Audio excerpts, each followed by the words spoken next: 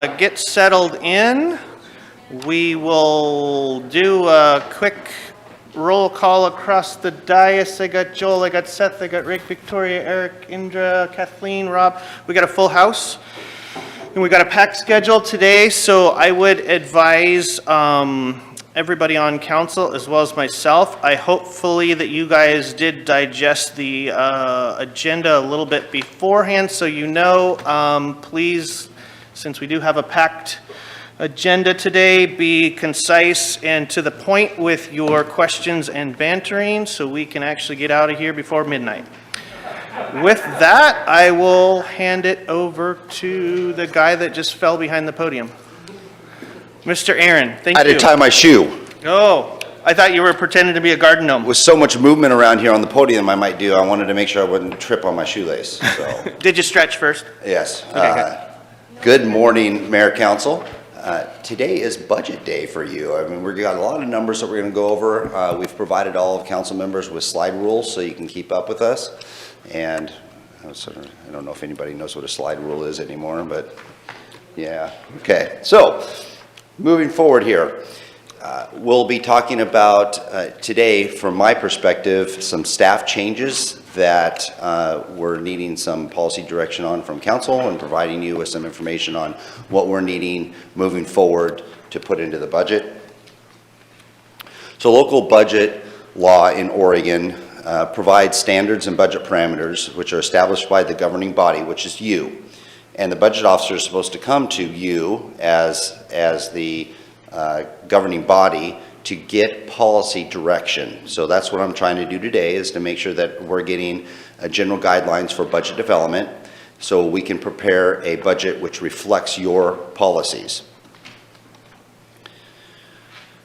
A couple of things that are going to be in the budget this year that we're bringing forward is, one is on September 3rd, Council did authorize 12 additional FTE. So 12 additional FTE will be presented in the budget this year, which represents 6 new firefighters and 6 new police officers. There's an item here that I wanted to just highlight for you, and this is an item, again, on how the budget will be presented to you. A reallocation from downtown development to police. We're not looking at any change in costs, but what we're looking at is just a better snapshot of expenses and services provided. The justification in this is currently downtown development does pay for a CSO, but technically the CSO works in the downtown area but works elsewhere, and it really is the police's mission to support a safe and vibrant downtown in general. Downtown revenues do not support the community service officer, and the program does require some general fund support in excess of the officer. So it makes much more sense from a budget perspective that we go ahead and allocate the cost with the program itself, which is public safety, which is police department. So again, this is not going to be a change in cost. You'll just see for instance, fiscal year 26 budget, you'll see a reduction in the upcoming budget for fiscal year 27 in downtown services, and that reduction is just changing the cost of a CSO from downtown to the police department. No change in service, no change in costs, just a reallocation to a different department. From an engineering perspective, this is something I wanted to bring up that we would like to make sure we put forward in the budget, and that is replacing one engineering tech with an engineering supervisor. This would be an increase, unlike the previous position change that I just mentioned, of approximately $20,000 per year. We have some justification for needing the engineering supervisor position versus an engineering tech position for multiple purposes, both organizational purposes and also service level perspectives. With an engineering supervisor, it provides an opportunity for us to be more direct on day-to-day supervision to our engineering staff. As you are aware, our Public Works Director and our Assistant Public Works Director have a large span of control.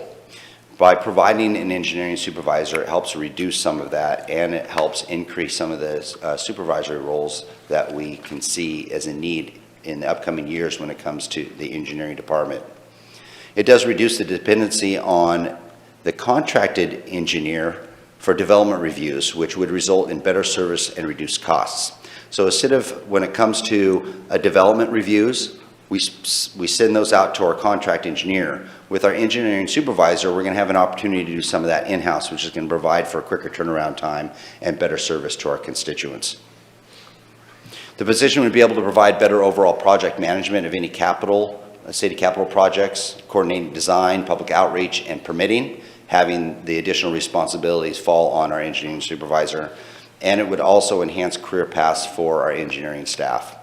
For those reasons, we're wanting to include an engineering supervisor in the budget this year in place of an engineering tech. We're not asking for an additional FTE with this change. We're just asking for a reclassification. You're familiar with some reclassifications. We've done that in the past. You just did two a couple months ago. We're asking for this one to be included also. Again, the increase would be approximately $20,000 to the engineering department. Facilities maintenance is another item we're wanting to include in the budget this year and get council consent on. So additional facility staff will focus on 4 police and fire facilities. What we have currently right now is we have our police station and we have our fire stations. And we technically do not have facility maintenance associated with a service to those buildings. This would be an increase of $112,000 per year billed directly to police and fire budgets. The justification for this position is twofold. It would provide skilled facility staff trained in facility operations maintenance to help ensure maximum life of those crucial city assets, and allows police and fire staff to focus on their missions. Currently, right now, we may have a police lieutenant going on top of the roof of the police station to clean out the gutters. It's not appropriate use of time and effort for a lieutenant or sergeant or someone from the police department that is a sworn police officer to be doing maintenance on a building. We've known that we've needed this for some time. We've been working towards building this into the budget. And at this point right now, we have sworn officers, we have firefighters that are doing maintenance to the buildings where they should be focusing on their core mission.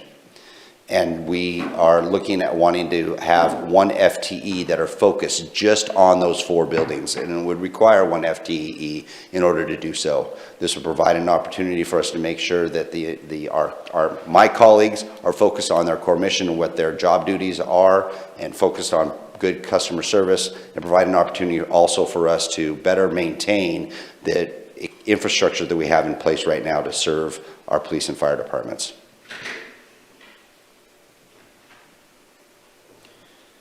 There is one more change that we're looking at putting into the budget this year, and it's pertaining to our urban forester and trail coordinator. We're looking at changing some job duties that we have for our urban forester. We are looking at a funding allocation change of an additional $54,000 per year to the general fund. So that would be an increase into the general fund of $54,000. The justification is a couple of reasons. To date, the urban forester position has been split 50-50 between public works, streets, and community development and parks. And we'd be looking at changing that 0.5 FTE from public works streets and send it into the general fund. The reason for that is public works and streets job duties are shifting to contractual services. They're not seeing the full need to have the dedicated urban forester at that 50% split, as they see they can do a lot of the work that they're looking for through contractual services.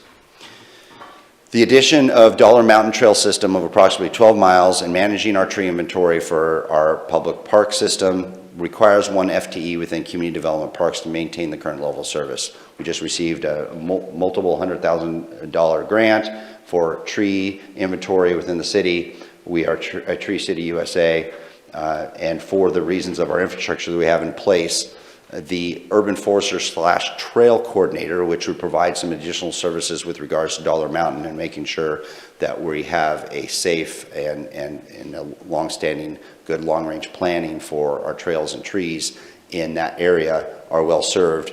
We're needing to change the urban forester to an urban forester trail coordinator and moving that 50-50 split to more of a full general fund obligation. Your call to action today is to move these items to council action or consent, or we can have additional workshops. If council concurs with the changes, what we would do is we would draft a resolution for you at a future business meeting, either under consent or council action for you to approve, which provides us with full direction from a budget perspective on what we should be putting in the budget, and provides that clarity based on our recommendations on what we need to service the community based on your council goals. And with that, I pause, turn it over to Mayor Council to ask any questions.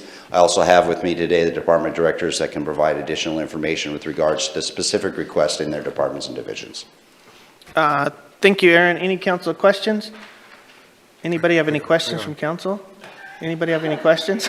Rob, I got Eric, Seth, Joel, and Rick, so Rob first. Thanks.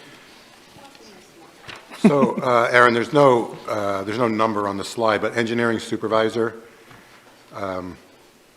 you said that this would allow some of what we now farm out to a contracted city engineer. You said some of that in-house. So, first, typically in a typical year, how much do we spend on a contract city engineer? I'm going to guesstimate, I want to say it's about 170,000, a little higher. JC is telling me probably closer to 200,000. Well, apparently over 200,000. Over 200,000? Yep. Okay. So when you say changing or replacing an engineering tech with an upgrade to an engineering supervisor, some of that work that's now farmed out could be done in-house. So I would imagine that you've scrutinized those figures. So how much are we going to save on the contracted engineer by doing some of that in-house? The work that we're bringing back in is going to be the staff reporting. That's probably a smaller portion of the work that the engineering, our outside engineering support is doing. So maybe $50,000, $60,000 of savings. But what they're still doing for us is all of our design work and project. They have to sign off on all of our water and wastewater projects to the state. So it's that larger engineering piece that will still need to be contracted out.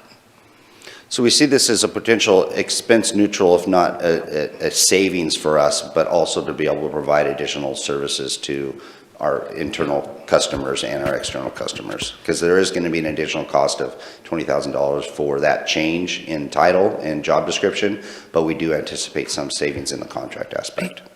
And if I could, one of the things that really didn't come across in the presentation, and that's probably my fault, one of the things we've heard from the development community is that we don't have the managers out in the field talking to some of the contractors.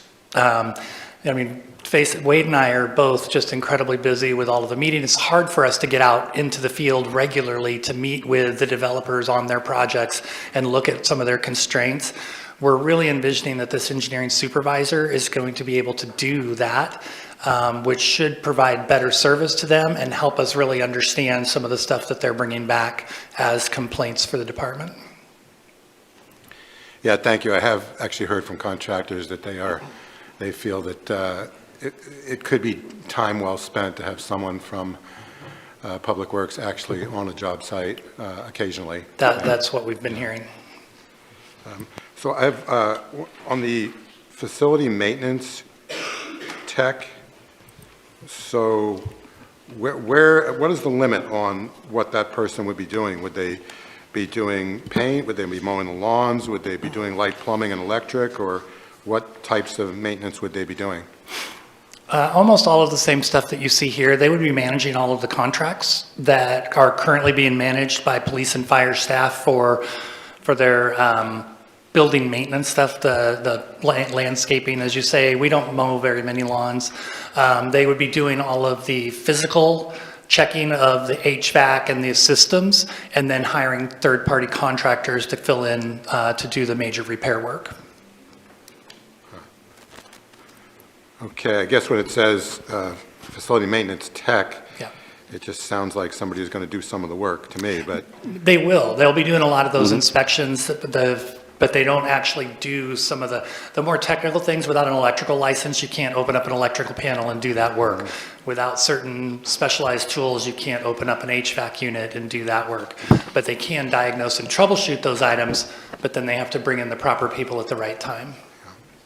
thank you. Any further questions? I had, and if I missed somebody, I apologize. I had Eric, Joel, Seth, Rick, and Victoria, so let's start with Eric. My question goes back to the facilities maintenance tech, what Rob was talking about there. Specifically, what are we doing now in terms of, I mean, does the city have, do they have any facilities maintenance techs? Are there multiple, or how's it working? We actually currently don't have a facilities maintenance tech. We have facilities workers, and we have a facilities supervisor. We have had this position, it's been filled, I want to say twice before, but we've just not been able to keep it filled. The addition of this position, though, is specifically, even if we end up underfilling, maybe not with a tech, but with a municipal worker, with the skill set that we're looking for, it will be specifically to work on police and fires buildings. Thank you. Further questions? I got Joel, Seth, Rick, and Victoria. Joel? Thank you for the presentation, and thank you for looking at the needs and anticipating the future. On the downtown budget, what was the ending balance last year? Was it positive, negative? And what's it anticipated to be this year, the ending balance of that fund? So downtown isn't a fund, Okay, but if you go back a few slides, Aaron, please, for me. so the revenue that comes in, that you referred to, goes into several funds, I take it then? Where is it? The CSO slide. The CSO slide. Yeah. So currently, it only brings in $169-ish thousand, and it spends $644. So it needs more money from the general fund than it's actually bringing in. And so that's not going to change with this movement either. All right, but it's going to draw even larger upon the general fund, is that correct? So moving this customer service, or sorry, community service officer to police, it's going to be the same draw on the general fund no matter what. It's just going to be coming out of a different program, which is directly into police now. Okay, so they're both funded by the general fund. Yeah, Correct. there's no change in cost associated. This is just Okay. changing it to the police department. Right, but the downtown revenues, you have up there, the downtown revenues do not support the community service officer, but the general fund does. That would infer a switch in revenue that funds it. No? So the downtown, so it doesn't, so the downtown revenues still don't support it. But, and it comes out of the general fund in either case. That's correct. Okay, that was somewhat confusing to me, when I look at that. Yeah, that's why it doesn't make sense for us to keep CSO in the downtown program, because the revenues itself don't pay for it. Yeah, I understand, okay. So then, the next one, the engineering tech, and Jason, I sure respect your management ability and your ability to look at the budget. What is the present span of control without that position? How many people have been supervised? By the assistant director. Whoever is the supervisor, Supervises that this that? person's going to be intermediate between the employees and the supervisor. Give me like 30 seconds to boot up my computer and get there. I don't Okay. have the number off the top of my head, but I want to say that it's 9. It's on the high side. It's not excessively high, but it's in the Sure. 9 So it's 9. range currently. This will lower it by 4 or It will, so the current span of control is 9 employees, and then it goes down to 5 or 4? I want to go look it up, but it's in that range. It would go down to 5, yeah, Okay. in that range. Okay, thank you. And then the facility maintenance, seems like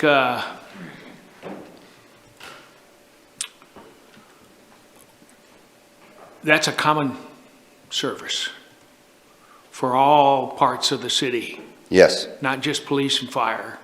And so do we, like, for example, the administrative part, do we have a facility maintenance person for that? We have a coordinated effort here for these structures. We just do not have anything set up, and we hadn't had anything set up. We talked about needing it when we first built the police station. Okay. And we've noticed in fire too, what's happening is they're taking care of their own, and it's a really inefficient way of doing it. Well, We don't yeah. have the bandwidth within our current system that handles the infrastructure already to include those without an additional FTE. So the only question I have is, that is across all, it's a common service, you know, for all services, and it's not specific to fire and police, and it needs to be integrated across all services, and in terms of contract administration, in terms of, it leads me to question, and out of ignorance, my ignorance, not out of your inability to perform. I'm not inferring that at all, but for example, the contract that cleans this building, somebody administers that. And what you're saying is you need another person to administer the contract because it's in fire and police. But it seems to me like the question at least needs to be asked of the integration of this service across all city operations, not just police and fire. So can I take a stab at that? So currently, most departments, but not all, pay our facilities groups to do exactly as you're talking about. Sure. So the parks, I think, is the exception. We take care of 2 of their facilities. They maintain the rest of them. One of the things that came up in the last PAVE audit related to the facilities was that we needed to be more proactive on care of the public safety facilities. We were originally staffed for 3 maintenance facilities maintenance workers, the maintenance tech, the municipal lead, I'm getting these titles wrong, but the maintenance tech, the municipal lead, and a municipal service worker. We believe with those same 3 people, we can take care of all of the facilities. What this does is helps to spread that cost back to police and fire, who are then taking advantage of those services. They would be paying a different rate. However, they're only paying for the person, whereas everybody in the other facilities pays a square footage rate, basically rent for the facilities, and we maintain all of them. We had to structure it a little bit different to kind of roll it in over time. Otherwise, that cost would have been much higher. So let me make sure I understand, because I'm getting old. So I'll repeat back what I think I heard what you said. You want to make sure police pays their fair share. Yes. And to do that, you have to hire another person. We cannot take care of those 4 extra buildings with the 3 staff members that we currently have, which is a supervisor, and a municipal lead, and a municipal service worker.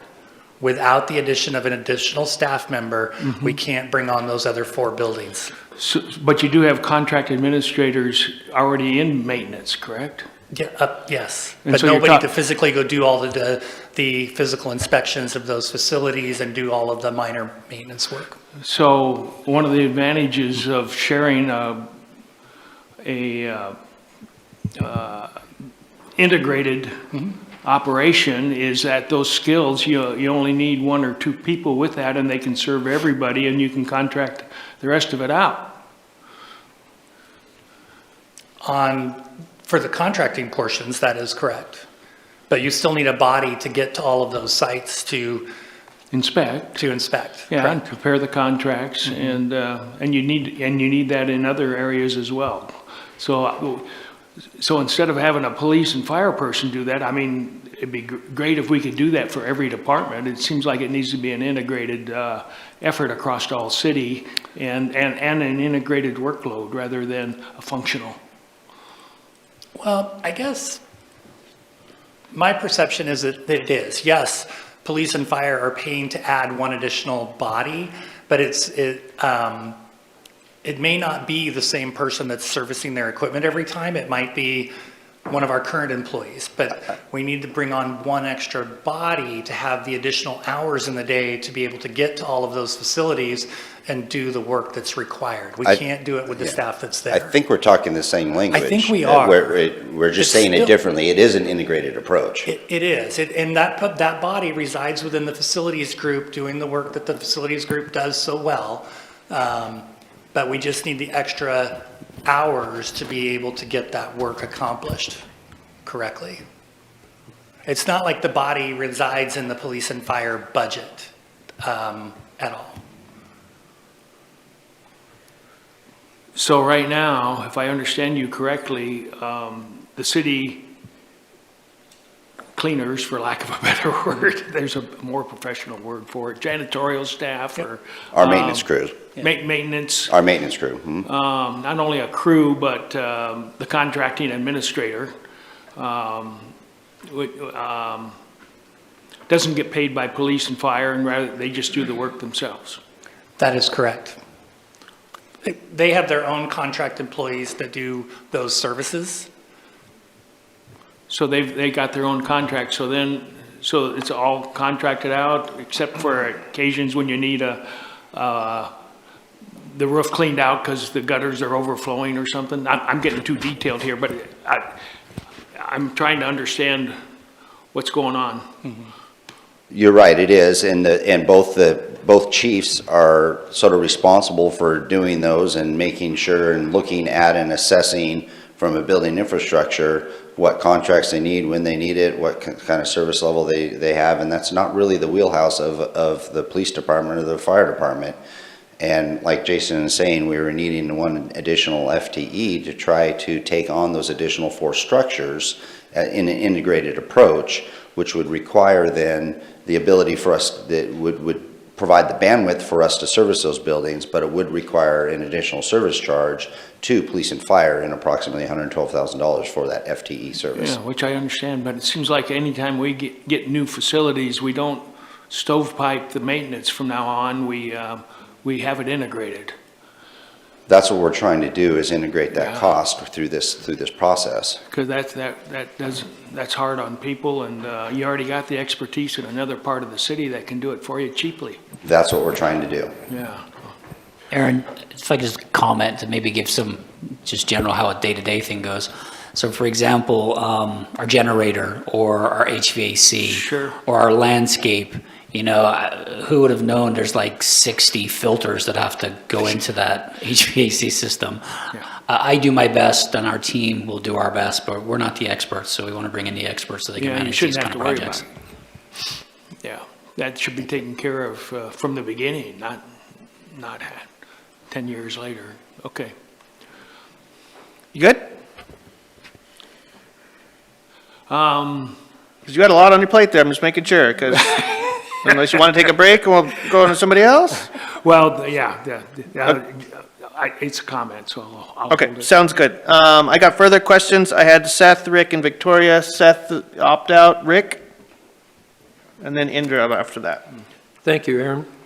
So in the maintenance tech, was the aspect of a private hire looked for that position?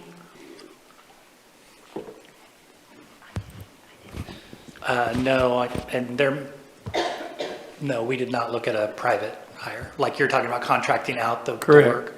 We did not. Would that be difficult to do?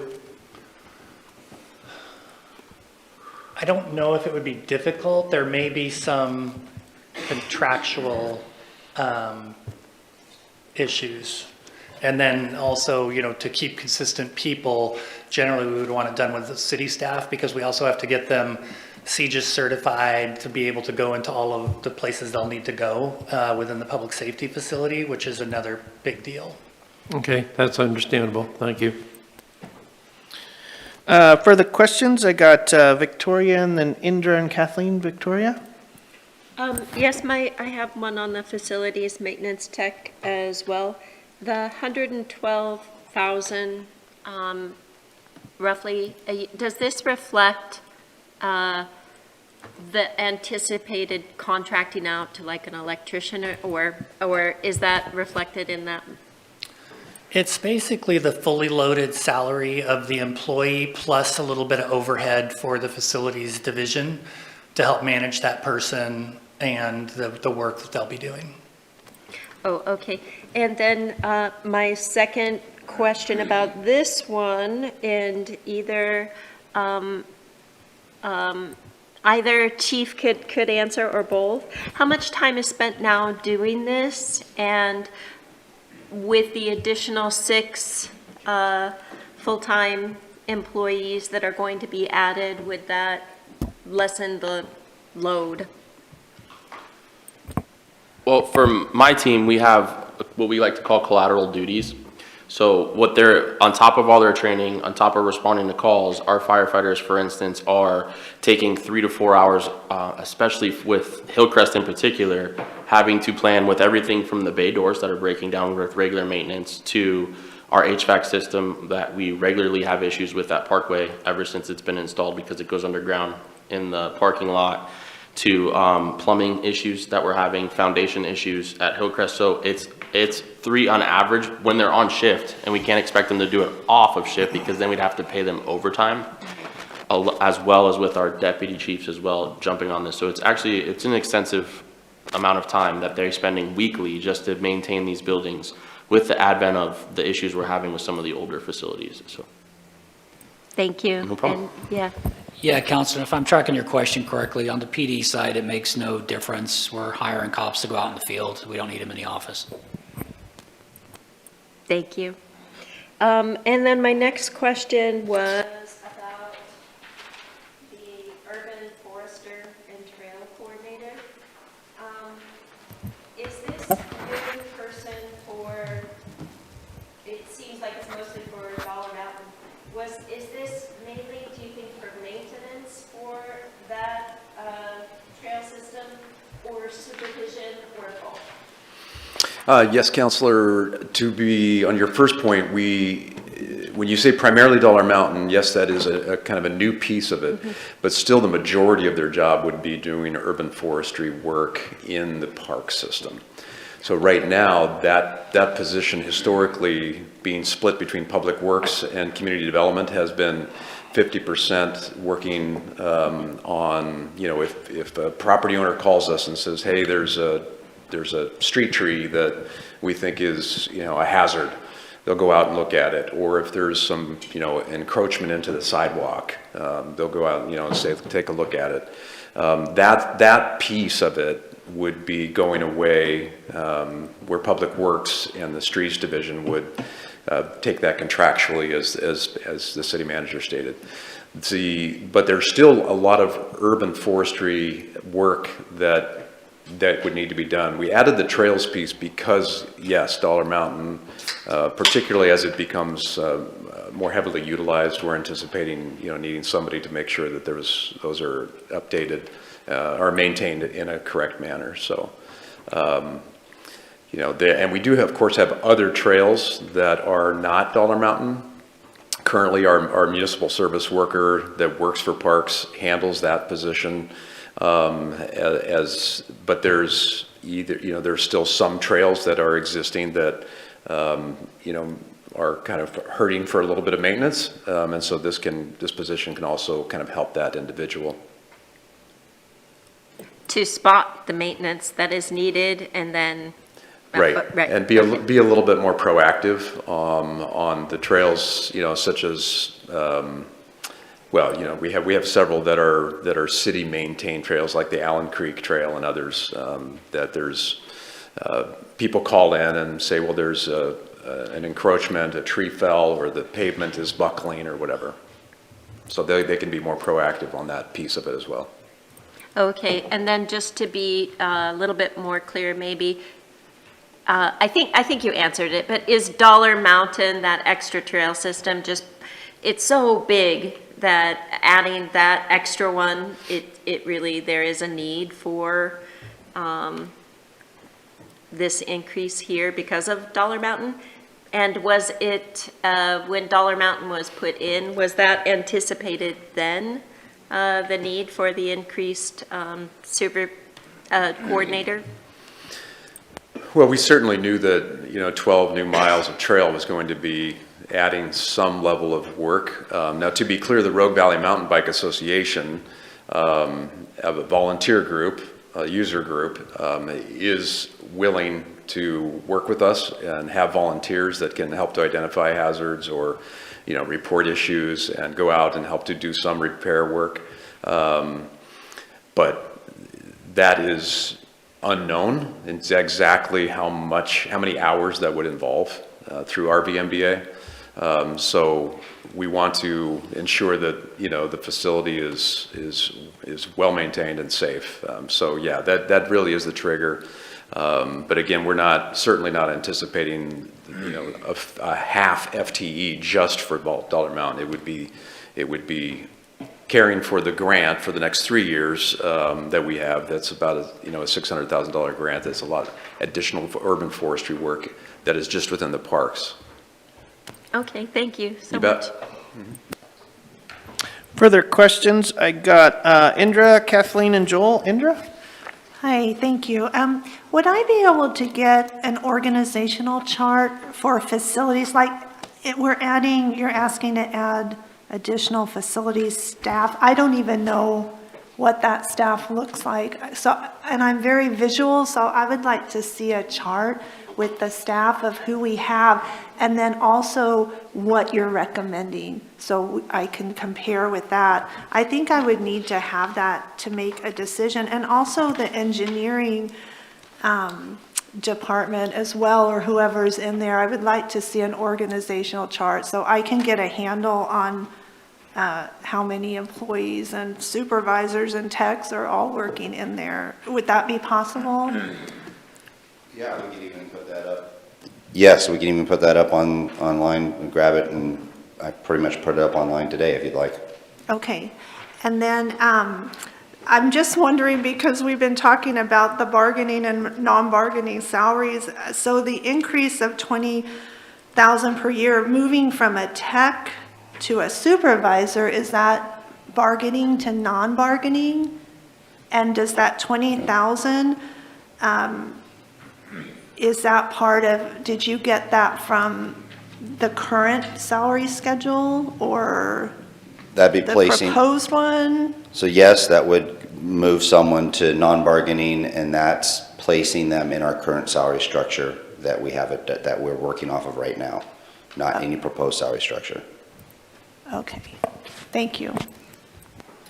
Further questions? I got Kathleen and Joel. Kathleen? Yeah, so also I'd like to know, with the engineering tech to supervision, you're saying that would be a net increase of 20,000. Yes. What is the 20,000 in addition to? So that's just adding 20,000. What in addition to? So what it is again, from an engineering tech perspective, we're not adding an FTE, we're just reclassifying a current position to the supervisor, and that's what that extra is. So currently, right now, there are a certain bandwidth in the salary structure as a bargaining individual, and as going into non-bargaining as a supervisor, they're moving up a couple of steps in the salary structure, and that's what that $20,000 is paying for. Right, but what is underneath that? I mean, what are we adding the 20,000 to for that position? I mean, What additional responsibilities, is that what you're asking for? pay, dollar amount, yeah, dollar amount. Okay. Jason will pull that up for you. Okay, and then it sounded like we were going to be saving to have this position instead of contracting. Sounded like contractually it'd be like 200,000 a year, but I want to compare that to the salary. That's where I'm headed with this.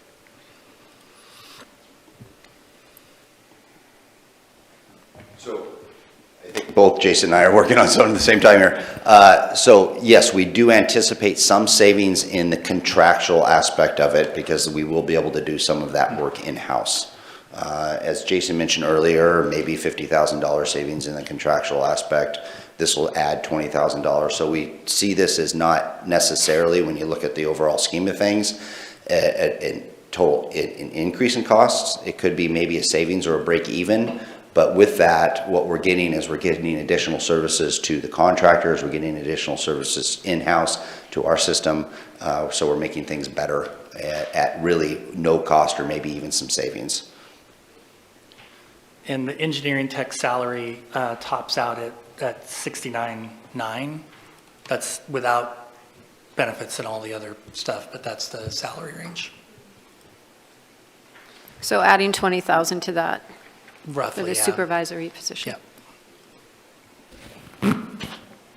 Further questions? I got Joel and Indra. Joel. One of the things that I'd like to see before we made a decision was, we got the effect for each individual decision, but I'd like to see the cumulative effect by funds and how it portrays and how you feel about it in terms of the existing budget constraints for carryover and that kind of thing.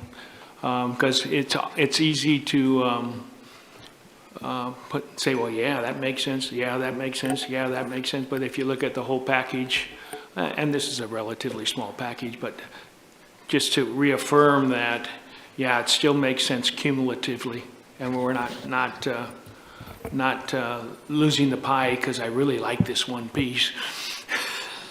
So, thank you, Counselor. We would not be making this recommendation to Council if we didn't think it cumulatively it was something that was either necessary or it makes sense.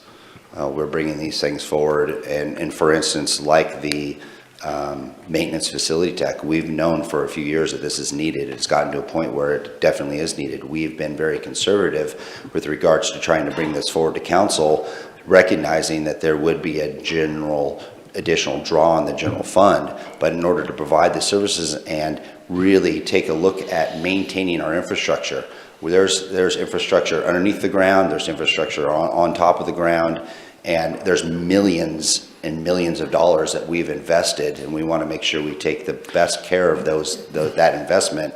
And it's not likely that we bring forward an additional FTE. Many of what you've seen today is not additional FTE, it's just a change in the way we're utilizing our current FTE infrastructure. And Aaron, everything you say is true, and the cumulative impact on the budget is a very easy thing to do and needs to be done so that there is awareness on the part of the people establishing the policy, so that we don't, in the sake of trying to make sense of it with your good recommendations, have a hard time fitting within the budget, that at least we're aware of that before we make that decision.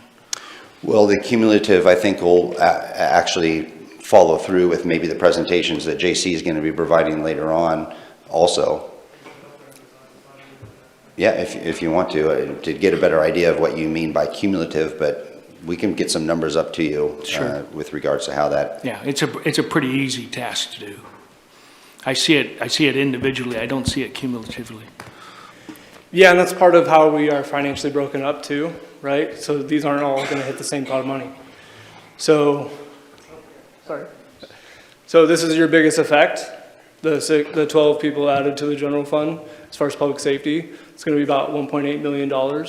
And so in front of you, there's some color sheets that we'll go over in the next presentation too. And that is why we wanted to present these FTE adds first, because in your pink handout, there is the proposed new fund balance policies. And with these, all these additions and or changes, that gets us to an 18.5% fund balance policy, as well as establishing all of the fund balances for all these other funds. So as we go through, obviously this has the largest impact, drawing a fund balance policy of currently general fund of 25% down to 18.5, which is the proposal now. The community service officer, that doesn't change anything. That's currently a service level that is provided, so that is within the general fund financial policy. The engineering supervisor is in its own fund. It's off to the side. This $20,000 will be minimal impact to that fund. Same with the facilities maintenance tech. They've done a very good job of maintaining the facilities, and this addition, obviously, yes, will charge the general fund out, but as far as the whole as the facilities maintenance fund and program that this FTU will be utilized in, that program has done very well as far as maintaining its fund balance, and it does have its own call out in the fund balance policy because it is an internal service fund, and I believe that's at 12.5%. urban forester and trail coordinator. So again, like Jason said, or sorry, what Aaron said, 50% of this was already paid out of the general fund. The impact is that 54,000 into the general fund, which is again all encompassed in the proposal that would be potentially the estimation of that 18.5% in the general fund. And does that answer your cumulative effect on the city's budget? So again, let me repeat back what I heard you say that might be germane to the decision. There was two of them. One is the urban forester, because that pertains to the general fund. And the other one is facility maintenance, because that also pertains to the general fund, if I understood you correctly. And that then cumulatively, along with the 6 officers of each public safety thing, takes us down to 18.5% in your calculations. That's correct. Okay, thank you.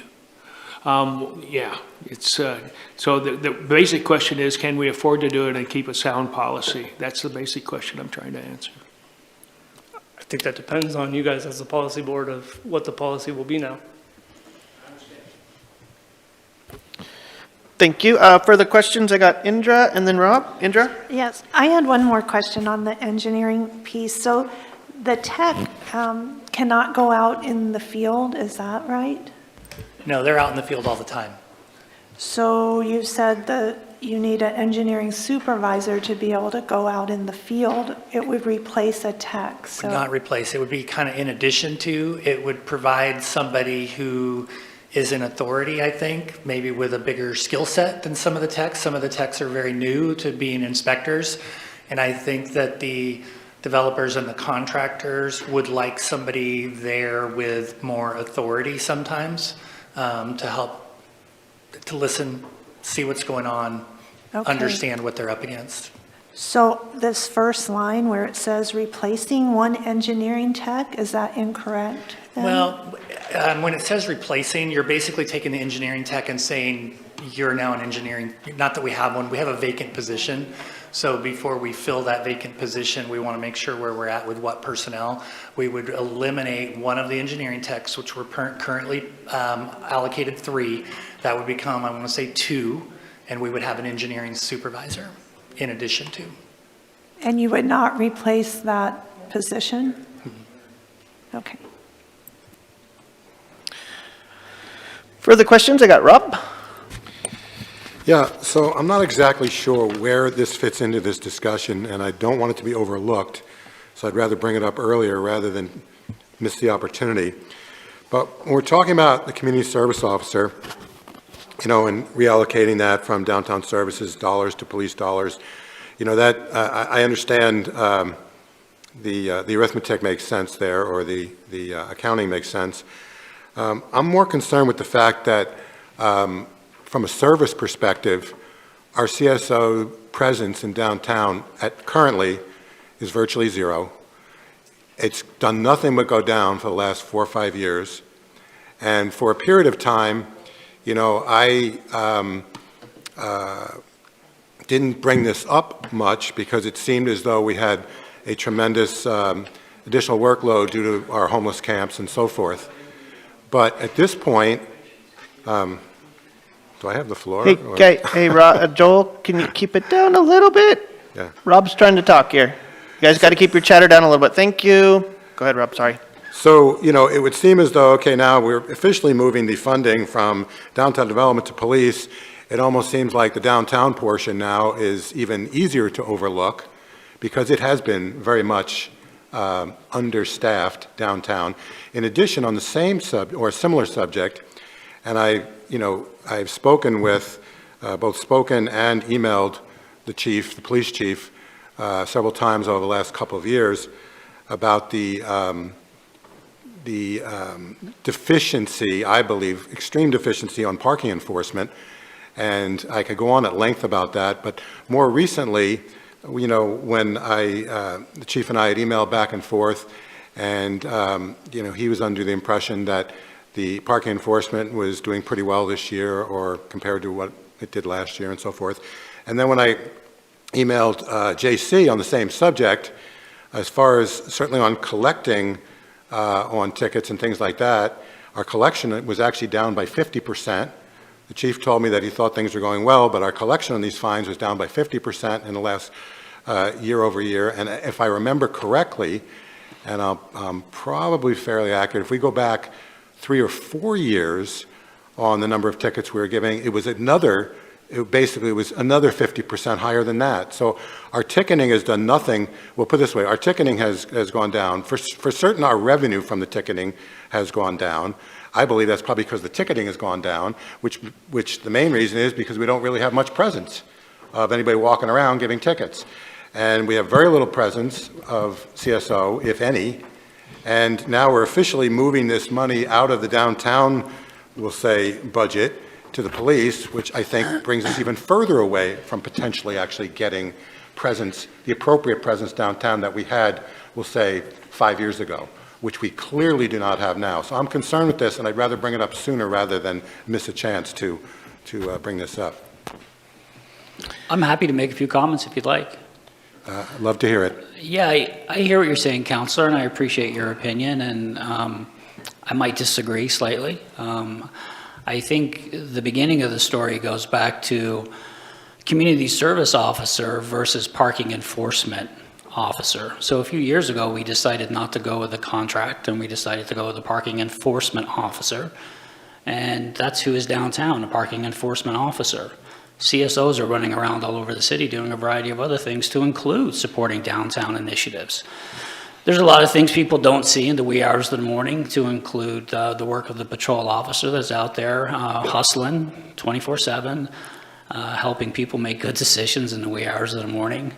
And that wasn't discussed either. So I am committed to not just the downtown, but the entire city, and we'll continue to do our very, very best. Can we get better at everything? Well, of course. We're never going to be perfect, and if there's areas to improve upon, we will, and I'm sure I've shared that with you before. Good examples when we're dealing with this unhoused, homeless, transient issue we've been dealing with for many, many years. Our parking enforcement officer, to include our community service officers, to include our community response team, and police officers work as a cohesive team to clean out these campsites all the time. There's only enough time in the day. Now, go back to the very beginning. Can we do better? You can always do better every single day.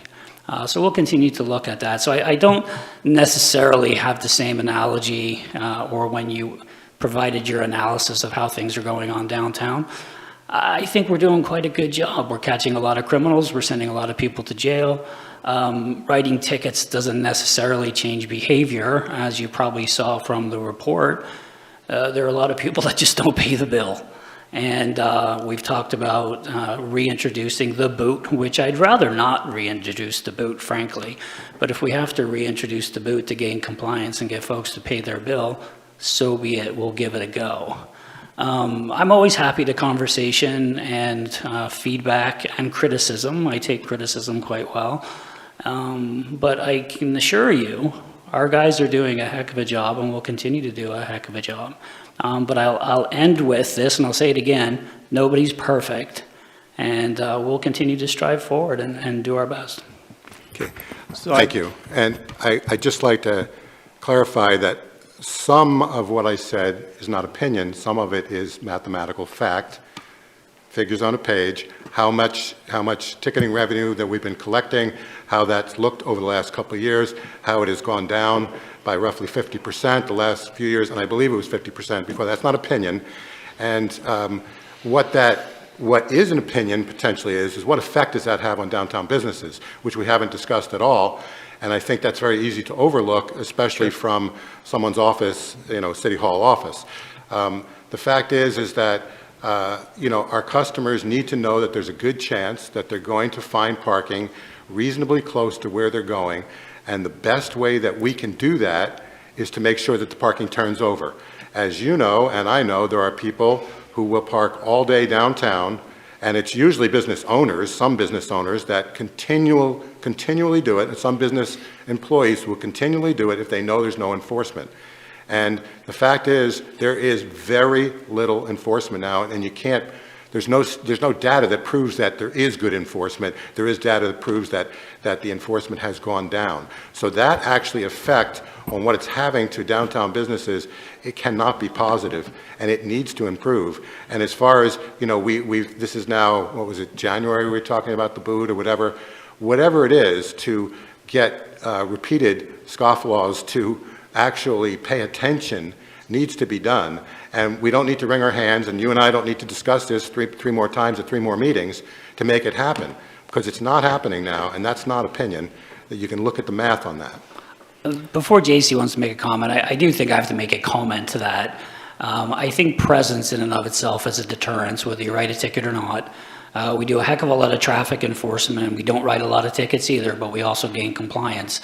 So there's a lot that you have to look at when you're looking at enforcement.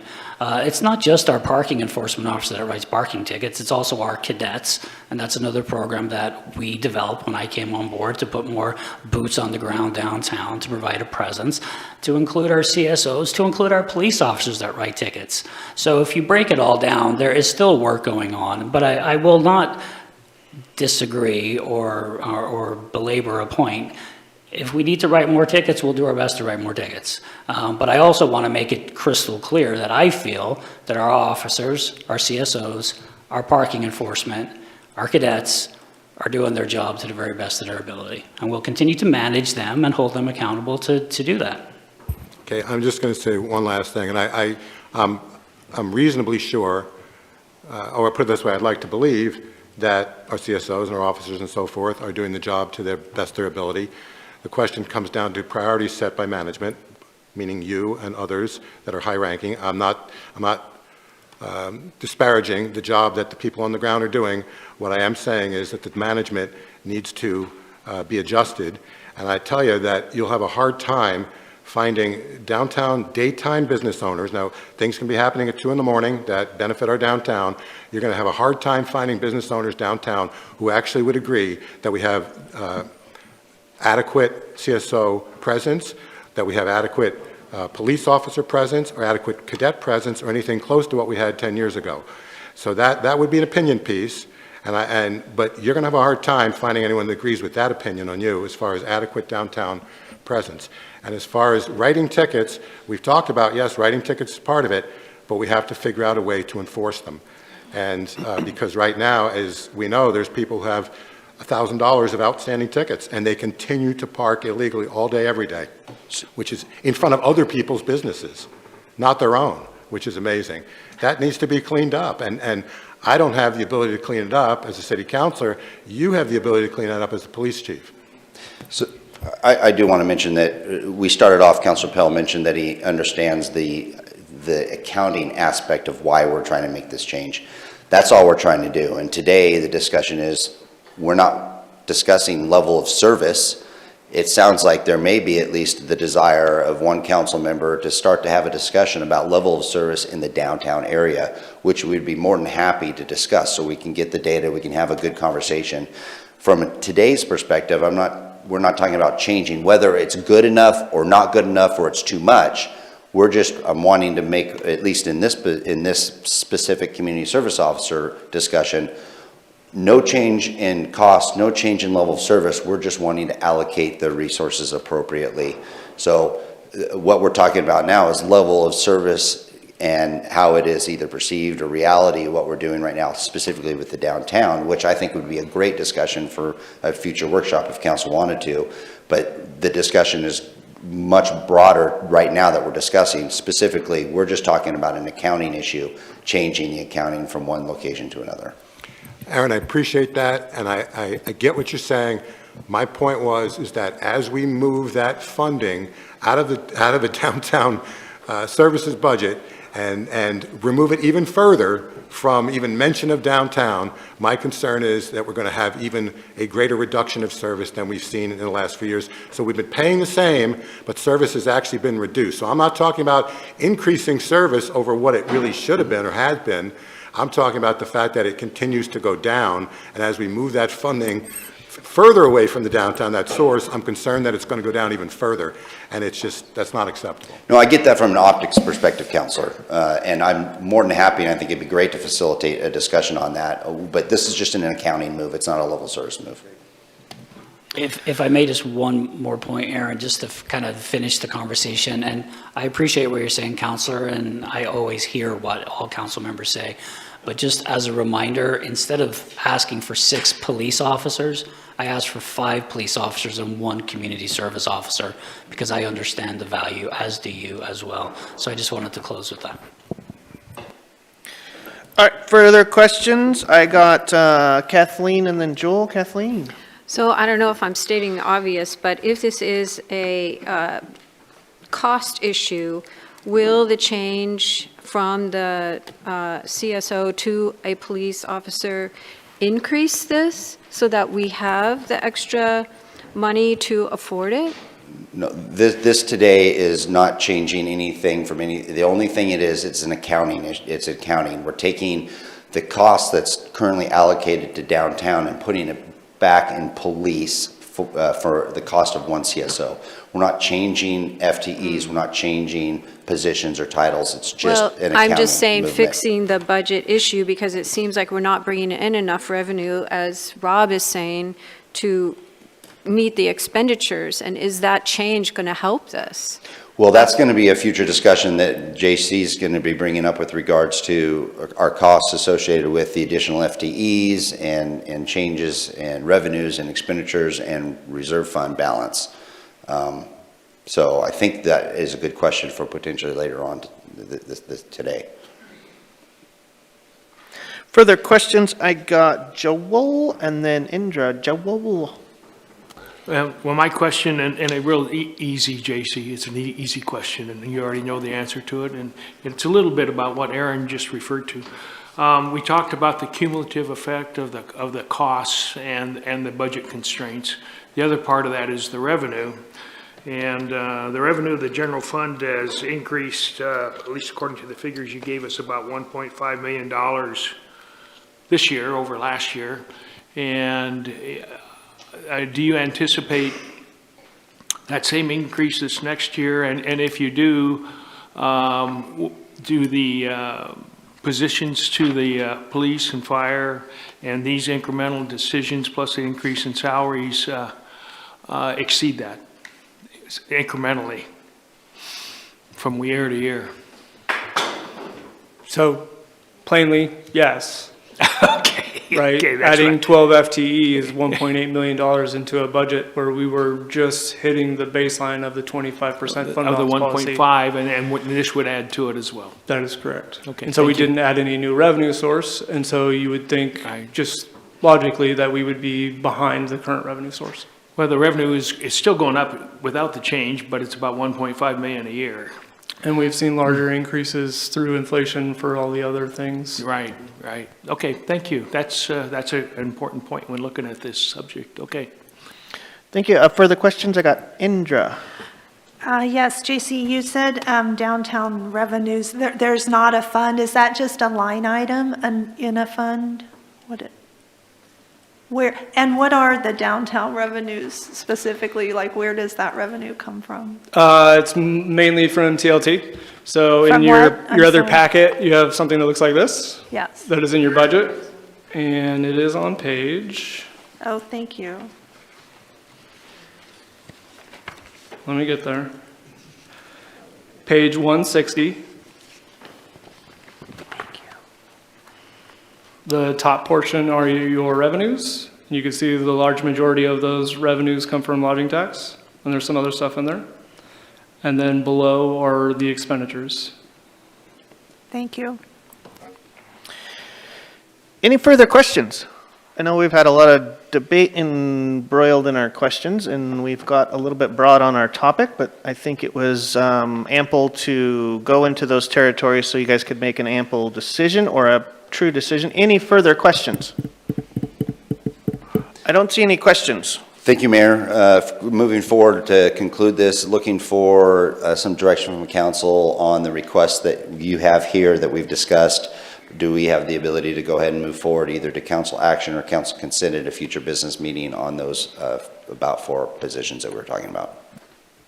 So what's the sentiment of the council so far? Do you feel that staff has answered enough questions to proceed this to next business meeting, or any other suggestion? Indra? Yes, since this increases our costs somewhat, I really need to see the structure of the staff and the organizational chart and see what we have going already before I could make a decision on spending more money on staff. So also, I'd really like to be able to study the budget more and where this would go in before making a decision on increasing staff costs. Thank you. Except the public safety. Like, my priority really is public safety. And so I'm okay, with we did the new officers, the CSO. So that's where my focus is. So the engineering and the tech things and the tree, while great, that would not be my priority. Thank you. Thank you. So we are looking for, staff's going to be looking for some direction, and we have further comments. Rob and then Victoria. Rob? This is something I asked for last year, and staff did follow through on it. I found it helpful. It actually probably would have made sense to have members of the Budget Committee here today, but last year I know that we sent out an email to members of the Budget Committee, and several of them did actually email back very thoughtful analysis and suggestions on a matter that was something like this. And I actually would like to put this in the form of a question to email to the members of the Budget Committee, and there may be some of them that would have something thoughtful and helpful to council. They may respond back. But last year we did that, and again, I don't know if anyone else looked at it, but I found it helpful, and I would find that helpful again this year. Victoria? It seems like people had a lot of questions on the other 2 increases for the facilities maintenance tech and the engineering supervisor. I think that was, and the urban forester trail coordinator and the facilities maintenance tech. However, we decided quite some time ago to add the 6 fire and police, and I think that's important to go forward with. So I would just like to go ahead and make a motion to move that to council action, council consent agenda for the 6 police and fire, and just for those 2. It sounds like people are needing more information about the other 2 positions, so I would like to make that motion to go forward to the consent agenda with just the 6 fire and police. Yeah, those 2, that action has already been approved, so that's okay. We don't need to take further action from council on that one, on the 6 and 6. Oh, I thought you were asking us, because it's in the packet. Well, I mentioned that it was, I wanted to be clear on the changes from last year to this year on the FTE. Okay, well, if it doesn't, so it will go to a consent. Police and fire has already been approved by council. It's Yeah, the that's other what I positions. thought. Yeah. Okay. All right, I was a little worried about that. I'm not sure. Okay, thank you. That's good. Further discussion, I got Kathleen and then Seth. Kathleen? So I just want to say that in view of being a good steward of our budget and what we have available this year, leading into next year and the next year, Parks is our most spendy department of $3 million, and I just can't see hiring more in that department right now. I see the necessity for a maintenance tech for our police and fire, and I think, and if we're just changing the FTE to police from a CSO worker, but I think that's a great suggestion from Rob, that we run it by the Budget Committee and get some feedback from them as well, so I would be in favor of that. Mayor, Further- can I add a comment? Yes, absolutely. So the proposed financial policies are the exact same as last year. The exact same feedback probably by the budget committee is probably relevant. I did send that out in February of this year, as far as those previous comments by the previous budget committee. I did not elect to do that this year because there wasn't any changes to that financial policy that is being proposed as far as the pink handout that you have in front of you. If you would like that same response, I can forward that response as far as what the budget committee had to say last year. Further comments? I had Seth, right? Yeah, I was just gonna say, I mean, I could see, I mean, moving forward with the community service officer, you know, reallocating that, but with an understanding that we would discuss downtown here shortly. And then potentially the engineering supervisor, just because that could be you know, we could actually make some money on that and it wouldn't cost as much. And I think it's important to have someone out in the field talking directly with developers. So anyways. Okay, any further discussion? I don't know if we have full direction here, so I got Joel and then Victoria. Being short and succinct, is that the right word? Is that the right word? Anyway, I would favor a general discussion going forward to our Wednesday night meeting for a decision. What that decision would be right now, I don't think it's self-evident to me, but I think we need to discuss it further. There was some information and requests for additional information, which I'm sure JC, he provided some here on the fly, and so did Aaron, did their best to cover that. But it would be nice, like the organizational charts and those type of things. One of the things that strikes me is there's no change in level of service, but the money goes up. It would make it easier on the city employees, I'm sure, like going from a span of control of 8 to a span of control of 4. That might even pay for itself in terms of less contracting versus contracting out. Whatever, but when I look at it, there's an increase in expense and there's no change in service. That bothers me a little bit. But anyway, I would favor going forth to a discussion, and then we have to make a decision. Okay, further discussion? I got Victoria and then Indra. Victoria? That's okay. I think Joel kind of covered a little bit what I was going to say. Thank you. Oh, awesome. Thank you, Victoria. Indra, anything else to add? And then I'll try to sum this up. Yes, I guess I would just say in principle, the one, now I forgot, we're bringing in-house instead of contracting. Just in general, I am against growing government and bringing things in-house because generally the government services are not as efficient as what we contract out in general. So that I'm really hesitant to do that.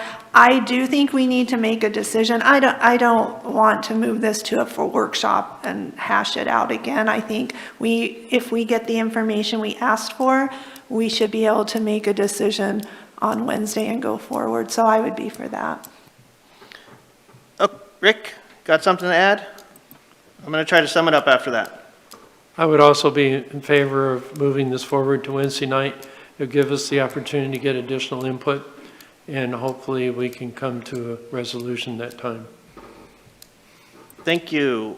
Okay, so I'm going to try to sum this up. It looks like we have some favoritism to push this through for approval on the next Wednesday evening, but there are some additional information that I heard that was asked for.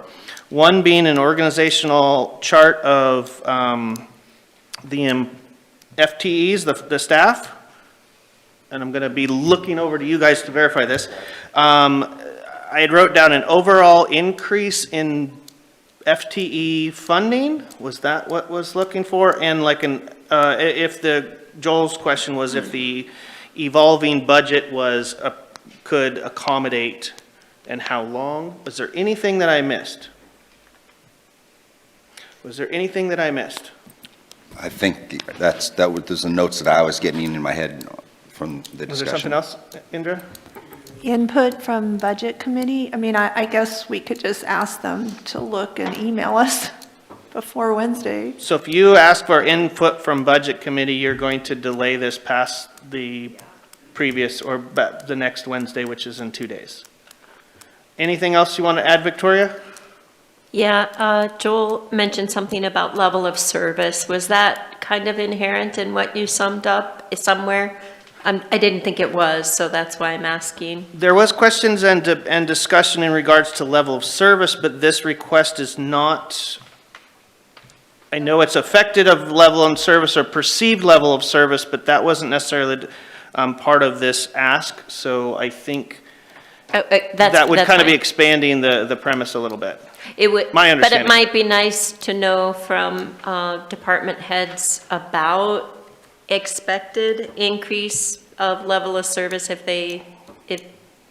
so maybe do add that, because I think it might help people to make the decision. So it was brought up that it might help make counselors make decision if there was a perceived expectation of increase of level of service by these FTEs. Is that kind of how I'm framing it correctly? That sounds good to me. Does that make sense on this side? Yes, some of the items that are requesting a change are just from an accounting perspective. Some would change level of service and/or / increase level of service. So I think what I'm hearing is highlight what those level of service changes are. I would That's how like I'd that, interpret thank too. you. Okay, so with that, do you understand what was need to be provided for more additional information for Wednesday night? We do, and so then we would add this to Wednesday night's agenda for your consideration under council action, it sounds like, Yes. because there's going to be further discussion. So, sentiment from counselors to add this to Wednesday nights for a council action during Wednesday night's meeting with additional information to be provided. Thumbs up, please. Looks like we have full consent from council, and you are good with direction? Thank you, Mayor Council. Thank you. Okay. So since we took C to A, we're doing A now? Reaffirm budget policy and future financial look. Do I have the wrong one here? Okay, so it looks like JC is going to take over.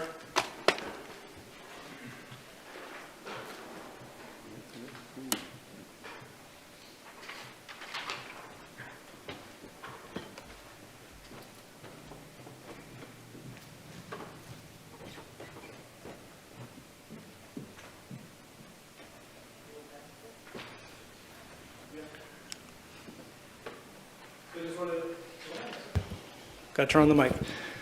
I just wanted to point out page 88 of our budget online. There is a snapshot of the organizational chart and the two specific programs that you've been talking about, which is engineering, is on page 260. And facilities management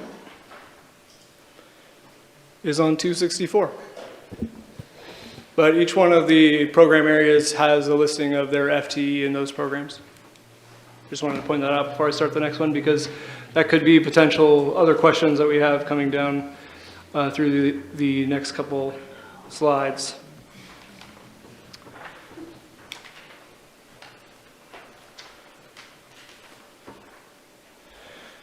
So today I have more of a physical demonstration. I know we talk a lot of numbers, we say a lot of things and percentages and dollar amounts and budgets and expenditures and revenues, and I wanted to make sure I did more of a physical demonstration so you could kind of see and relate how those numbers play out as far as being a visual aid. I do still have the financial management goals and policies review and update, so there is some background that I've presented before. There are no material changes to what is being proposed. I have a packet of goodies here, which I printed them out in colors to help us stay on the same page as far as when somebody has a question, I'm going to refer to color this and page that, hopefully. And I'm sorry, Councilor Riker, if some of these colors are indistinguishable. So the first thing, the yellow page, or the yellow handout, that is going to be our current financial policies. Normally, and I've made mention of this before, normally we would do a track changes. However, Can you get me one of those? I didn't get that. The yellow one? Whatever you're working on right now. Sorry, they are the current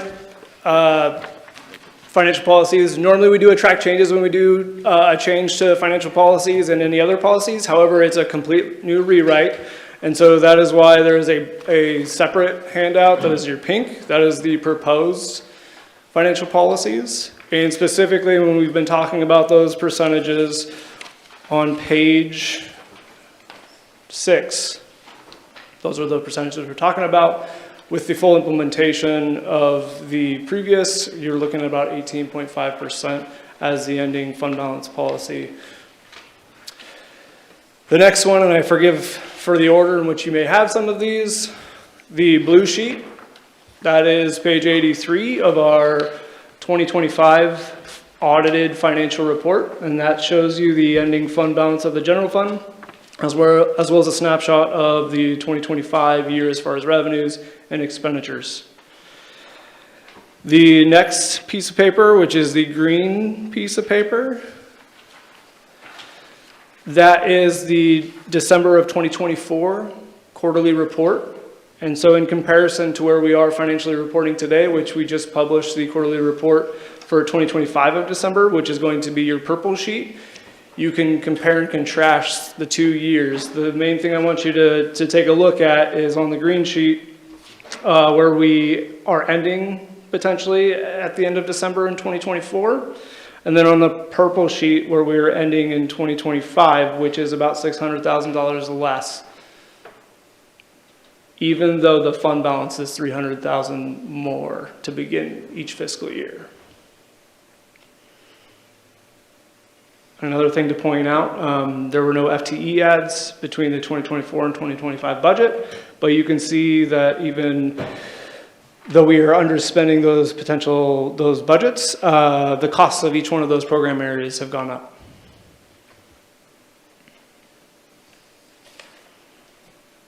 The very last is this giant packet of papers. This is out of your budget document, pages 122 and 169. This gives the description of all the general fund programs and what they do, the revenues associated with those, and the expenditures and FTE associated with those as well. I'm going to talk in kind of high level, but some of the answers probably to really specific questions that you may have for a program or an area are probably within these pages here. So we'll probably refer back to those, but you'll see that I'll get kind of high level with this demonstration. So this demonstration is supposed to hopefully answer these 3 questions going through strategic planning. I think these are the main 3 questions that I think council was interested in answering. It makes sense to me because I'm a numbers person, so some of these reports I can read them and see them and I understand what's going on. But again, I wanted to give kind of a physical demonstration and hopefully answer all 3 of these questions. So just give me 1 second, I'm gonna move this mic and I'm gonna come sit here and I'm going to put up and I'm sorry to say it's clunky, but it'll hopefully be a good representation as far as visually of how this all works for the general fund.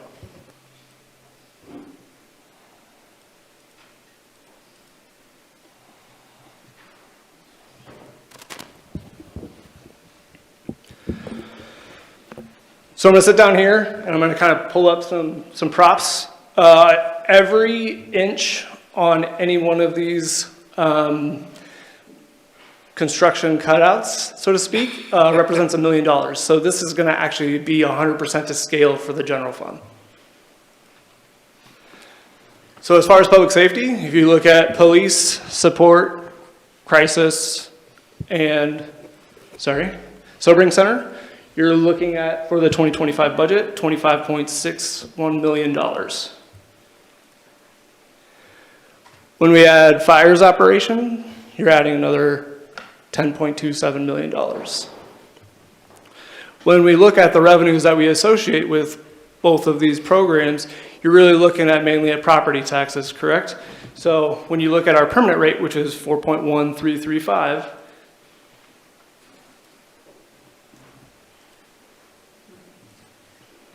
That is only $15.89 million.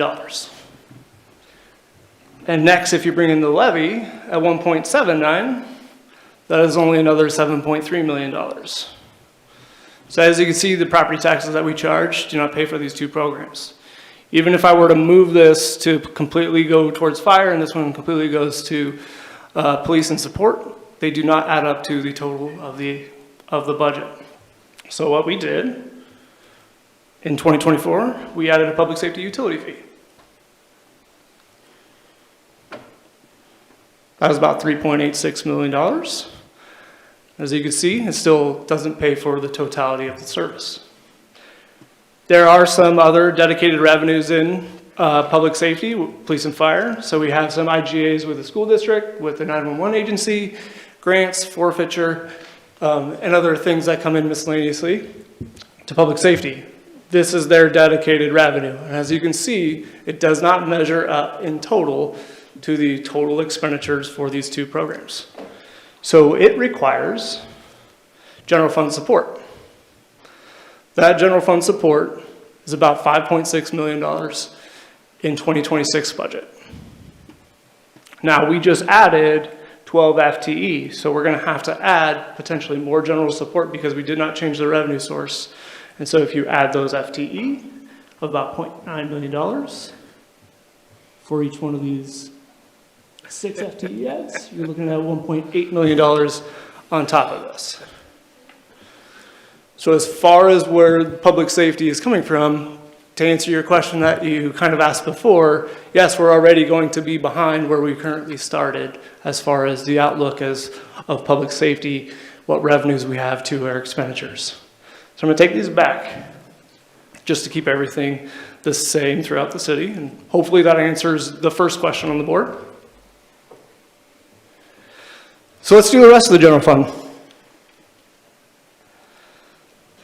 Parks and Recreation is about $3.6 million. Planning is about $1.6 million.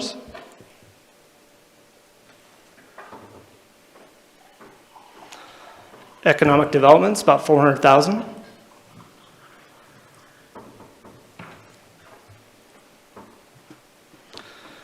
Downtown currently is about $600,000.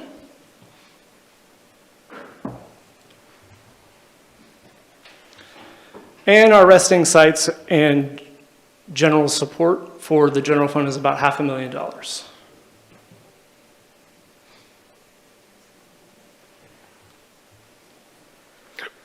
The dedicated revenue for these rest of these programs is just over $1 million.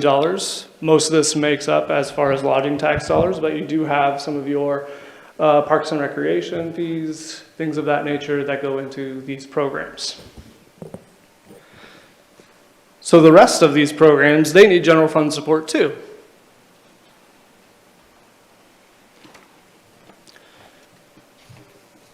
You're looking at about $5.25 million of general support that the rest of these operations need to keep their level of service.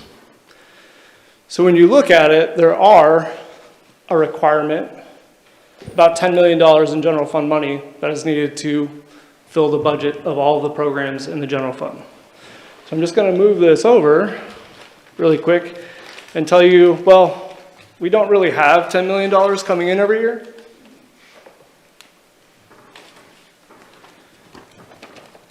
We have about $7.3 million.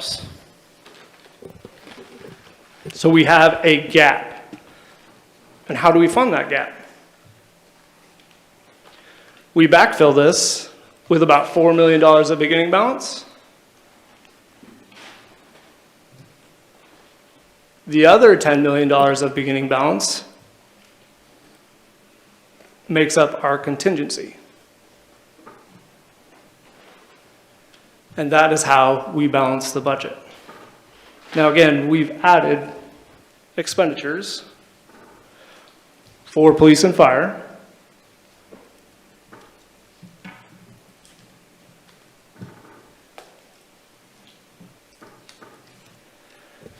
We haven't added any new revenue service.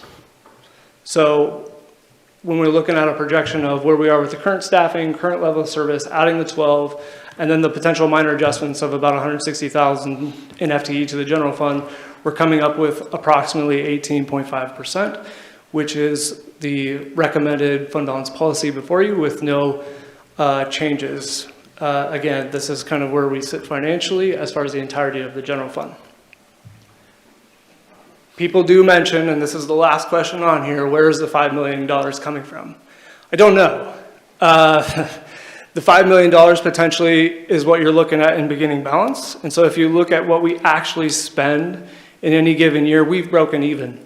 And that's on that blue sheet. You can kind of see there's only a $300,000 net gain. So visually, if you want to see where the actuals kind of hit as far as spend to revenue, we kind of break even right around this beginning balance line.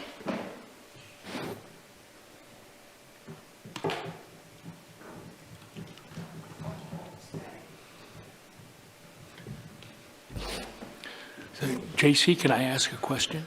Yeah, and I'm actually done with these 3 questions. If you guys want to stop here and ask me Okay. questions of this, I just thought it was a good way to visually show the representation. Well, let me, the mayor's facilitating, so whatever he wants to do. Are you ready? Awesome. I commend you. I honestly, that it's such a visually impactful reference. Thank you very much. Questions? Joel? So those white sheets on income, we have both for 25 and 24, the income revenues listed. And I'm having a hard time making the cross from your white sheets to what you've given us here on revenue. And I'm sure that there is one.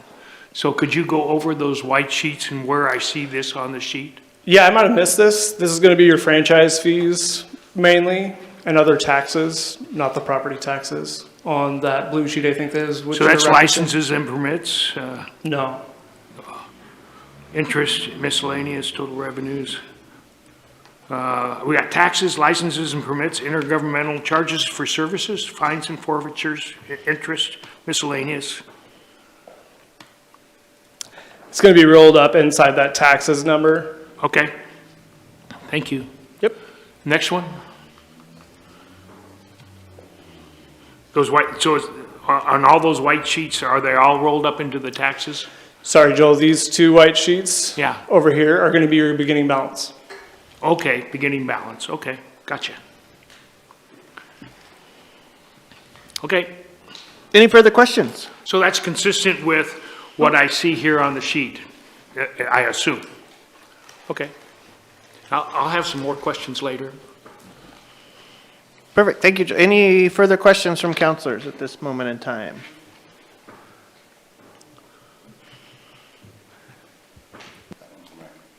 Rick, and then Joel. Rick.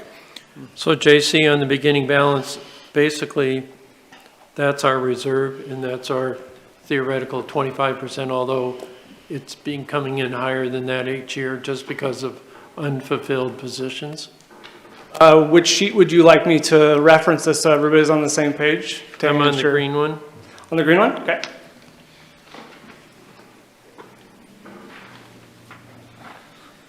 So year-to-date actual is 15 million plus 5.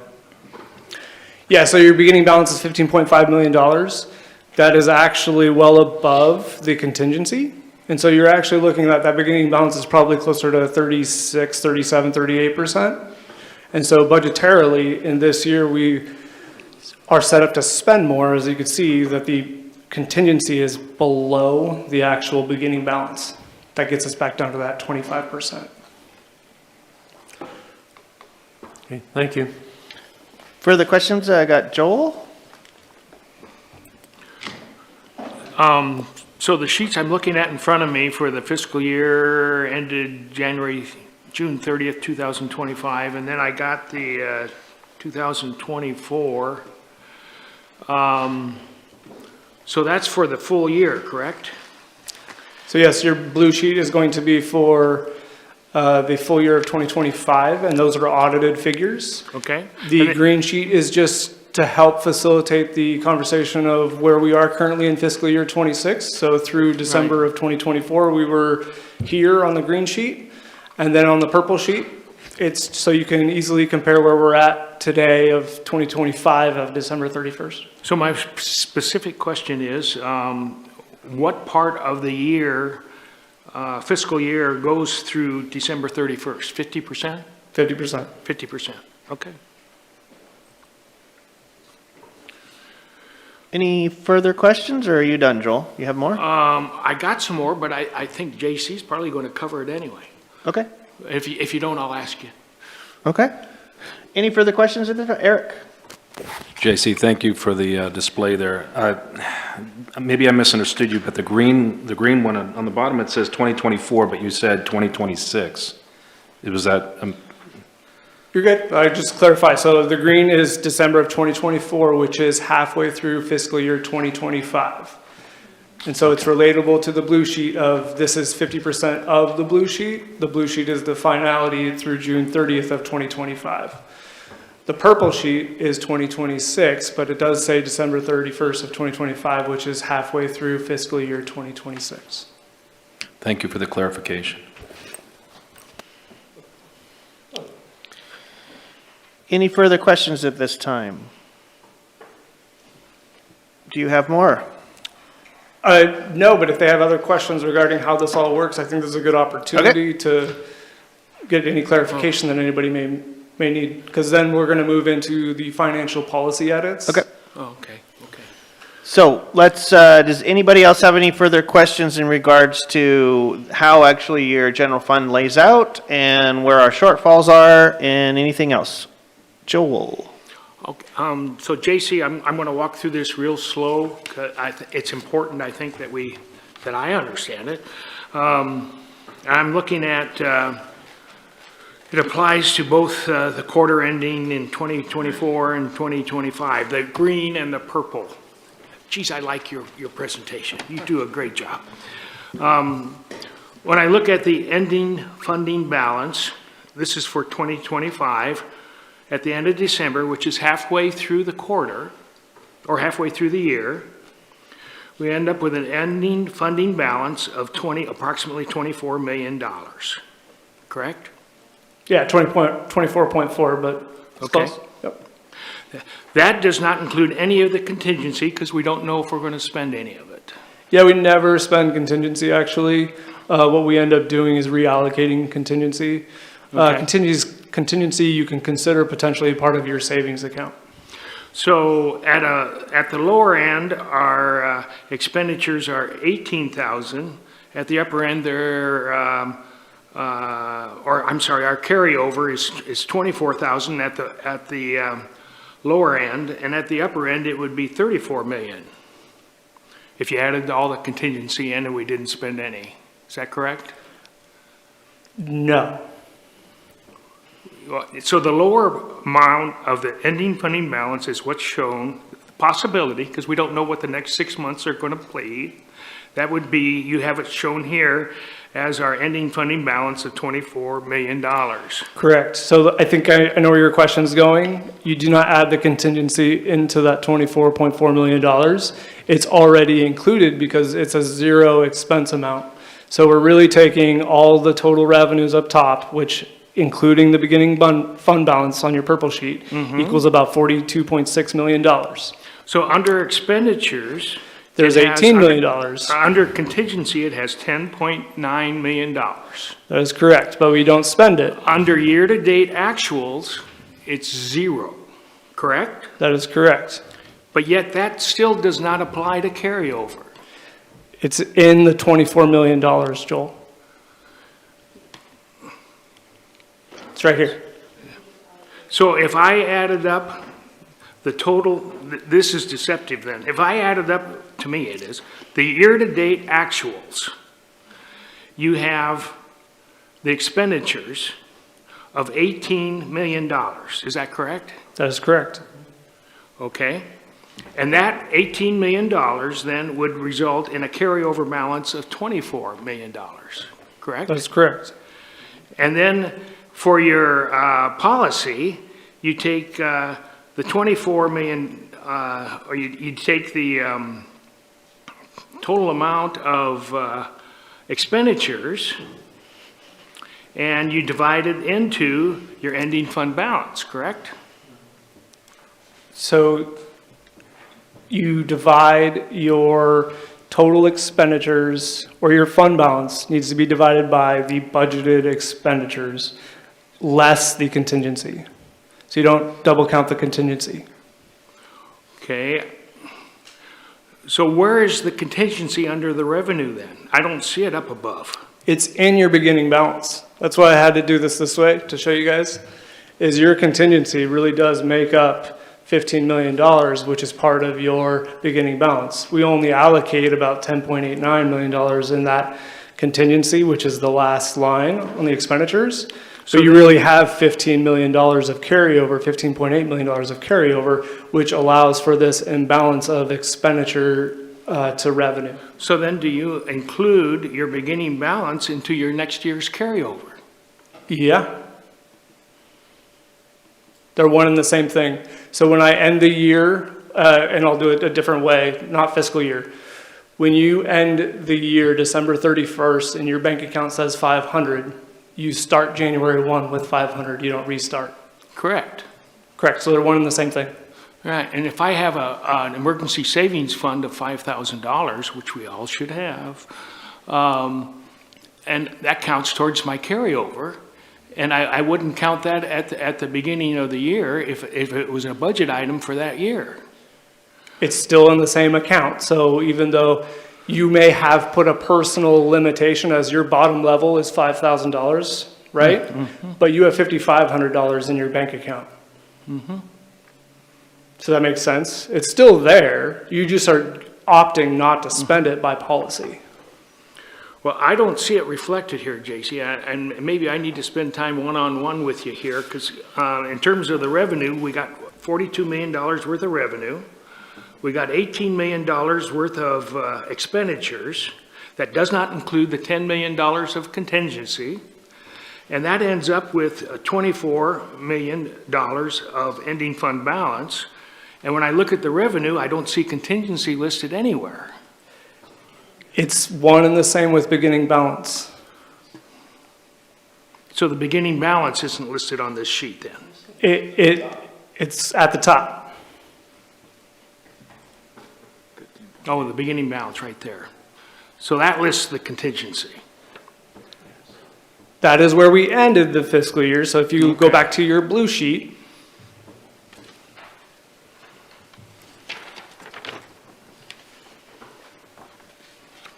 the double line all the way at the bottom is $15.861 million. Okay.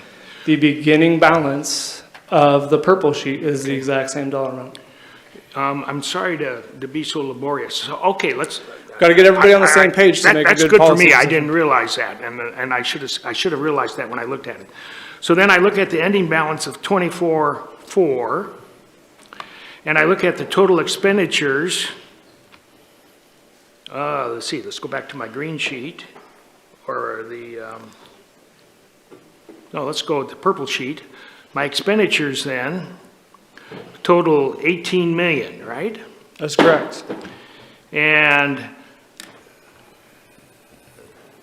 the ending fund balance is 24. But the total expenditures then are the 53, correct? That is the total expenditures inclusive of the contingency. Okay, so if you take 18 divided by 53 halfway through the year, you'll come up with the percentage of what we have. Correct? I wouldn't do it that way, but you're not wrong. And so I wouldn't do that way because, again, you don't plan on spending the contingency. So you want to take the $53 million in that column in that revised budget, which is the orange column, and you want to subtract out that almost $11 million. That is the true amount that council has authorized each one of those programs in the general fund. So it'd be 18 divided by 42, and then you have the contingency that adds to the carryover. It's inclusive in the carryover, not adding to. Yeah, so, so our our expenditures then are 1842, and what you're saying is you don't count the contingency as the, part of the, expenditures. Let me see, the bottom line. Correct, because you do not ever really plan to spend the contingency. It is your fund balance policy. That is what your contingency is. It's for emergencies, just in case.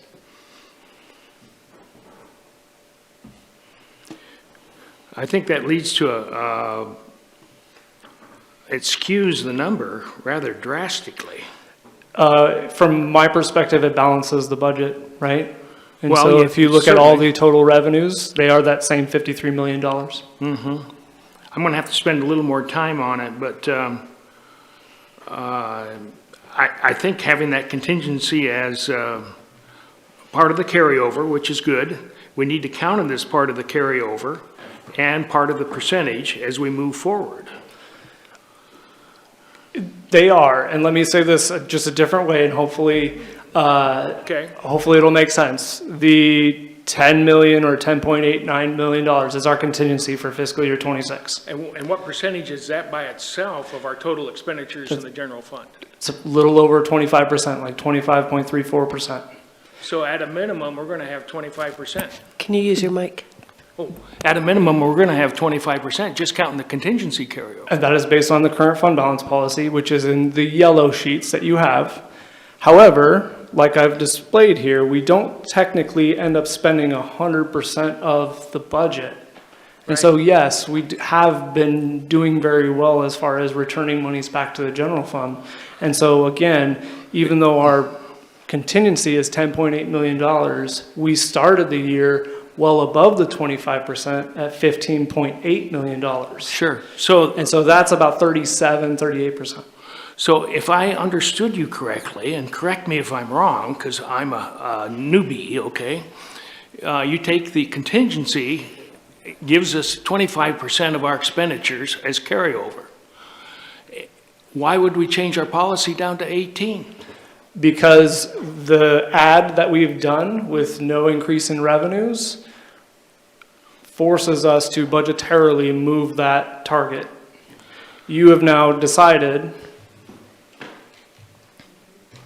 Those three small items. To spend more of your contingency the next year. So if I haven't added any new revenue on this side, I'm gonna have to take some of the contingency on this side. It doesn't seem to me, though, based on the numbers you gave me, that, geez, we're over 30%. Correct, but if you remember, the 2026 budget, which is your purple year, we didn't authorize the 12 new FTE until after this budget was already set in stone. So the expenditures are not really reflected in the budgetary amounts. And so a percent of carryover is how much money? Rephrase that question for me, please. We're getting into the nitty gritty too much here. How much does a percent mean for carryover? What does that equal? Okay, so in the 2027 budget, you're looking at $464,000 equals 1%. And so we're at 30% or greater, excuse me. I'm not sure, I have to go back and calculate it. And each one of those percent equal how much? About a little over $400,000. $400,000. And you're talking about with those positions, how much money? So the 12 FTE that you've already authorized is going to be about $1.8 million. 1.8? So that's, It's almost 5%. So if you already budgeted to spend all the way down to 25%, we're going to have to potentially be at least 5% lower, right? 20, and then you take the normal inflationary and bargaining unit increases, and that's where we get to the 18.5. well, I don't doubt your math, but I look at what we're looking at here, and just looking at the amount of carryover and contingency percentage, what was the contingency carryover just by itself? So by policy, it was 25%. You can always carry over more than. That's the total carryover, the contingency part of the carryover. Correct, but you always budget the baseline. You're authorizing to spend all the way to the baseline, which is your contingency. I understand that. We've gotten to a point where, yes, we've been at 37, 38% when we end any fiscal year to start the next one, which has helped with the imbalance. So as you'll see, even on the purple sheet, the beginning balance was budgeted around $15 million, and then the contingency was budgeted around 10.8. We're set up to spend over $4 million more than we're actually bringing in revenues. And that's going to exacerbate by adding some of these FTE, which is why it's moving down to 18.5%. And so what you're going to look at is closer to a $6 or $7 million draw in the fiscal year 27 budget potentially. So what I heard you say was it's going down because we're spending more than we're bringing in. Basically, that's what I heard you say. You, as a policy board, have given the authority to spend more. But if you look at the blue sheet again, we have never just spent all of 100% of everybody's budget. We've basically broke even with the current budget because we have savings in other areas, and we try and do our due diligence as staff as not just spending it because we have it. So looking at what our carryover was last year, what is our carryover last year? I hope I'm using carryover correctly. The beginning balance of fiscal year 25 was about $15.5 million. The beginning balance of fiscal year 26 is about $15.8 million. So 50, and what percentage did you say that was? It's going to be about 38, 39, 40. It changes per the year, Councilor King, because the expenditures are less than previous years. And so that percentage, even though, yes, we are going up in fund balance, we're actually losing ground in percentage because the expenses are going up. So with my simple mind, if you add 12 positions in the amount they cost and what percentage that takes off of your carryover, and you start at 38% and you subtract that, you end up with a lot larger number than you do with 18%. So yeah, I think you're mixing and matching certain terms in there. I'm going to try and hopefully say this a different way. Okay. The $15.8 million beginning balance is about 38%. The $4 million that is less in the contingency is over a 10-point swing to get you back down to the 25%. Is over a 10-point swing to get me back down to 25%. Correct, because that's not 18%. Correct, but we're going to need to lower it because we haven't gained as much ground as far as the carryover is what you're talking about. And so the 37, 38% is going to come in slightly less than that.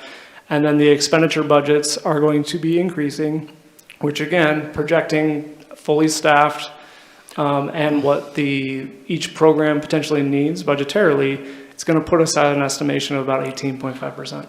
So if I'm understanding you correctly, next year is not going to, the actual balance is not going to be 18%. It's going to be higher than that. But the trend over time is what you're concerned with. Thank you. Yes. And so this year we were at 38%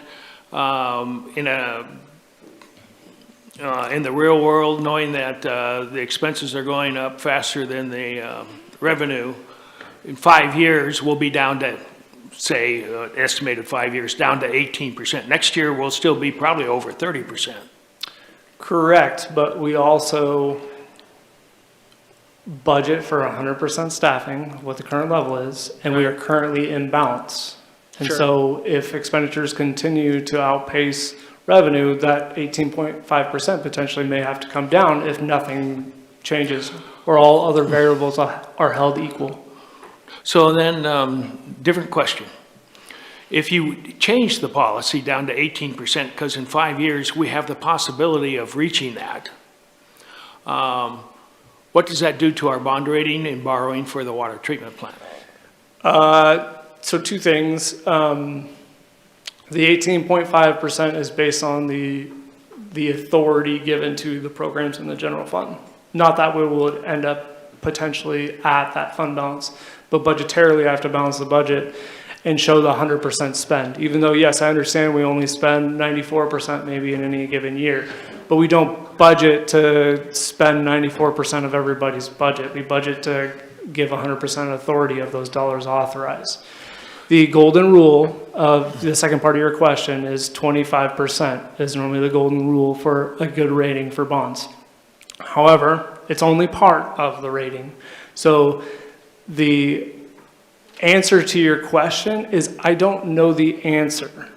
I just know part of the equation, and to score the maximum amount of points in one piece of the equation, 25%. Do they look at the real or the budget? They look at a lot of things. They look at your financial policies. They look at where you're actually ending. They look at your financial reportings. Are you in good standing with your auditors? There's a lot that goes into it.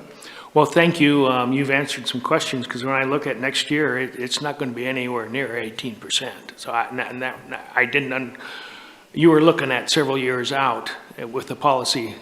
Okay. I'm looking at next year's fiscal year 27 estimation of what we potentially would bring in front of the budget committee and then approved and adopted by council. Because in order for us to submit to you a balanced budget, we have to assume that all expenses will be spent. And if they were, then it would be at 18, and that's the way we're able to balance it. Now, the reality is, you're correct. There will be items that will not be spent, and we will end higher. We will end higher. But however, from a budget policy perspective, we have to balance the budget according to state law, which requires full expenditure, which would, if that was it, we would get to the 18%. Okay. You are saying, and you are correct, that's not the reality. JC said that's not the reality. But in order for us to balance a budget, we're going to have to ask council, unless we get a new revenue or we change the level of service, to reduce the fund balance in that perspective. Now, you know that we will likely not come in at 18% at the end of fiscal year 27. But to balance the budget for the books, we need to ask for that policy change, or we need to look at level of service reductions or additional revenues. Yeah. Well, the thing I was concerned about was the effect of us doing that on the rating. Given that it's not going to happen, it led me to a conclusion that why would I approve that? So I just asked the question. Further questions? I have Kathleen. So, JC, how many years out are you securing the budget? Like, I've read different places that you project 3 years out or 5 years out. Are you doing that with this 18%? Specifically for the 18%? No. All things that hold equal in all variables, it will have to go down each year. We're already positioned in balance, right? And so the imbalance is going to continue if there isn't another correction. Now, will we end there, like we've been talking about? Probably not. And so we can see the trend that we've lost a few points, but there is a day potentially that we'll hit here, and we always talk about it as executive staff of, by golly, everybody is actually filled. There is no vacancies in all of these departments, which has created the savings, which is why we've rolled over these balances and funds. Further questions? I have Indra. So keeping expenses the same and going forward, are you, does it count the expected revenue increases percentage from property tax that's based in there? Thank you. Yes, it is. As well as all the other revenues. So we do a deep dive because the general fund is very important. It houses, I think, the services that you all know to be very vital to the community. And so we take the revenue projections in that fund pretty seriously. And I think if you go back through history, our property tax revenue projections, we do very well as a city, anywhere from 101 to 103%. So you're talking about less than a 3% error. And we go through line by line and project all the other things too, like franchise fees, planning fees, and all the other things that are associated with the general fund. So there, am I okay?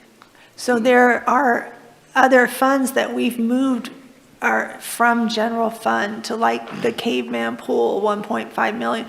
Is that still recorded in the general fund, or all those that have moved out are not part of that? Yeah, so we used to have some restricted fund balances in the general fund. We've moved the tourism program into its own tourism fund. We've also moved building, because it is restricted in use, out of the general fund and put it into its own fund as well. The $1.5 million that you're talking about is for the capital aspect of the Caveman Pool, and we'll talk about that in LB. That is not general fund money. That's off in an entirely different area, and the funding source comes from the URA. But we do use general fund money sometimes for projects. If we don't have enough in the fund, we might pull general fund monies to complete projects, correct? It is, since I've gotten here 4 years ago, it's rare that the general fund contributes direct dollars to a capital project. But it could happen. If council would Rarely. like that to happen, sure, we'll figure out a way for that to happen. Further questions? I got Victoria. Hopefully I'm not repeating something then, but the difference between the 18% and the 25% contingency, how many, what's the unit, what's the dollar amount, just generally? I think estimated wise, if 464,000 is a percent, so if you're talking,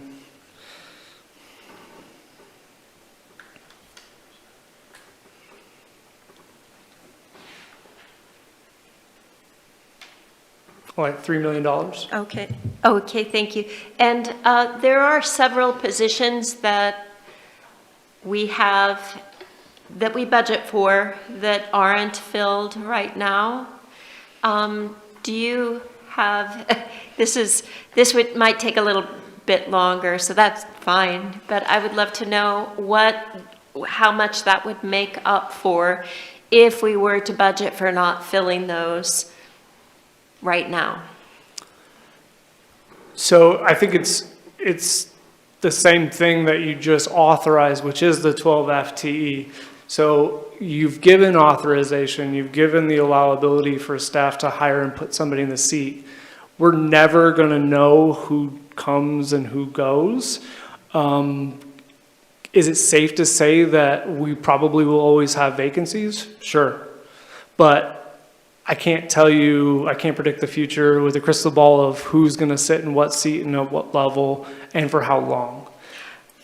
Yeah, so, thank you so much. I wasn't talking about the new 6 fire and 6 police. I was actually talking about different positions. Are there other positions that we do not, I was under the impression we have some other positions that are budgeted that are not filled right now that have nothing to do with fire and police. Is that out of a different budget, and so it's not a part of this discussion? I don't know them all off the top of my head, but I believe there is one call taker in support, the urban forester, which is 50-50 right now. I want to say there is a planning tech that is either being hired today. Is that right? Or is it next week? Next week. So there are minimal vacancies in some of the other departments. So right now, They're minimal. That's probably answers the question then. Yeah, it comes and goes in waves, though. Okay, thank you. Yeah. Any further questions? Last chance? Okay.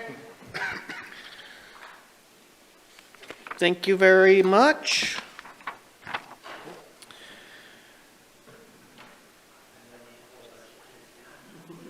Oh, man, you're so sensitive to that. One fail swoop, one bad gust of wind, and we're done. It's a rough crowd up here. So the rest of the presentation is to kind of go over the proposed recommended changes to the financial policies. And this will hopefully be a refresher because I think I've done this a couple other times before with council. So the last major edit to these fund balance policies was really done in 2011. We had a minor adjustment in April 17 of 2024, which was to move the general fund balance from 30% down to a 25%. And just as a reminder, again, we presented these on March 17th, 2025 and April 14th, and they were tabled for future consideration. So in some of these section edits, and again, I apologize, normally we do track changes, but we started there and it was basically a complete rewrite. So I chose to kind of give you a clean version so you could read both of the old and the new. We did compare the financial policies to other jurisdictions in size, regionality, and examples around the state. So we're looking at Ashland because it's a regionality, Bend because they had some language in there that I liked because it specifically addressed the URA, Corvallis, which is a similar size, and we do have some other ones that I plucked some of their language from or leveraged as far as the examples. So you have Medford, Albany, Lake Oswego, Florence, Redmond, Klamath Falls, Eugene, Salem, Wilsonville, and Springfield are some of the other policies that I looked throughout the state. Again, there's no city like us, but can kind of take the best of all of the policies around the state, hopefully, and what I have presented before you. So the revisions and additions were aimed to consolidate and state current practices within one document to aid public understanding of local government performances. Specifically, you'll see more examples of ORS callouts as to the reasons why this should be in the policy, because it's already required by state statute. So we might as well let the public know that this is the reason why the city practices financial good practices, because it's kind of required by us as far as a municipality and ORS. The revisions and additions were aimed to be more direct and understandable. So with the current policy, there are discussion areas that are describing why the statement should be in your policy. I don't believe that that is a good policy draft. If you're having to explain why you're doing it, it's probably not a great language as far as policy to begin with. Anybody who reads a line and has a question about a line in the new policy draft, there are reasons as to why I put that in there. And so if you have questions regarding any of the lines, I can go through it at that point, but hopefully all the statements are clear and direct as to what this policy is trying to address. So in the purpose area, which is new, and I have it kind of highlighted in some of these, I gave more robust explanations of the reasoning for financial policies and consolidating auditing standards within. Again, trying to put all this information in one document versus pointing you in several different areas. The revenue, I added a lot of current practices for public clarity. The budget section, I connected the strategic plan, budgetary practices, and Oregon law. Capital improvement, I updated with the best practices and include current project management practices. The expenditures area is new.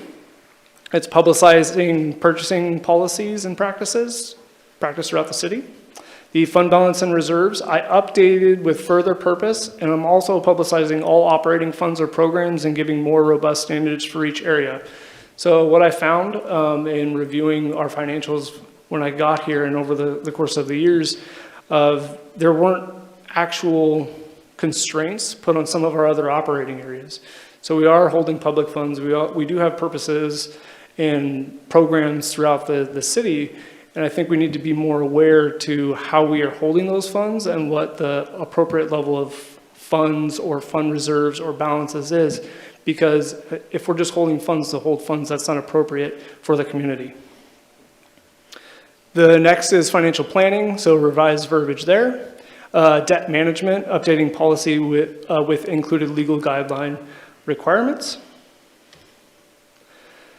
Economic development is a new section, so we added value and direction of the council priorities. The financial management policies added more robust terms and definitions for transparency. I added a new section of pension and retirement. It's just outlining our current practice and the legal obligation associated with those. The investments, adding more explanations of current practices aligned with the current investment policy. And with that, if we have any questions, I'm more than happy to answer them. Any questions of Indra? Yes, the URA funds, I had a discussion with Aaron about that, and I know we grow those monies by moving, but not all cities have URA funds, and we take a portion of that from the general fund, right? Is that right? Kind of, sort of. There are other overlapping jurisdictions that also contribute to those URA funds.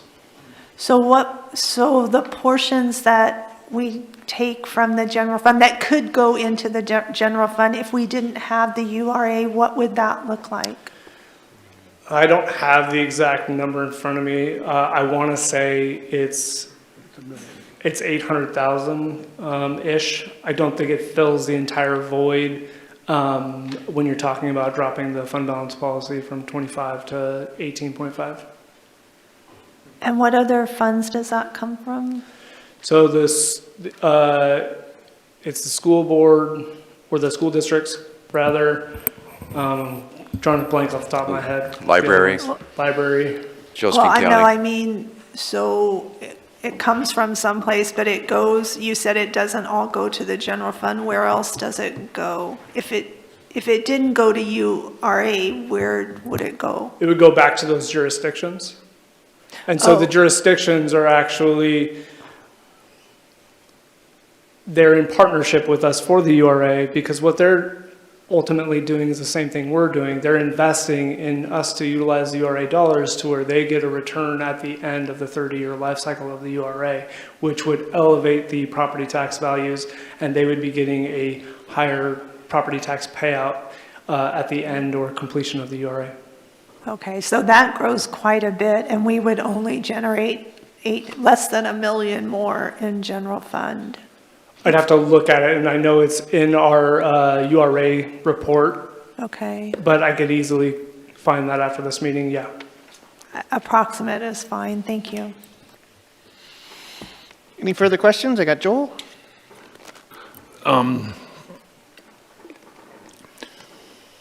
So the biggest question going in my mind right now, JC, we're going to be abiding by our present policy for several years into the future. And then it's going to go down, and you had the inflection point of 18%, which I don't doubt, given no change. Do we monitor the budget every year? I know the answer, and you do too. Yes, we do. Yes. If we risk the city's credit rating by making this change that you have suggested, when we're abiding by our present policy for the next 3 or 4 years or whatever it is, and we're monitoring it, why would we do that? We need to know what reality is and what predictions are going to be and what the worst case outcome is. But why would we do that if we monitor it every year? We don't have to make the change today because it's going to affect the credit rating of the water plant. And we're not going to be down to where the budget policy, we're going to be okay for the next couple years as we monitor it. Why would we do that now? Because budgetarily, you are going to be set up to spend more than the 25% to get you down to the 18.5%. We do not budget for 94% of people. We budget for 100% to where if somebody were to be hired, we have the full value budgetarily. Now, will that happen? Probably not. And we could end up above 25% still at the ending, but your policy is what you are authorizing to spend in those program areas. And so if you want your true policy to still be 25%, we have a major service level reduction to talk about, or an addition of new revenues.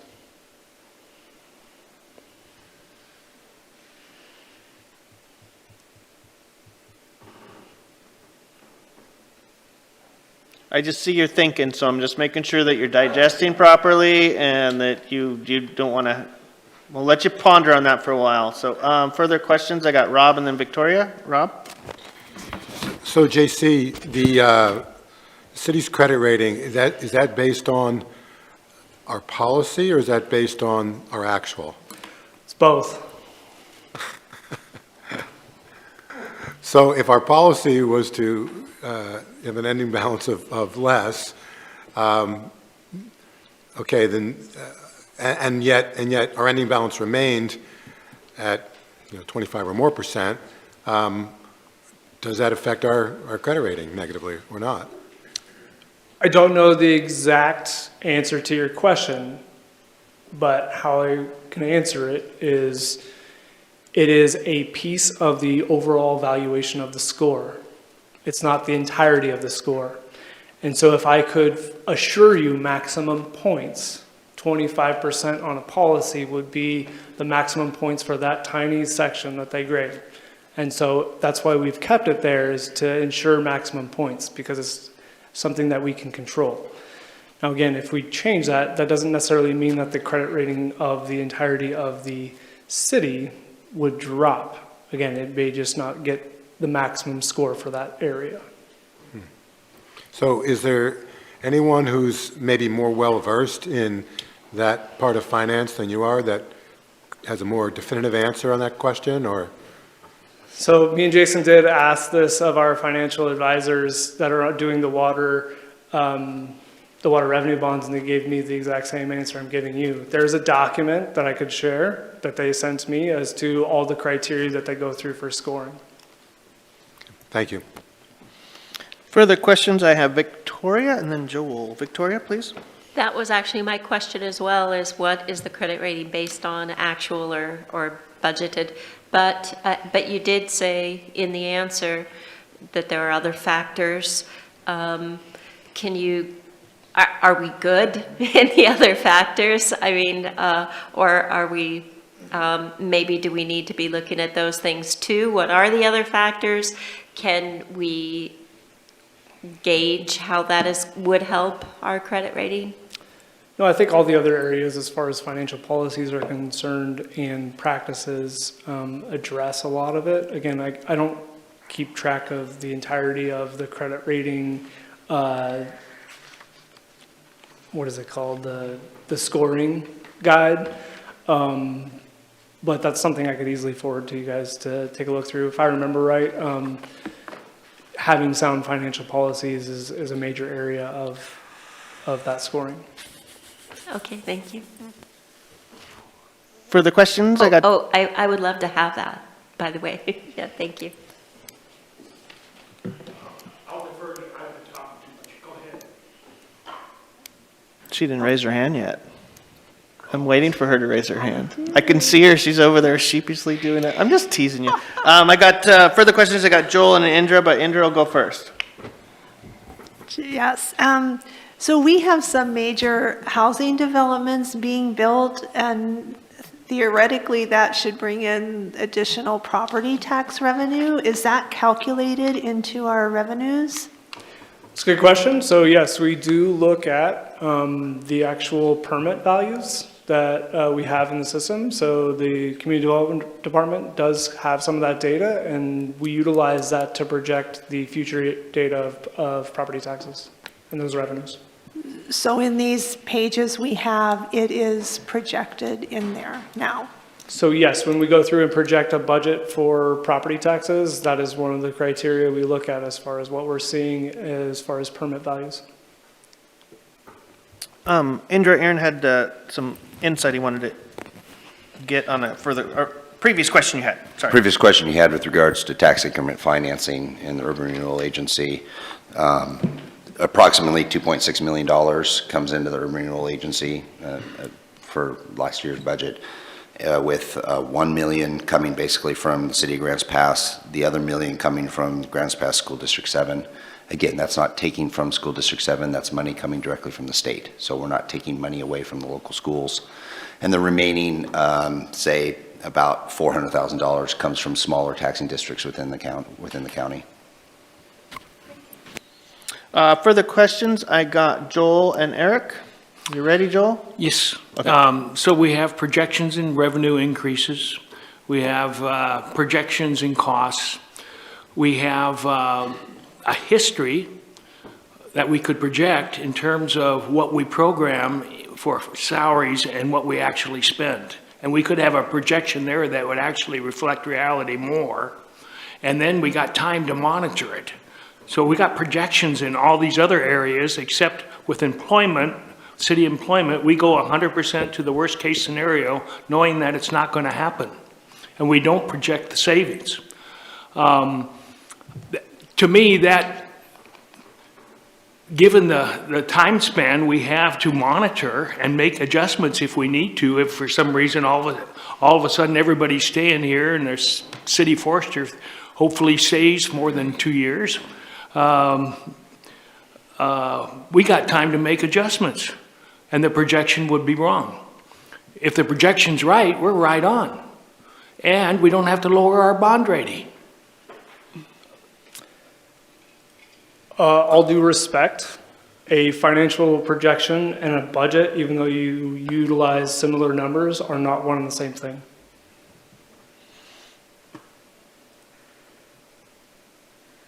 Further questions? I have Eric. I'm not sure how that answers my question. Anyway, we'll talk about it later. Let it sink in. Eric. Okay. Are there any other revenues that you can think of that we haven't discussed? Any possible future ones? Or possibly any kind of state revenues that we are unaware of because of possibly forcing the city into doing these temporary resting sites and complying with HB 3115. Are there any contingencies there that we can ask from the state to possibly help out with the conundrum we're under? I mean, I wouldn't say operational funding. The answer to that question, I think, is more in your grant funding. Can we be more proactive in finding grant funding for certain areas to help pay for these things or subsidize these things? Sure, but that comes in waves from the state, comes and goes, and normally it's a one-time funding source. It's not an ongoing. If it was an ongoing funding source that other people had, I would have probably already gone down that path of requesting it for the city of Grants Pass if we didn't already have it.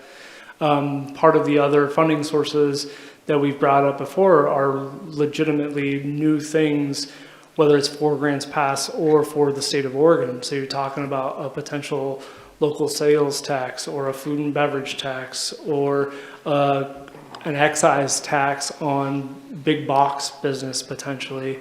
And those have been brought in front of council and have not been agreed upon to go down that path because there's going to be some effect that it has on the community and or the community members in which that would directly come back to. Thank you. Any further questions? Good rice.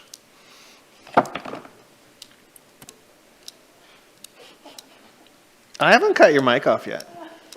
You're good. You got more questions, or this is the time. Okay.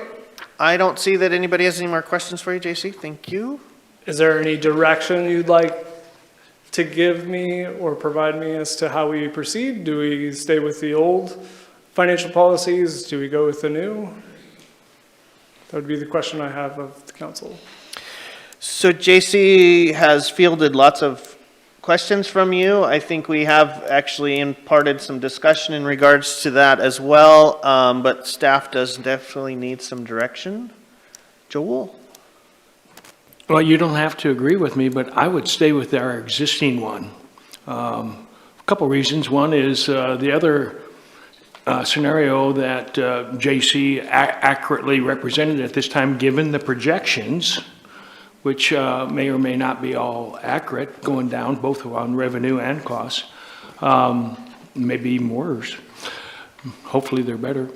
But we got time to monitor that. And we got our city's credit rating to consider in the short term. So I would not make any adjustments at this time. So you can disagree with me, but that's fine. A response to that, I would need to cut about $2.3 million out of the current projection budget to stay at 25%. I would do that differently. I would project the vacant positions and that we've had for the last 20 years, that has occurred every year and is true and reality. And if somebody wants to take us to court on that, that's fine. So again, we budget to spend 100%. A financial projection can make those assumptions that we're only spending 93, 94% of the budget, which would then keep us above the 25%. But budgetarily, I sit there and we have the availability and the authority to spend 100% of the budget, and it's not a financial projection at that point. That is the authority that the council policy board is making to spend, which should align, in my opinion, with your policy. And put an asterisk by it and underneath, explain why. I could definitely, if that's how you guys want to address this policy, I can make that revision, but just letting you know that when we present to the budget committee, it's going to be less than 25%. Will it end up there? Probably not, because of a potential financial vacancies and things like that we don't spend. But authority-wise, we have to have the authority from this policy board to go underneath the 25%, and I can do that with an asterisk to the policy. But that does weaken the policy itself because it's more of a guideline and not a policy. Further discussion, Victoria? So I just want to make sure I understood, Joel, what you were saying. First, you said to keep it the same, and that is the 25% contingency. But then you said, no, we want to budget all of the projected, which would bring it down. So I guess I'm just not, I don't know which one you are directing staff for, that 25% or 18%. So, Victoria, good point. Thank you. I would stay with the 25%. I would put an asterisk by it and saying if we are at full employment for the whole year, we would be below the 25%. We have never done that in the past. In fact, our most recent projection has been over 30 for this year. We did hire some additional staff. We'll continue to monitor it and make adjustments if needed. And for budgetary issues and laws and everything, can we do that? 25% with an asterisk to go down to 18? I mean, is that a possibility? Yeah, there's no legality that says what your fund balance policy has to be or what it has to say. What I would say, though, is putting an asterisk and saying it's kind of a guideline. It doesn't necessarily strengthen the position of your financial policies. I do understand that, but okay, but it seems to me like it kind of, we're doing a little bit of each thing that we want to do. So it might be a good suggestion. Would I normally recommend that? Absolutely not. But if that is the position of the policy board.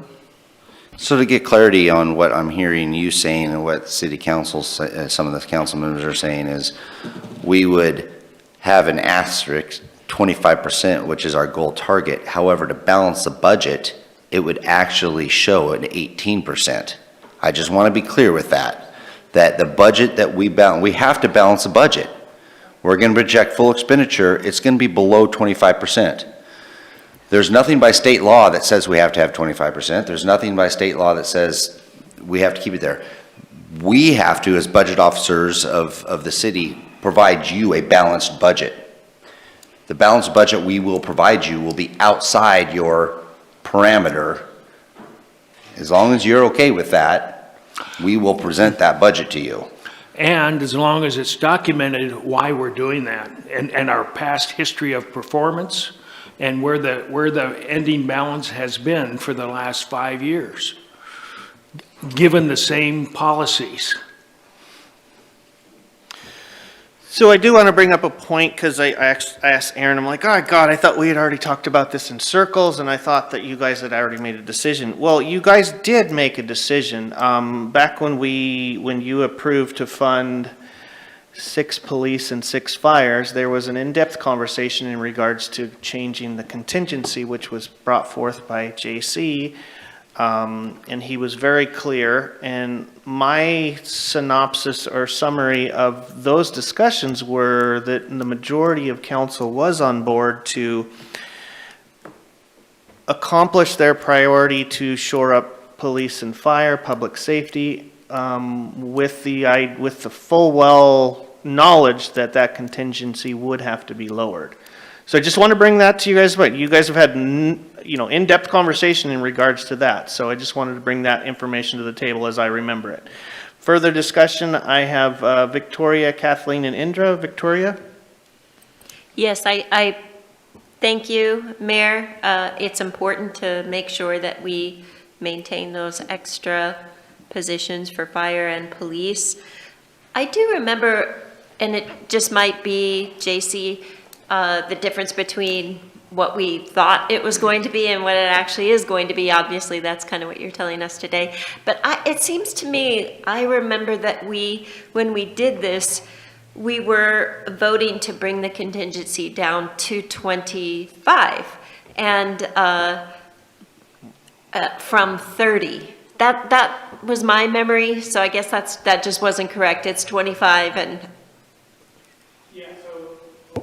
So the 30 to 25, that actually happened back in 2024. Oh, gotcha. And so that was a few years back.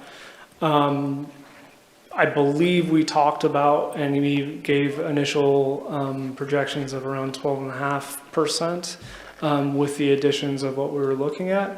Luckily, we're well into the budget process, and so we're able to see some of the amounts that potentially are going to be requested, both in FTE and new projections based on the latest information for staffing and associated costs with those programs. And where we think we're going to end is approximately around 18.5%. We're still doing work on the budget process, but the numbers that we have today, that would be what I would present and recommend. Thank you so much. Further discussion, I have Kathleen and then Indra. Kathleen? Thank you, JC. I know this is long and drawn out, but thank you for your patience. I just feel like along the lines of what Joel was discussing is that the 18% isn't going to show up tomorrow, that we have time to figure this out. And so if we stay with our 25% now, we can change the policy next year or the year after that. And it's not a legal issue. You can change the policy annually, which is what I would recommend actually from this point forward, is we bring the policy in front of the council and make sure that there is a reaffirmation year in and year out as to where you want to be. I guess the example I would use is if I give you $100 and you put it in your pocket, you have the ability to spend $100, not $90.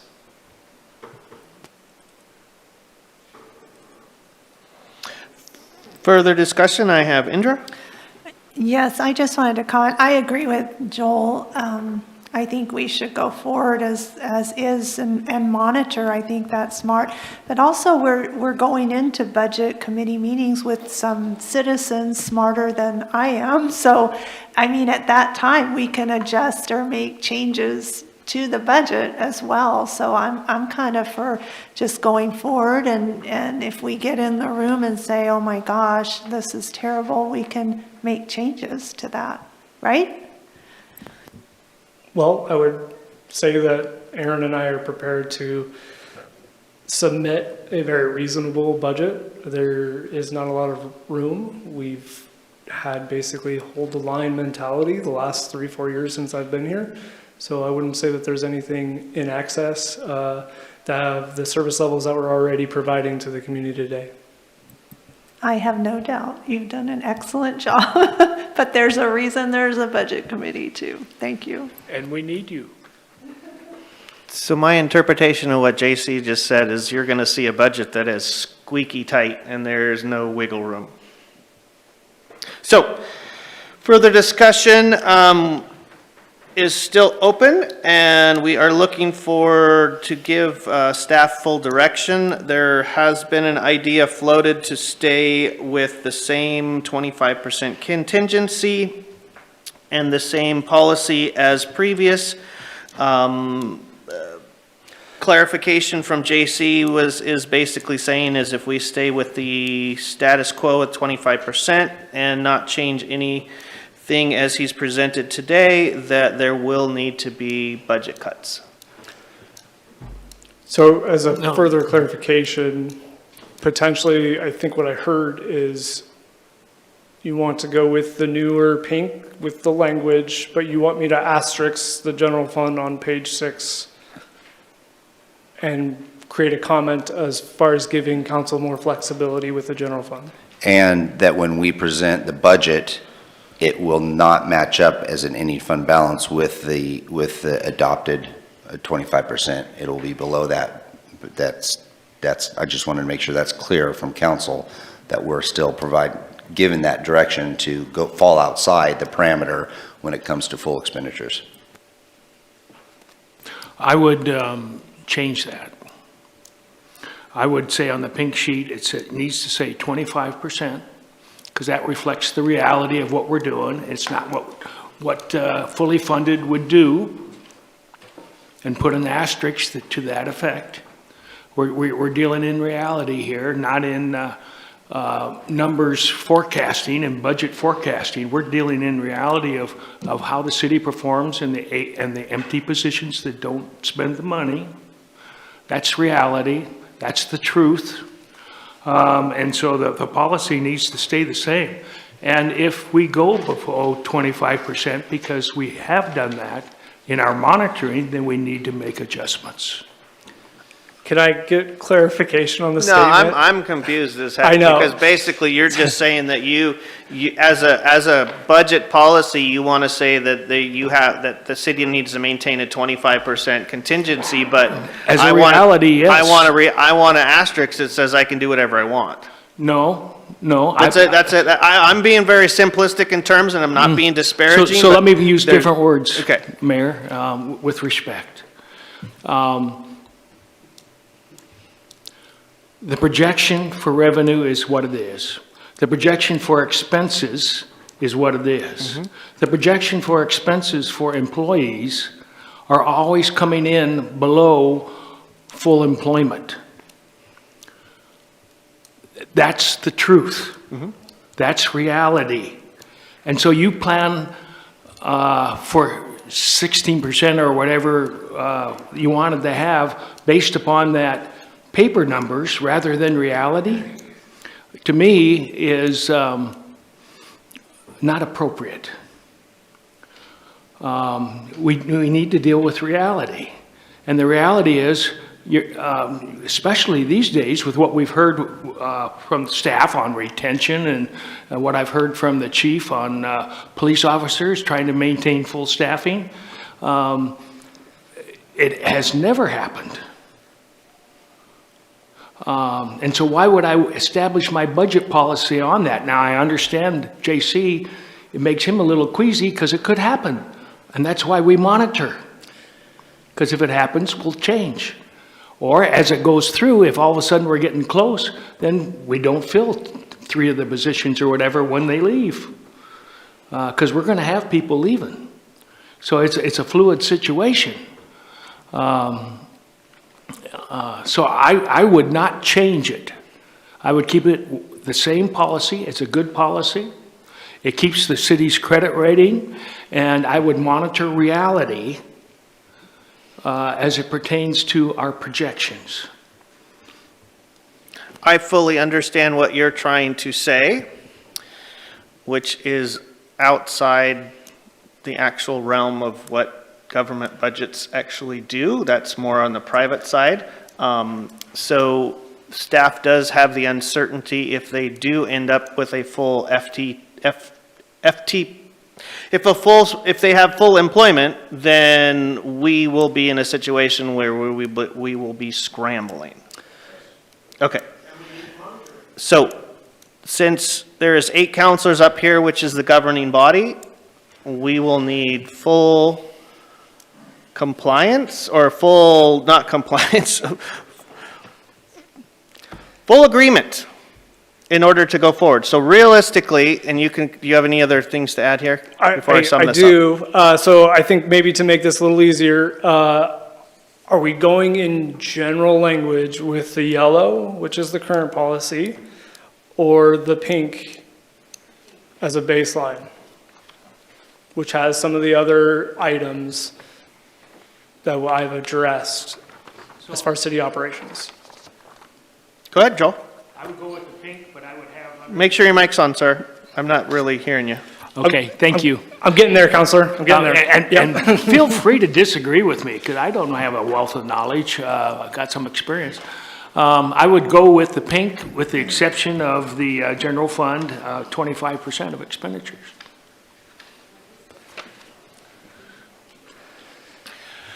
Okay, so in summary, I'm looking at a suggestion from a counselor to proceed forward with all financial management goals and policy changes as stated on the salmon-colored pink handout, with the exception that the contingency stays at the current level of 25% For the general fund. for the general fund, adding notations within that in your language that you can be properly, that there would be, that the city and the city council can monitor that contingency level ongoing as needed. You fill in the proper nomenclature, please. Okay, so does all counselors fully understand what we are looking for agreement or non-agreement on? Rick? So on the pink sheet, page 6, item 4, it lists the individual funds and the percentages. And at this point, it lists the general fund at 18.5%, but many of the other funds are anywhere from 12 to 25%. So I'm just looking for clarification. Joel, then what you're saying, then we would be requiring 25% of the general fund?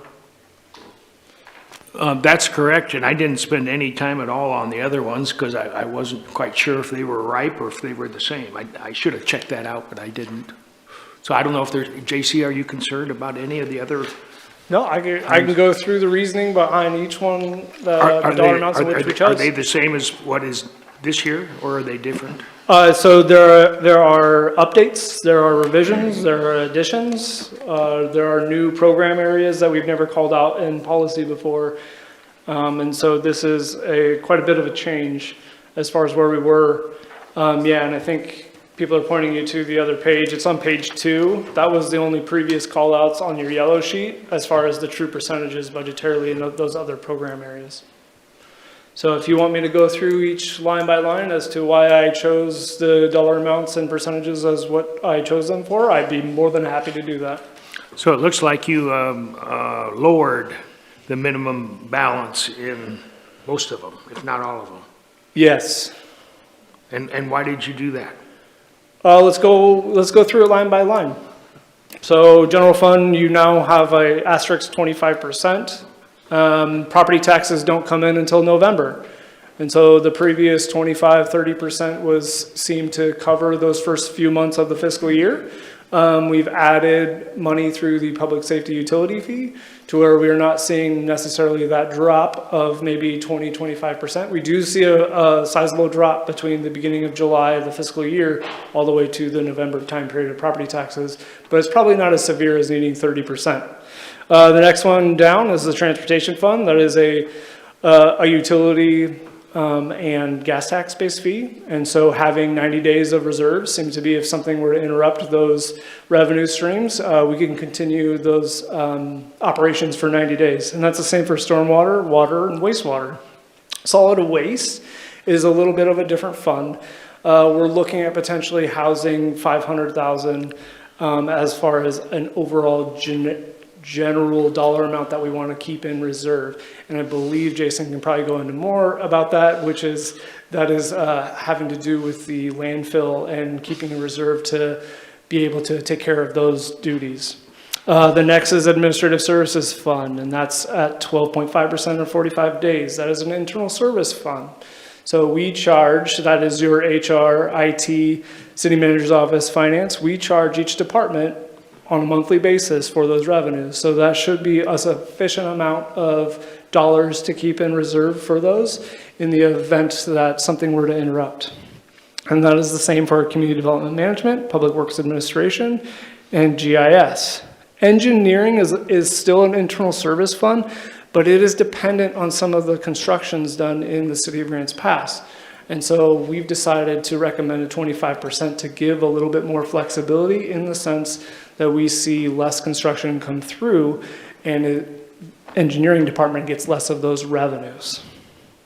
The next is Facility Management. That is an internal service in IT and garage. The next is Workers' Comp Insurance at 25%. So we used to be self-insured, and then we went to a safe policy that is external. And so 25% gives us a little bit of a cushion to where if we do see large swings in fund balance, I think 90 days approximately is a good estimation of what we should keep in reserve to help combat some of those increases. The next is General Insurance and Benefits Administration. Same thing. Those are kind of all either insurance-based or related to Employee Benefits Administration. The next is the Building Fund. That's at 2.0 years. So this is the only one in there that is done in years. And there's a reason for that. I think a couple months ago I came in and talked about how revenues were born and the fee structure. And if you remember in that conversation, building used to have 7 FTE. We went through the recessionary period of 2008, and they actually had to take a loan to keep their operations going, as well as reducing their staff to 4 FTE, which they haven't come back from. So the availability of about 2 years of revenues should be able to mitigate, if we need to, another recessionary period. The next is the tourism promotion of 90 days or 25%. That revenue comes in quarterly, and so we thought it'd be best to match the fund balance reserve in that same kind of capacity. The next is the Industrial and Downtown Loan Fund at $500,000. We're a little bit less than that right now, but moving forward, the plan is to kind of keep this $500,000 as kind of like a trust balance, and any interest earnings off that $500,000 can go back to programs that this serves, which is currently like the facade and I think the security cam program. The next is the agency fund. The agency fund is where we keep the dollars that aren't necessarily city funds yet.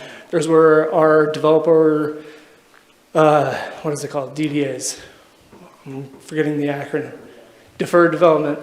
And so based on the municipal code, we give those pots of money interest. And we have other funds that are either forfeiture, opioid, that haven't necessarily been recognized by the city yet. We do keep them. Those balances earn interest, and so keeping a minimal fund balance in that fund is the plan moving forward at a minimum of $50,000. And if there's any specific questions, I'd be happy to go through it. Specific questions, I got Eric, Rick, and Joel. Eric. Thank you. I'm looking at these two lists, the yellow and the pink.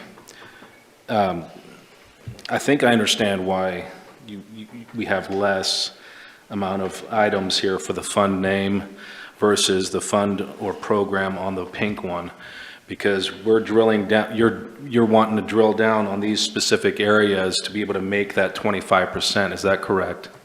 And show that hopefully transparently to the community. So it looks like you've done a lot of work here to try to figure out how we can maintain this 25% in the general fund. And that seems like something that is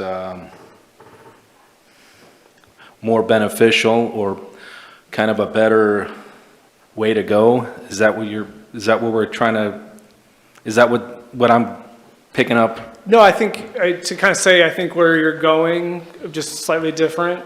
The pink iteration in section 4 is to hopefully be more transparent in all operating areas of the city versus just a select handful that is in the yellow.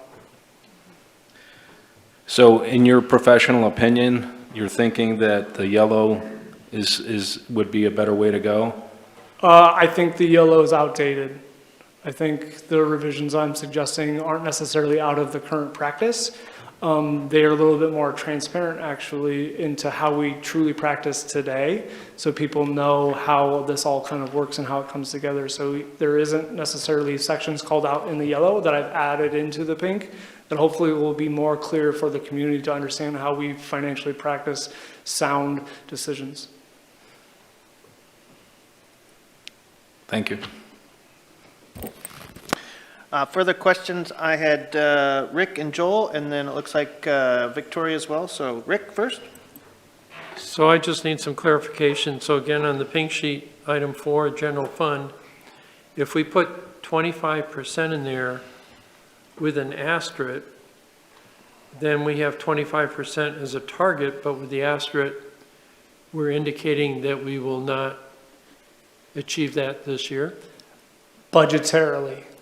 It is Budgetarily. allowable for staff to propose underneath that 25% is how more or less I'm going to write that, but obviously in better nomenclature.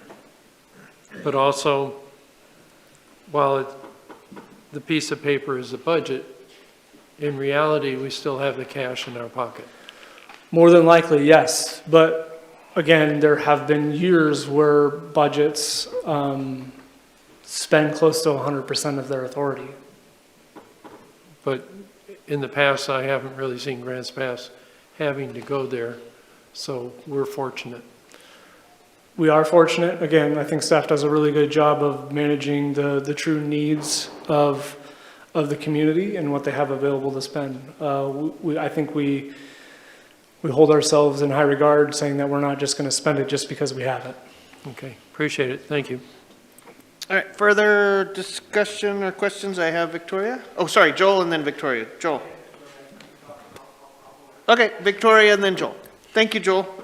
So between section 4 on the pink and the green, I just want to make sure I have it clear in my mind. Is the yellow section 4 and the yellow on the pink and the yellow, are they equal 100%, or are there new expenditure items that are added in under the pink? And if so, what are they?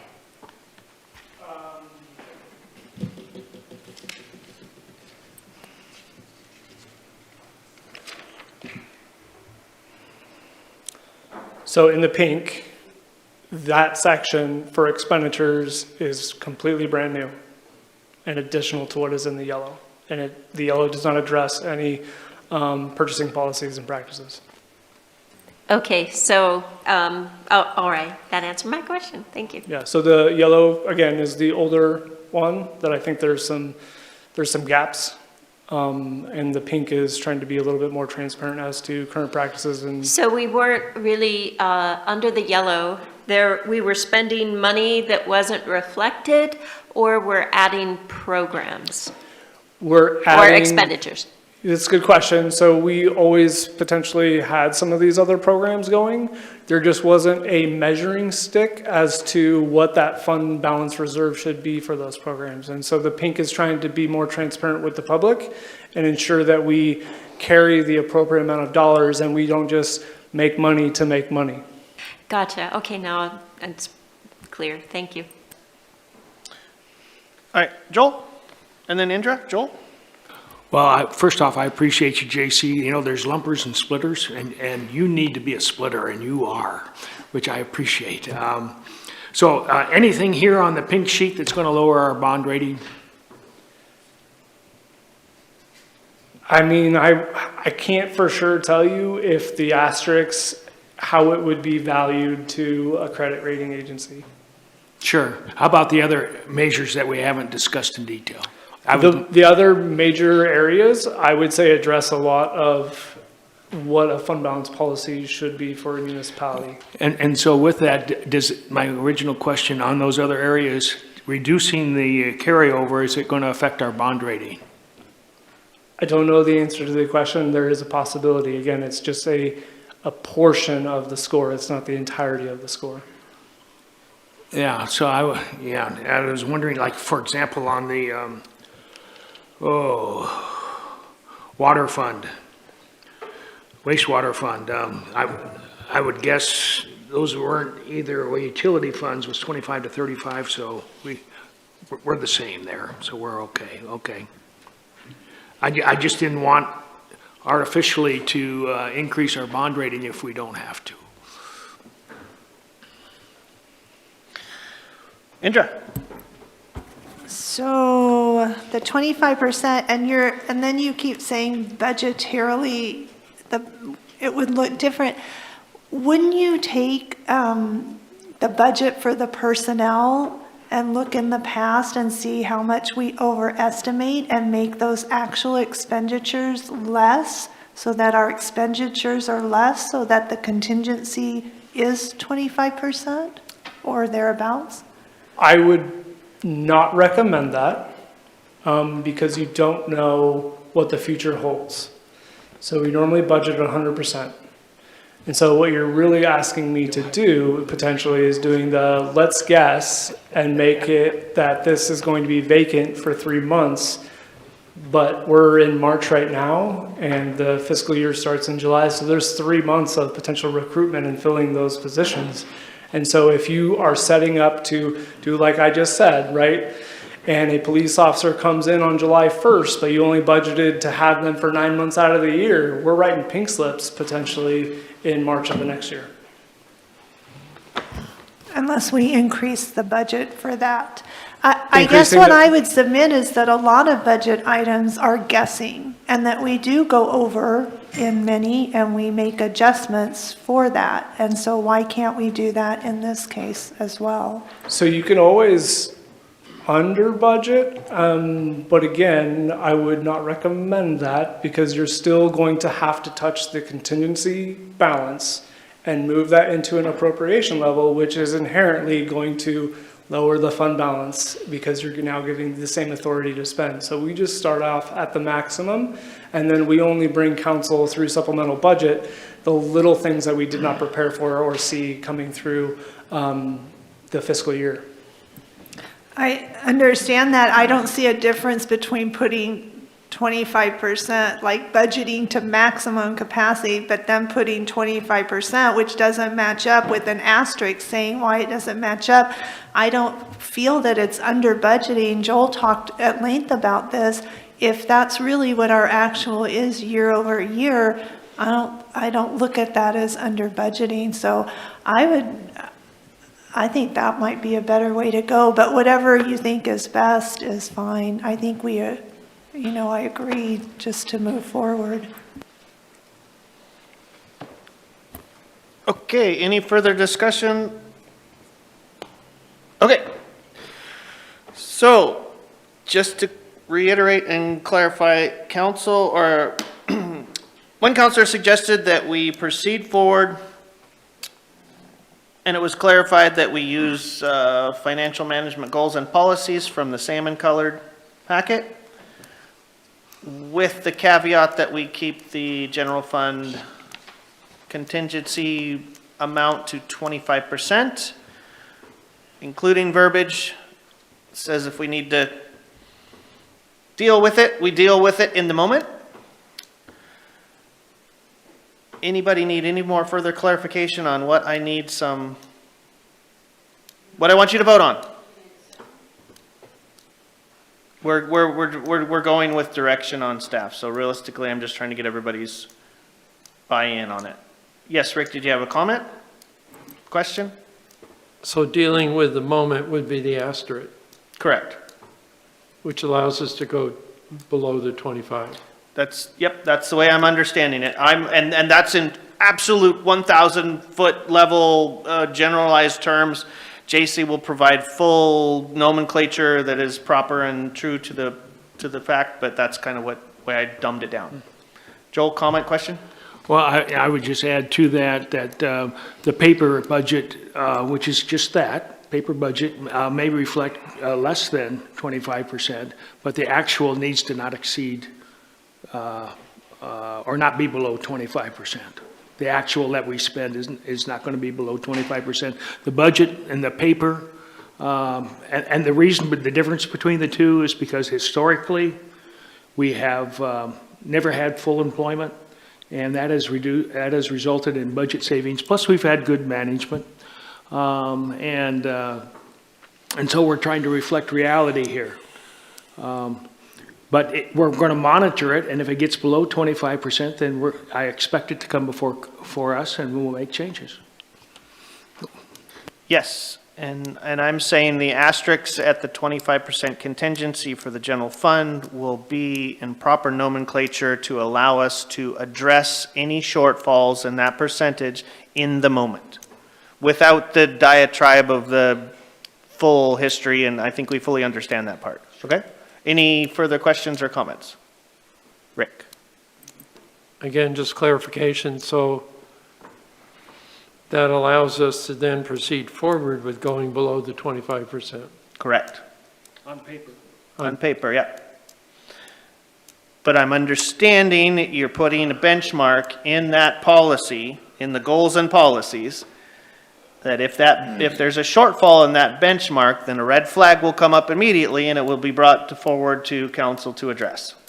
That's the way I'm understanding. But also, right now, the proposal before us is below that benchmark. Correct. So how do we approve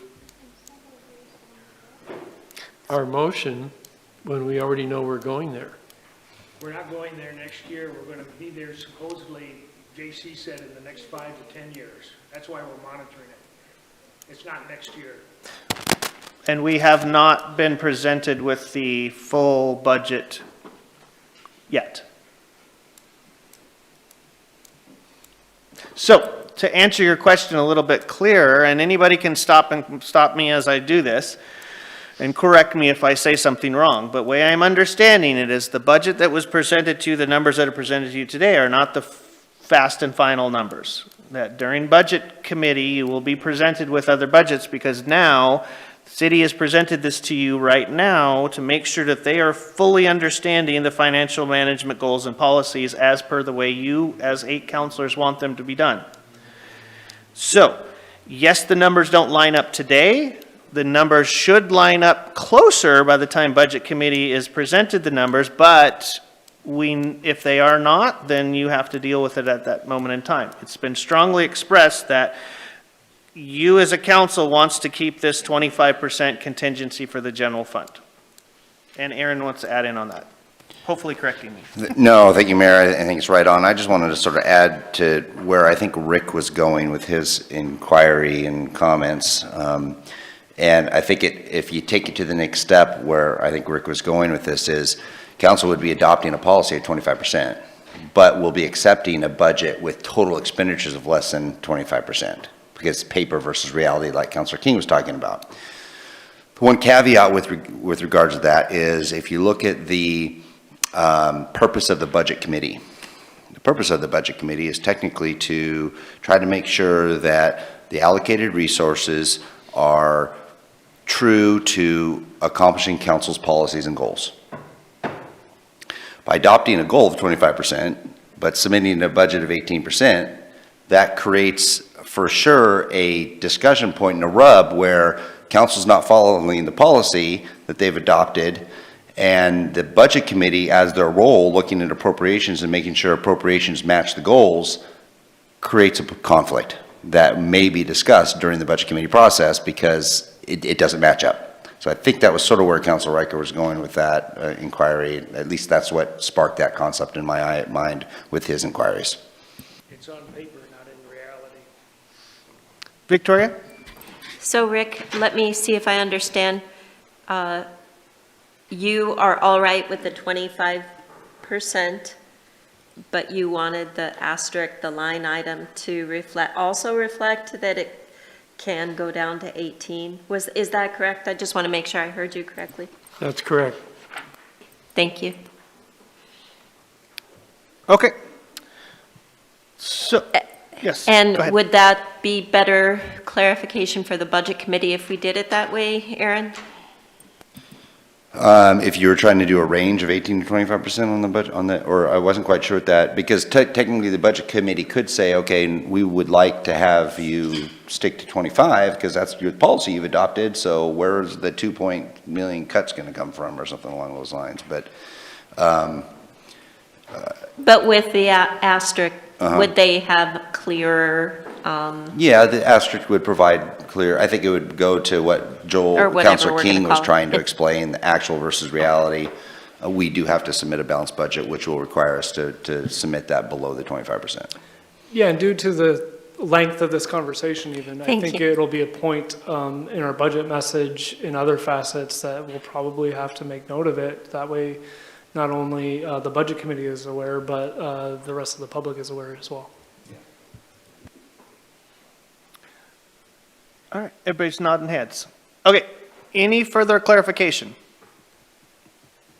Okay, so I would be looking for acceptance by counselors to proceed forward with financial management goals and policies with, as written in the salmon-colored packet, with the caveat of keeping the general fund at 25%, with nomenclature provided by, asterisk nomenclature provided by JC that allows you to deal with any shortcomings at the time in the moment. Thumbs up, please, if you agree to go forward and direct staff in this direction. Looks like you have unanimous. And I'm sorry to drag that on, but I wanted to make sure that everybody was fully clear and fully conscious on what they were doing and going forward, so there would be no questions at a later date. Staff, do you have full direction? Thank you very much. Okay, so at this point, we're going to continue on very quickly with our workshop agenda, and next is lands and buildings projects discussions. Sorry, I'm back. So each year since I've been here, we've brought forward the lands and buildings capital projects, both for review and potential allocation to specific projects. The last few years, council has decided not to allocate to projects. And so what you're really going to see here is this year staff coming forward with more of a proposal, as well as, yes, we have, I think some of your counselors have noticed that we've had certain LB00 monies available to spend. And that's really because we've been earning interest on the dollars we are holding, as well as being able to allocate partial funding to things like Elk Island, and that have come out through council directives. So I just want to, so part of those balances, or where we're able to find that money, quote unquote, has just been the lack of direction we've had for the LB projects in general. So as part of the staff proposal, every year we're trying to make an improvement financially and being financially more sound and prepared for what is to come. So staff is looking to recommend a $357,000 of unrestricted funds out of LB00, which is our interest earnings, to initiate an IT equipment replacement. So in practice, we think this number is a little low, but there's about $6.7 million in IT equipment replacement liabilities out there.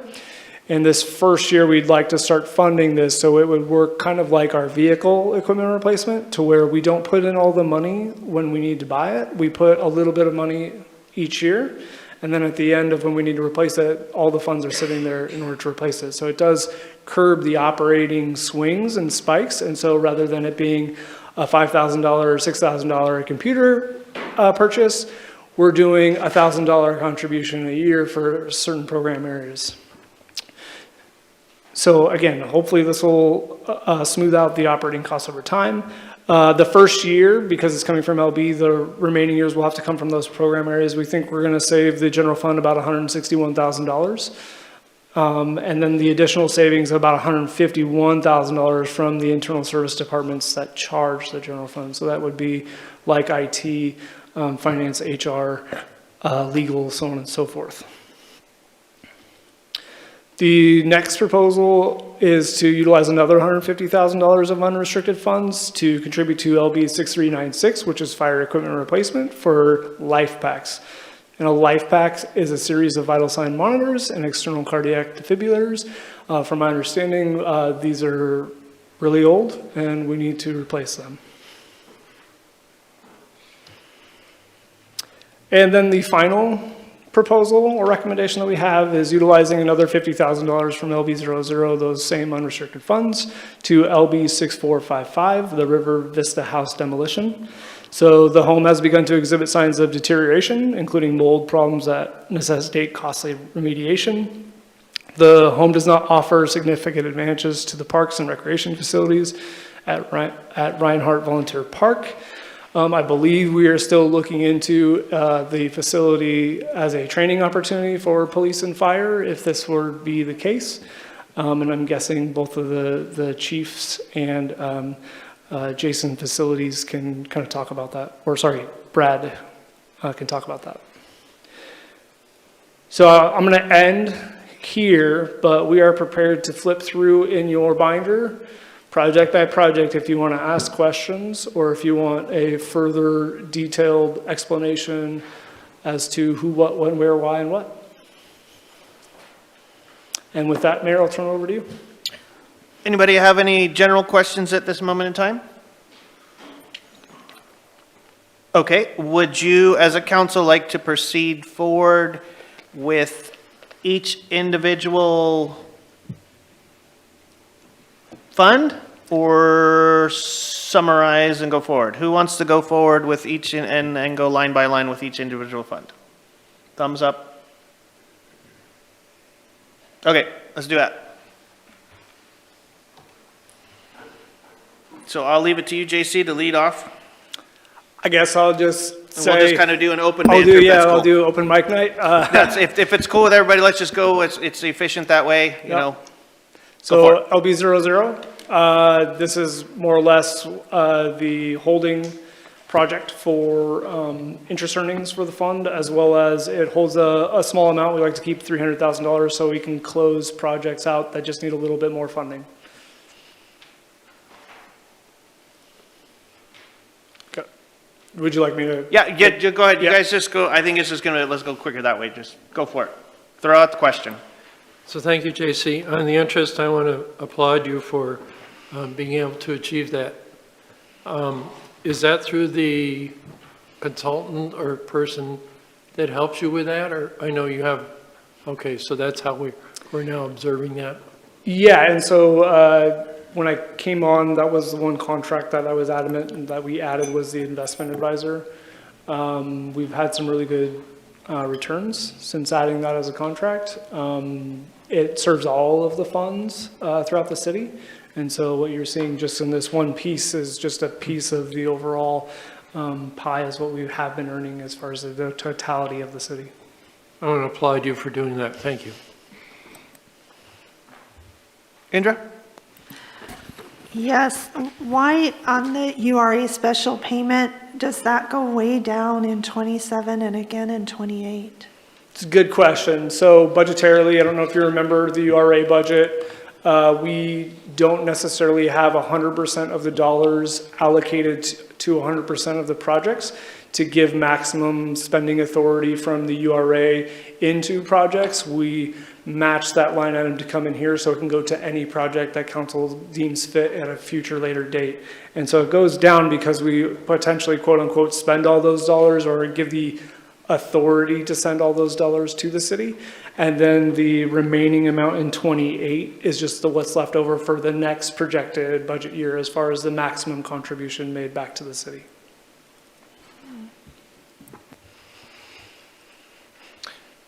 Any further questions in regards to this one? LB00 general? Nope, go ahead.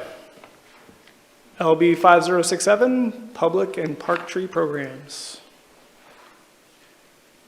Any questions? LB 5067? Go ahead. LB 6105, PEG fund projects. JC, on miscellaneous, what does that typically represent? I believe those are the restricted dollars that we get from, is it the state for PEG funds for the public broadcasting? It's from our franchise agreement. Or franchise agreement? Yes. Okay, thank you. Indra? So on the presentation, we're putting a lot of money for IT equipment.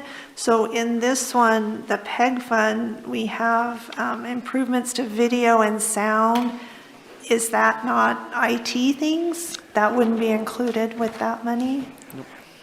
It's specific to, because we do get this from our Comcast, from our charter franchise, it's specific to advertising and airing and equipment associated with, such as these council meetings and that equipment. So it could be things that will help RVTV air public meetings. So it's not IT necessarily. It's associated with engagement with the public and getting the meetings out there and available to people. And what is the studio?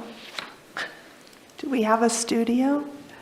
It's It right there says where the man studio. behind the green curtain looks and says, thumbs up, ready to go. Oh, that's what we call We do our have a full studio? soundboard back Okay. there and monitors and stuff like that to make it happen. Behind the door, in the mirrored window door. Okay, thank you. All right, any further questions? All right, next. LB 6315, Beacon Hill Park Development. Oh, sorry, Victoria, go ahead. So. If I don't acknowledge you, please go ahead. I'm trying to pay attention. Oh, okay, all right. So this is something that's currently allocated, money is allocated in the budget? Yes, so what you- Reflected in the pink budget that we're, the new, yes? Kinda, sorta. Kinda, sorta. What you're seeing in this project is actually money that's been contributed from several different areas, whether it's lodging tax, bikeway fund, lands, and general fund policy legislation into this project. And so this happened in previous years, and so it's just holding a balance of $576,000-ish for when we do a potential have a Beacon Hill Park. Can those monies that are currently there be put anywhere else? What I'm going for is this something that we could put off for a while so that we don't have to worry about the contingency as much? I mean, I know we've been talking about putting a park there, but you know, that might be something that we don't need to think about within the budget right now. But maybe it's not possible to reallocate those funds anywhere else. So yes, it's a good question, and you'll see this throughout the rest of these pages too. We have call-outs here as to where the funding came from. Yes. And so some of those fundings are more restrictive than others. Yeah. And so I would have to send those funds particularly back to their respective areas, and they couldn't be just utilized for anything. So specifically for this one, that's going to be your lodging tax and your bikeways fund. I also think to note that these funds would be one-time funds, so I don't think you want to match apples and apples. And so if you were wanting to utilize these funds, the good thing would be I want to utilize these funds for another capital project, not for operations or to help contingency to help with the operations of the program. Okay, all right. Well, I kind of do have a question about this one then, so I don't know if we could flag this one to talk about a little bit more. Maybe we could look at putting those funds somewhere else. Is that the time to do that right now? So we do have on the future council meeting agenda, we have Beacon Hill as a future discussion item. So Okay, great. it's there. Thank you. Yeah, so that you could dive deep into that one during that workshop. Any further questions in regards to this one? Nope. Okay, next. If you guys feel that I'm pressuring you to go too fast, just let me know. I'm just trying to be efficient here. LB 6318, parking lot art. Any questions about parking lot art fund? All right, go ahead. LB 6343, parkland acquisition. Rick. JC, at this point, we have an applicant proceeding with development of that property, is that correct? And it's just not showing up in here because it's still on the drawing board? And maybe that's a Brad question. Yes, you were referring to the Allenwood property, Yes. Yeah. Yeah, so there's a development agreement that's been drafted. The developer, has secured the majority of the funding. I think like 98% of the funding. But they're still in the entitlement process to do all the engineering and things like that. And then there will be the development agreement brought to the council to kind of show you the status. But Okay. yeah, we're still in process. Thank you. That answers my question. Thank you. Sure.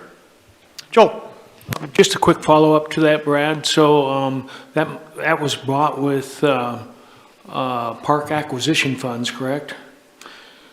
Yes, there was park SDCs, yes. And so it goes back in. Does it have to be then used as part of the SDCs for acquisition of land in another part of the city, or can it go into development? That's a good question. We don't have to It has answer it to be- tonight. You don't have yes, to answer it tonight. Yeah, SDCs, but can it alternate between acquisition or development? Capital is- investment, yeah. Right. Yeah, I'd have to look into that. Okay, thank you. Rob? So when it says, in order to provide an overall park standard of 9.9 acres per 1,000 residents to meet recreation needs, how tightly are we attempting to adhere to that standard? I mean, that's probably in the park's master plan, would that be correct? Yes, it is coming from both the National Parks and Recreation Association, kind of a national standard, but also our own comprehensive plan, yeah. Okay. So I'm going to imagine that it doesn't seem as though we're going to be pushing forward with this, funding this anytime soon, but on the 9.9 acres per 1,000 residents, I'm going to assume that does not include the parks that actually abut the city, such as Schroeder or Tom Pierce or Cathedral Hills, because if we included those, I mean, we're way above the 9.9 acres. So again, it doesn't appear as if we're pushing forward right now with, but I'm just wondering how are we locked into trying to attain that standard of acreage per 1,000? Because I believe we've already exceeded it by a lot if we look at the abutting parks I just mentioned. We are not locked in, if that's your question. There is not an ORS or any firm state or federal standard that mandates that, no. Okay. Thank you. Any further questions? All right, go ahead, next. LB 6344, Business Innovation Hub.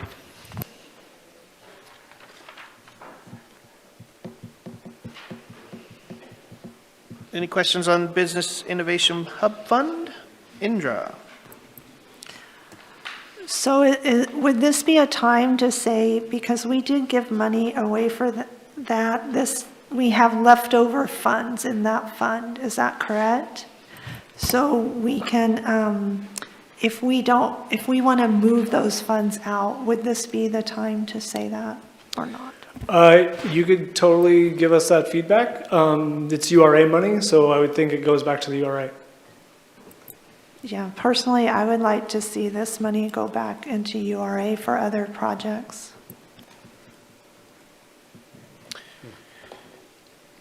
So that might be a topic to bring up in an agenda setting atmosphere in regards to putting it on a workshop for discussion? Or you could make a recommendation now and get a couple people behind you. Your choice. Well, I would propose moving this money out to another URA project. So we have a counselor that's put a suggestion to take this fund and start discussion on relocating it back to the URA fund. And that's because we've already given money away for an innovation hub. And to clarify that, it would just go back to the URA fund itself. We don't technically appropriate anymore to specific items in advance. We just have it for council flexibility in one pot. Thank you, yes. Yeah, just going to further clarify, we may do a swap to stay URA to URA if there's already an LB project that hasn't received the full URA funding, and send it from this LB project to the another LB project that's already there that is already going to get some allocation of URA dollars. Any further That's fine. questions or discussion on that? Rick? So I just wanted further clarification. The incubator has already been awarded the money. Yeah, so part of the funding is in that estimated fiscal year 26, or part of the expense rather, of that 80,000, that's where that 65.5 comes in. And so we would just leave the remainder of the full award of the $80,000 still within the project and then move the remainder. So what, if we move forward with Indra's recommendation, what impact would it be upon current projects and proposed projects About 100 grand. of those already in application? All right, so you'll see them as they're coming up. There's some URA money potentially going to like the pool or the OWL projects that we could move those dollars to those, just do a swap out. And I'm not concerned about that. When I'm concerned, does this take money away from people that already have applications in? So this No. only accounts for the award that you've given. Yeah, we just had one. We've had this LB project for a number of years. We did have someone come forward to request a grant. Council did award the grant. There are no other individuals that we are aware of that are online to apply for any additional dollars for an incubator program. Okay, thank you. Any further questions or discussion? So you have one counselor that has, Rob? You want me Yeah, to restate it first? Or you I would support swapping that out or transferring that to other URA projects. I mean, it's in its inception, I mean, this was originally, I think, created for, you know, actual job training, welding, mechanics, things of that nature, collaborative efforts with RCC for workforce training, but that doesn't seem to be where it's so far headed, at least with the first 80,000. So it's been there for so long, and we've never really gotten any of the, we'll say, some of the training in the trades and other things that this, I think, was originally intended for. So as a result, I would definitely support moving it out of here and putting it somewhere else where we might be actually make it more productive. Okay, so you have two counselors advocating to take this funding and push it back to the URA. Anybody else have any questions or comments in regards to that? Counselors, how do you feel about transitioning this money back to the URA? Thumbs up or thumbs down? I got 1, 2, 3, 4, 5 thumbs up. And a couple people and a thumbs down, and so it looks like majority of the council says, can you please take this and move it back to the URA? Yep. Okay, thank you. Next. LB 6348, Reinhardt Park Pedestrian Bridge Rehabilitation. Rick. JC, I'm not sure it's a question for you or for Brad. It was my impression last year for the fiscal year, we approved the money for upgrade on the bridge and so forth, and I thought the project would have been completed by the end of the fiscal year, and yet I'm seeing additional $116,000 for 2027. Yeah, this is actually more of a public works oriented project because of the sewer main that's mounted underneath the bridge, so I'll let Jason kind of. I was going to let Brad take it.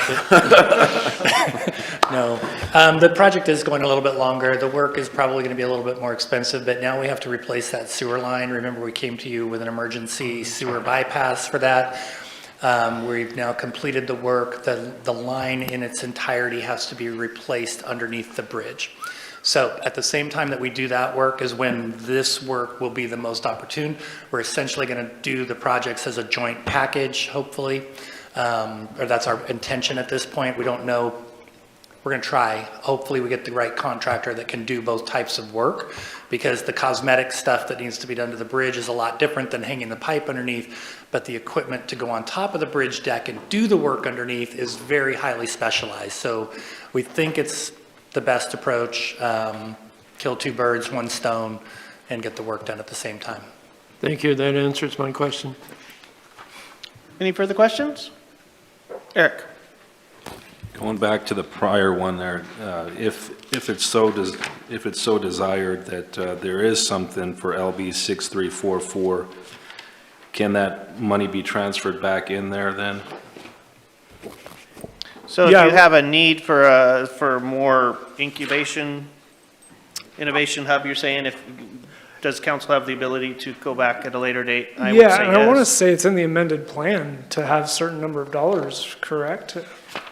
In that kind of area? Yeah, the adopted URA plan does target a certain dollar amount, but again, I mean, that's also under council's purview, so. Thank you. All right. Any further questions about Reinhardt Park pedestrian bridge rehabilitation? Joel? So, Jason, I was just wondering, it has to do with the sewer line, but the funding is multi-funded, including bike money. So the sewer part of the project isn't in the LBs, it's in the SE projects. Okay. This part of the project is just road deck, railings, bridge cosmetics. Okay, So, okay, yeah. thank you. All right, any further questions? All right, go ahead, JC. Oh, LB 6352, Reinhardt Park Sports Complex turf replacement. Any questions? All right, go ahead. LB 6364, Josephine County Child Seat Safety Coalition.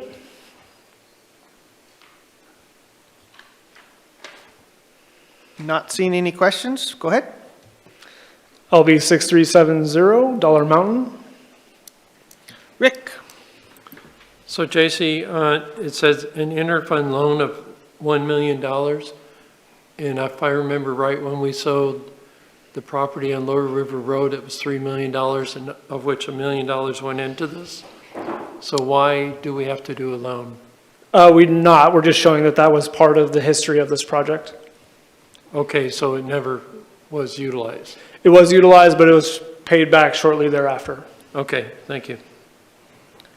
Any further questions? Indra? So it looks like we're using the lodging tax money around 150,000 and then 127. Is this a standard, we think, for maintenance, or this includes building trails, or we're just putting a certain little amount aside every year for whatever it needs? I would say all the above. Yeah. There's you know, there've been discussions with the Bureau of Land Management, who owns the adjacent, 800 plus acres to what the city has. There's been some flagging work done there, and there's also some, even on the city-owned piece, some potential for other trail building. So it is potential for that, but also maintenance. So do we expect this amount to be ongoing forever? Is there an end to the trail building, and this would be maintenance at some point? And what would that maintenance be after the restrooms built and the trails are finished? Yeah, well, certainly there's an end to the trail building, and some of that also depends on the partnerships that we have with, with other nonprofits who may participate, like I mentioned before. We're going to have a much better and more accurate number to be able to project for future budgets once we have a couple of years under our belt, of operating it. This is what we think for the next year or two. Any further questions? All right, moving on. LB 6378, Downtown Alley Activation and Beautification.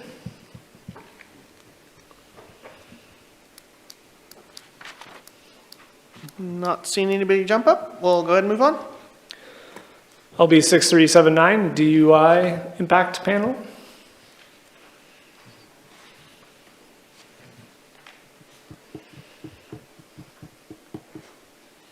Not seeing any other questions. Go ahead. LB 6381, Commercial Infrastructure Incentive.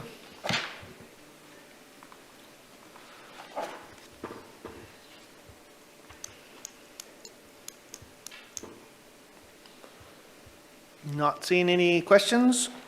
Moving on. LB 6388, surplus property sales. Kathleen. So, JC, which properties are the surplus?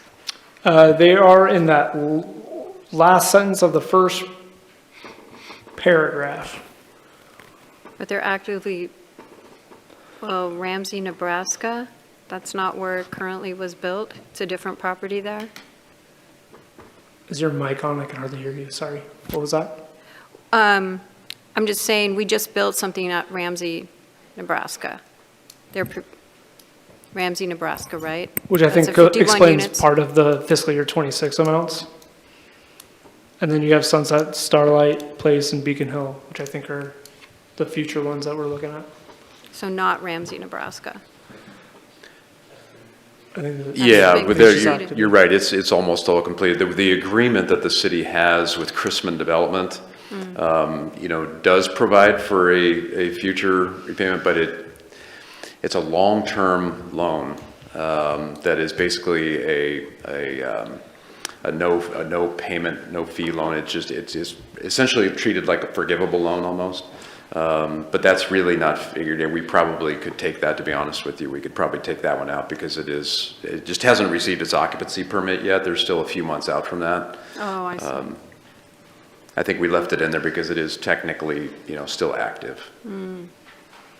Okay, thank you. Any further questions? Rick?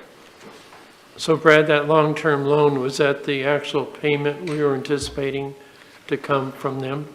We received 50% upfront, and then 50% was this loan piece. Okay, so should that 50% be portrayed in here, or JC, how does that handled? we could, it's so far out, and like you said, it's forgivable, so it's kind of, do you represent it and over-represent it, or do you under-represent it, and when it comes due, potentially would put those in the project when they're actually realized. So did that 50% come in fiscal year 2026? No, the payment came in I believe 25. 25. It might have That even been sounds right. 24. Because they're about a year and a half into this deal. Okay, all right, thank you. Yeah. Any further questions? Indra? This might be a dumb question, but, so the sale of assets, 110,000, then 400, is that for the sale of the properties? What, Yeah, so currently, right now, by resolution, any excess properties are to be, the proceeds from those are to go into this project. and so that's the proceeds, the 110? Yeah, we've sold some small properties here and there. Okay, and the expenditures adopted 700,000, what are the expenditures? And then it drops to 227, 374. What are the expenditures? Those are that's the Affordable SDC program that we have, that this fund. So you've determined that property sales goes to SDC incentives to incentivize housing development. Oh, so we gave 700,000 back Yes, and 227 this year and 374. you've in incentivized 27. housing by that amount that you show as an expenditure. Thank you. Any further questions? Rob? Yeah, where it says the city intends to publish the second RFP for Affordable Housing Fund in the range 350 to 500. So is that actually from this fund, or is that from CET fund? CET is a different LB project coming up later. So this is, yeah, there's two different grants that are used to incentivize housing. Right. And this is, right. And so then they're both in the same ballpark of dollar amount, I guess? Because the Yeah, CET... they are. Similar. CET is about 500,000, I think, or whatever it is up there. Okay, thank you. Last call, questions? All right, thank you. Moving on. LB 6391, blighted building removal or replacement. So what you'll notice here actually is that movement of removing the URA funds. We've never utilized it. It from the onset of the URA, this was one of those where council allocated several dollar amounts to several different projects, and we've never utilized this. So we're just potentially going to transfer this money out to other URA projects. Kathleen? Is there not the possibility to put some fire under some properties that are blighted, that would just sit there and sit there and sit there? Literally fire? We do have another. I mean, some movement. We need to Fire strike as in that from the movement. record, please. There is So we another get some project coming movement. up that does have other blight removal and abatement too. Oh, there's a second fund? That one is very specific to solid waste handling though, because it's funded exclusively from the solid waste agency. Yeah. This one particularly is But this one specific? is particular to the URA too, so it could only handle blight removal in the URA. So is there any kind of way to talk to people that have blighted properties and not doing anything with them? We have codes that we enforce when it comes to the condition that they have their properties. And if they fall outside of that, then we help incentivize them getting back into compliance. Not necessarily using it for something that helps the community. We have urban renewal dollars that help with like this type of project where you have an active participant that wants to change their blighted building to something that's adding community value. And usually you partner with that, 25% urban renewal agency, 75% private investment. Or you have a catalyst project like we have on the North Star project where we are doing a major incentivization project. So those are the two type of. And that's a good example too, because there's a very blighted one on that corner, just next to the Midland project. Yeah. So is that going to cause some movement there? That could all come out in further discussions through the development of our opportunities plan and what may occur there. Okay. Rick, sorry. I looked right at you, Eric, and I said Rick. It's Eric. Sorry. Yeah, thank you.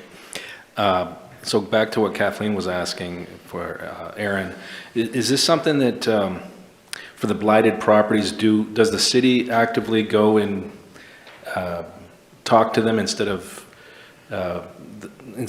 going to incentivize them when something comes up? Is it kind of proactive or kind of reactive, would you say? I would say the latter. As Aaron mentioned, the building codes, when it comes to abating nuisances or abating public risk, are quite restrictive. I mean, you have to have a very, very evident risk to the public in order for us to use that code. So now, if I understand the nature of your question, though, Counselor, is more, can we just sort of, go talk to people and say, hey, this program is here, maybe you didn't know about it, and we have not done that. We could certainly do that. I think it comes down to sort of making a little bit of a judgment call on blight. The state's definition of blight is extremely broad. It can even get to things like perceived disinvestment. But we could just do a sort of a URA-wide mailing that would just simply inform them of the fact that the city has these funds. There is some risk in that as well, though, because there's only so much funds, and to incentivize, a lot of times you need a certain dollar amount to help a property owner decide, okay, I was going to spend $30,000 on my building. You're going to give me 25% of that. If my project is $800,000, it's really not enough to bring me over the edge. Say, okay, yeah, I do want to go for that money. So that's why we've kind of left it up to the property owners to drive this program. If they have a real need, they're already motivated. They've already talked to lenders. Maybe they have their own capital, and they're just looking to the URA just for that extra little bump to kind of push them over. So, but we're certainly open at them. Yeah, and council has made some modifications throughout the years of our urban renewal agency to broaden the use or change the use of how those dollars are done. Say, for instance, there's some vacant buildings with broken windows. We are now going to have a program where they can get their windows fixed to help with the blighted issue, to make it look more ready for lease or rent or purchase. So there's small things that can be done that council has done, but it does really, like Bradley say, sometimes take the spark of the developer or the property owner. Indra? I would just add there's a healthy investment community in the private sector that look for blighted buildings and homes to buy, invest in, and then redevelop and remodel. So I know properties that are in sad shape often get offers for sale. So so that happens in the private sector too, which might be more efficient than the city. Any further questions? All right, next. LB 6392, Owl Lot Plaza.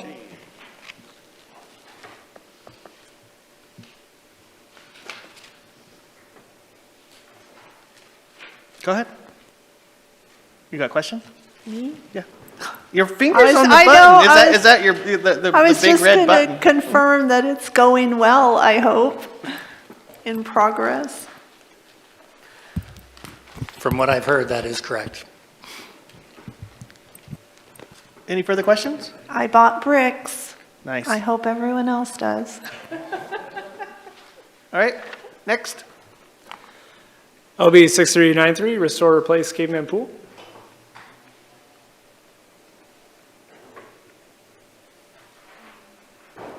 All right, seeing no questions, go ahead.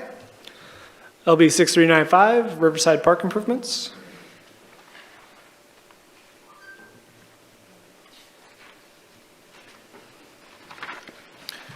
Seeing no questions, go ahead. Oh, sorry, Indra's got a question. So this is on the horizon for the maintenance yard and the driveway, but this is dependent on what happens with the house, right? Like we're waiting for that to see.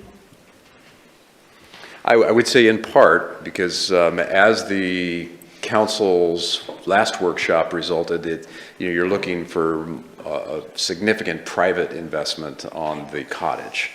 That's the ongoing discussions there. So now there is still some city investment because the way that RFP was put out, the city would contribute certain improvements like the foundation or the roof or other exterior things, but the majority of the costs are expected to come from the private partner.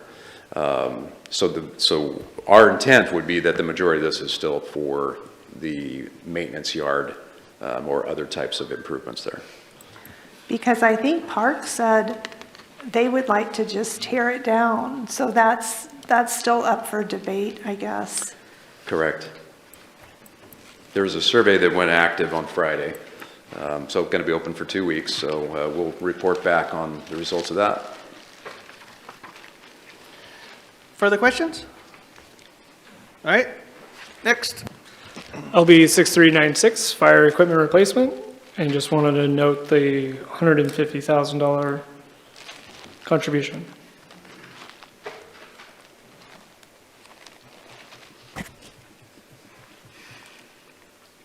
Not seeing any questions? Moving on. LB 6397, Police Equipment and Facilities.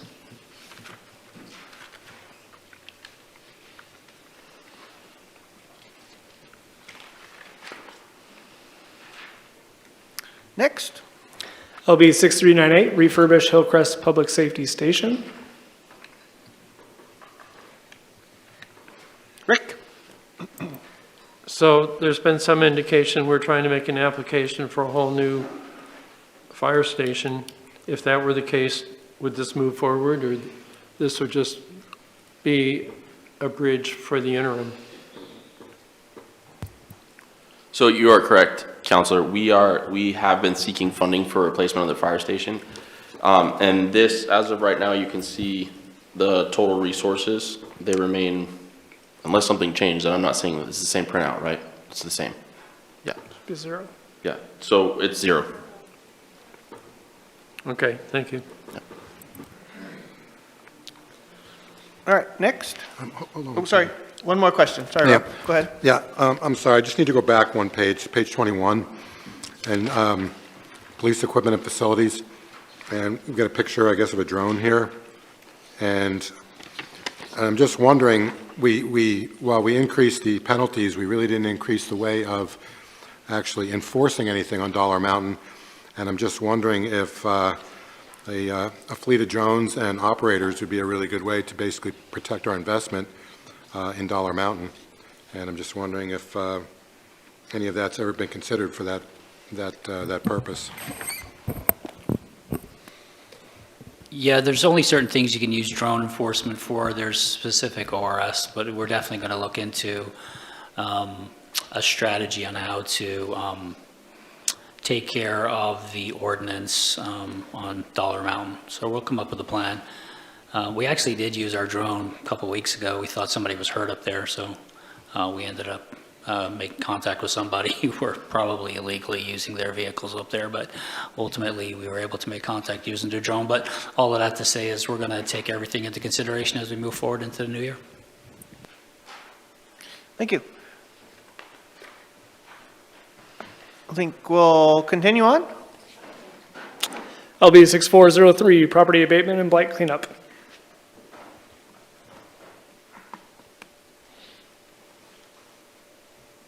Indra? Will the expenditures go down as when this camp closes? Is this camp part of this expenditure for cleanup? So there are some expenses from the camps in this cleanup, but it's also the camps that get cleaned up that aren't sanctioned. It's also private properties that are under judicial orders to be cleaned up.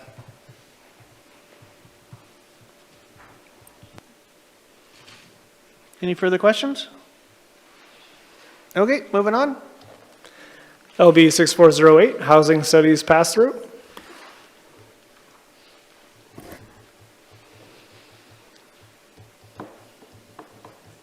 All right, seeing no questions, move on. LB 6417, American Rescue Plan Act.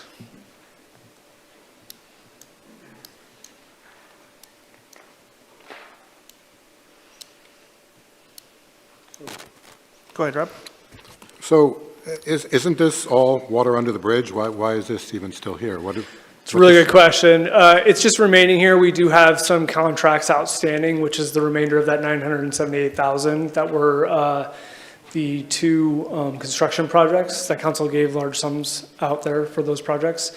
We haven't had the 100% closure of those projects and reimbursement. So there's some dollars there. And I will say there probably will be some money, quote unquote, left over. It's going to be small dollars in the grand scheme of things, but just kind of trying to track all those appropriately. Any further questions? Seeing none, move on. LB 6420, training facility equipment and props. Seeing no questions, moving on. LB 6428, facilities maintenance fire.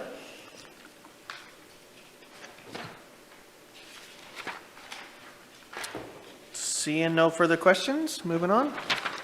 LB 6429, residential construction excise tax program. Indra? So it's affordable housing.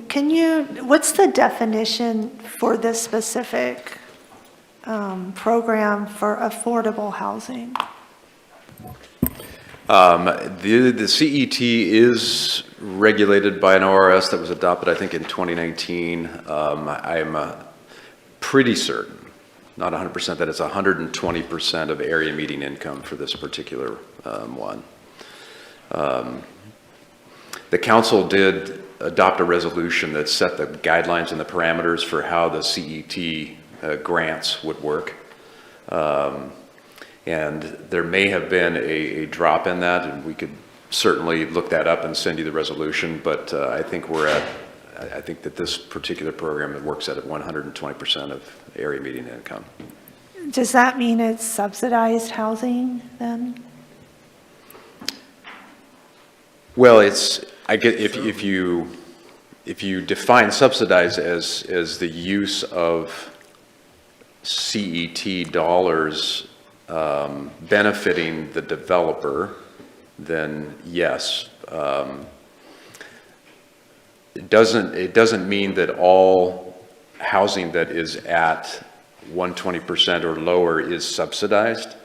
There are some developments that don't receive federal HUD money or other types of state subsidy that still hit the target that would potentially be eligible for this money, but there typically does need to be some way to monitor the income on an annual basis so that we can be sure that the housing that is being built with the money is going to be resided in by people that meet the maximum income.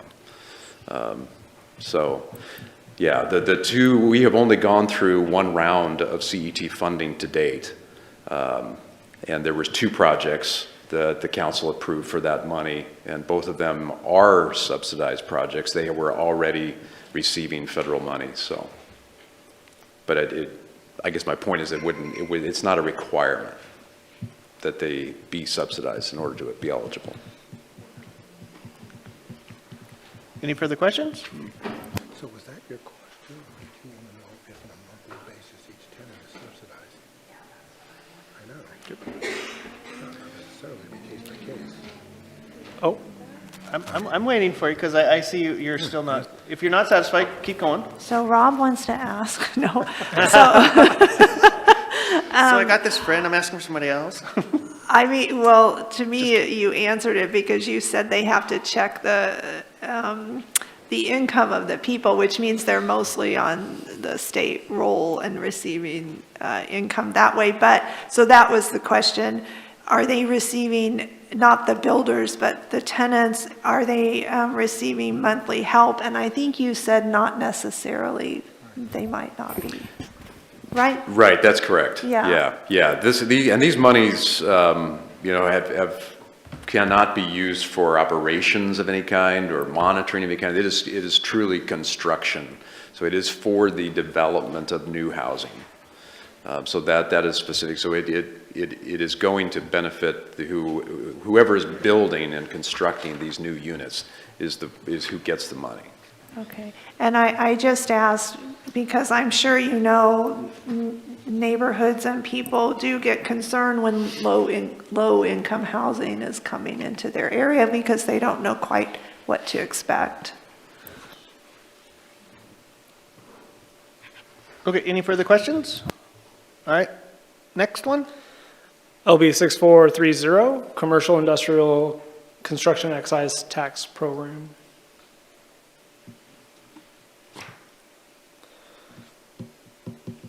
Not seeing any questions. Moving on. LB 6431, Large Parks Play Structure Replacement.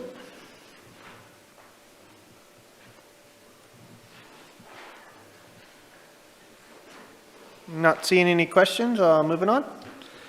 LB 6437, Small Parks Playground Replacements and Development.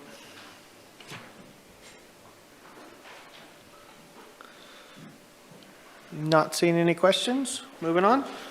LB 6439, Small Park Improvement and Repairs.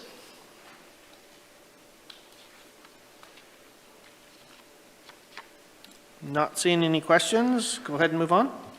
LB 6440, Large Park Improvements and Repairs.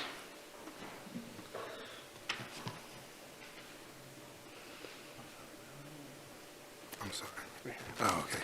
From page 33. I got a question, sorry. You're flying past me. So I'm just on the small park improvement and repairs. It talks about the Gilbert Creek softball field, and I don't go there much in the evening, but I mean, many years ago, there was softball there all the time, and then for many years, there was nothing. Like that field was never used, and I'm just wondering, like, what's the state of what's the scheduling like for that field? I'm not sure why we would be funding potential softball field improvements there, because for many years there's been no softball unless it started up again. It is a good observation, Counselor. There have been some conversations between our rec staff and a couple of the leagues in terms of utilizing this field more. They certainly prefer to go to Reinhardt. I think and part of that preference, I think, is because of the lower quality. And there's that outfield area at Gilbert Creek has really become pretty wet. And so this project would put in some perforated pipes and would help to drain that off, and so that it would be much more predictably a suitable surface for that. We are still, our preference would be to get a more firm commitment from a user group, so that before the city goes in and puts this investment in, we have some commitment there. And I think honestly, until we get that, we probably won't spend that money at the Gilbert Creek facility. But the other piece of that, as you know, is that the city doesn't own this. This is owned by the school district. So there's that policy piece too that maybe would need to be discussed in the future. But yeah, there's a point at which it may be in the fairly near future that we might want to empty this account out if we can't get any commitment, because not only is because in the summer, baseball season, that field is not particularly wet, but it is extremely irregular, bumpy, sprained ankle waiting to happen, and that to me would be probably a pretty big expense. It's a pretty big area to smooth out. So if we can't come up with an actual viable plan for that and a demand, we may want to move those funds elsewhere, but that would depend on whether or not the city actually thinks you can come up with any answers to whether or not someone actually wants to use it. Right now, it's pretty bumpy. Yeah, just make a comment. So this is all small parks, the improvements and repairs, not just that ones. I know it's listing that, but that's just for the potential plan of fiscal year 27. And so I would think you'd want to keep those dollars in there for other maintenance at other small parks. Any further questions? All right, moving on. Oh, you had one more question, sorry. A little slow on the draw. Well, there. Rob went back, the large park I'm looking at. So I'm just curious, so the lodging tax really went up in 2026 to 456, and then it goes down to 200,000. But we didn't use any of it. Was there a reason for that? Was there a project in mind? Yeah, so they only get so much lodging tax per year, and so they're trying to really allocate this to this large park improvement and repairs. And you'll see the very last sentence here, there's the lighting LED upgrades to support courts and fields are a priority due to the changes in state law. So they're trying to put as much money as possible to do that swap out of that project all at once, if I remember right, Brad. Is there a reason it would go way down the next year? It seems like do we try to keep that account around $1 million? Because the large parks probably cost a lot when there's a project to do. And so do we try to keep it around $1 million?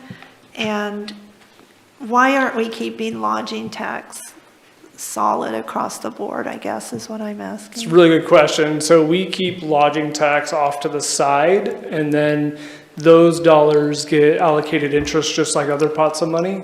And so it behooves parks to keep that money there for as long as possible until they truly allocate it to a project. So the $1 million that you're seeing just in this project is truly to do the one large replacement of the LED lights, not for all large park improvements and repairs.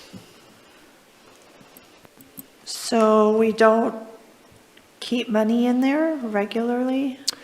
No, it behooves parks to keep it in there before, because then they earn interest on their own money. So that interest earned in the kind of holding spot stays with the lodging tax specifically meant for parks improvements. Okay, so then as they need it for a project, it comes over. That is correct. Thank you. Eric? For the LED upgrades, I know some places I've worked before, they have discount programs and such. My question, I guess, is does the city have that, where they offered that to do the LED discount program? Yes, Upgrade? yes, there is a priority being put on that right now, as you know, and there is a fairly targeted grant fund that is just opening up, I don't know, maybe last week or this week, for this purpose. So that's why you see that particular project this year, and we have already started looking at the application form, and we'll be submitting for that, so. Is that going to affect the bottom, the table down there with the funding?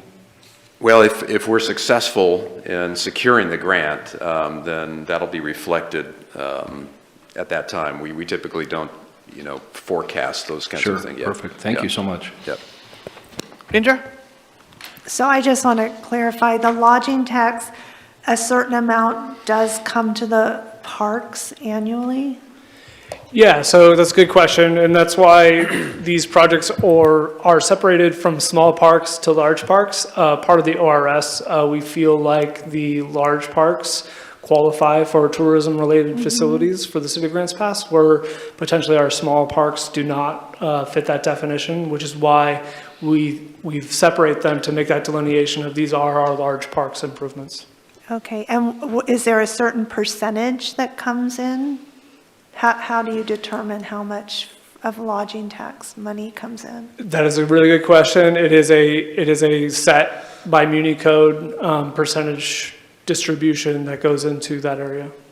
I don't know it off the top of my hand, but I think it's like 12% something of every dollar. Okay. So are you talking about how much goes into parks? Yep, right, what percentage lodging tax? So we basically goes into have a parks? lodging tax of 12%, and it's broken up 3 different ways because we've implemented lodging tax in three different timeframes. 7% parks maintenance, 25% of the 7% goes to parks maintenance, which is a total of the total 12% of 14.58% of the 12% goes to park maintenance. There's also some that goes to land acquisition, tourism-related facilities, and that's 11.67%. So you add that to the 14.5 if you're considering it also going to parks. Oh, I see. Okay, there's the actual number. So there you go. This is page 289 of your budget document as well. And so yes, but this is all by Muni code and the ORS that separated these 7%, 2%, and 3% allocations. Any further questions? All right, moving on.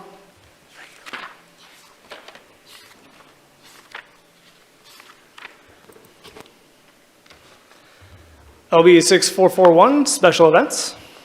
Eric? Is this being taken over by the Main Street program? So is that going to be null and void, or are we going to continue to have it?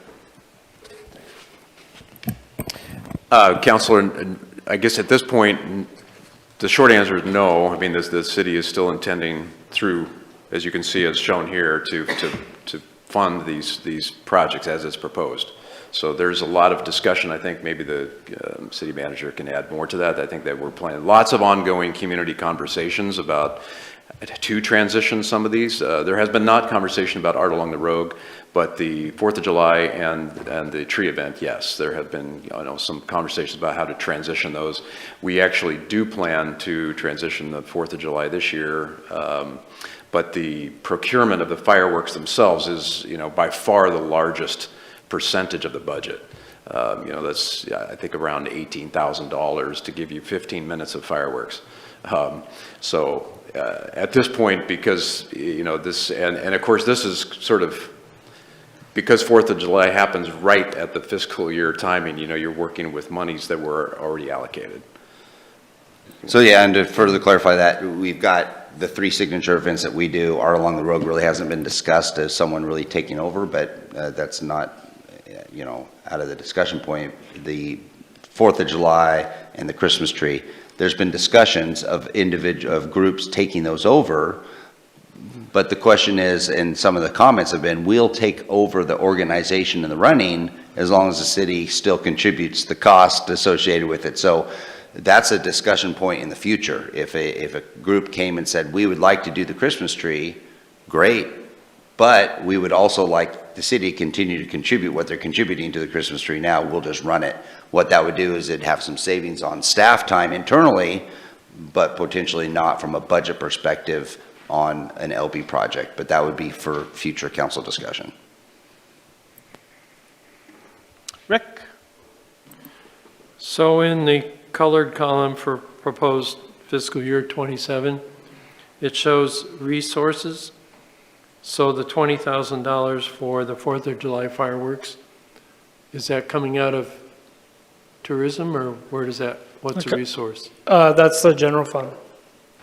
Okay, So you'll notice another $20,000 for GF dash or along the road, that's general fund.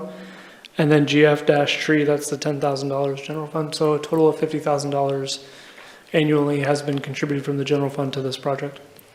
But for instance, on the vendor fees for $18,600, that would be from the vendors themselves? Correct. So we put the revenues back into this project that they get for those events. Okay, and then I appreciate the fact it shows that the resources are larger than the expenditures. They've been doing a very good job as of late. Okay, so that also gives us the opportunity to readjust the allocation of what we're spending. Thank you. Any further questions? Indra? So I think you might have just answered it because the numbers are all over the board. 310 in estimated 26, and then 3,000 in 27. It's quite a difference. And then the 23 to 18, I think you said you're putting more money into it. And then the Art Along the Road, 26, 37, 10, and then up to 6,000 for vendor fees. There's just a lot of large shifts. Yeah, that's a good question. Brad could probably elaborate more. I know some of the details. I think they've done with the revisions to our comprehensive fee schedule. They've done a better job of aligning what to charge vendors and the amount of participation we are getting from the vendor community at those events. And so they're being more realistic at what they think they potentially can get because they have been growing these events. The other is sometimes with like sponsorships and things like that, we'll reduce those sometimes just to not overextend ourselves and make a bigger event than we can actually afford. So we kind of play the game as being respectful of what we have been seeing recently, as well as not extending too far and being conservative with those estimates. Who are they? You said they. Sorry, that's going to be Dana and Brad and his Us, staff. we. You're part of the team, right? That's internal, our internal. Right. Okay, and sponsorships, Holiday Tree, adopted 3,400, estimated 10,000, and proposed for 27, 6,000. So we expect sponsorships to go down a lot? Again, it's I not don't know. overextending the event, Okay. but also being kind of aware of we don't know what Main Street may take over, and so it's kind of a limbo-ish area as well. Okay, thank you. Any further questions? All right, moving on. LB 6443, Customer Service Capital Equipment.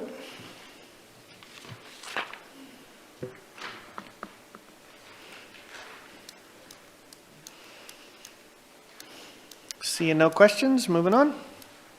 LB 6448, Downtown Redwood Parking Lot Renovation.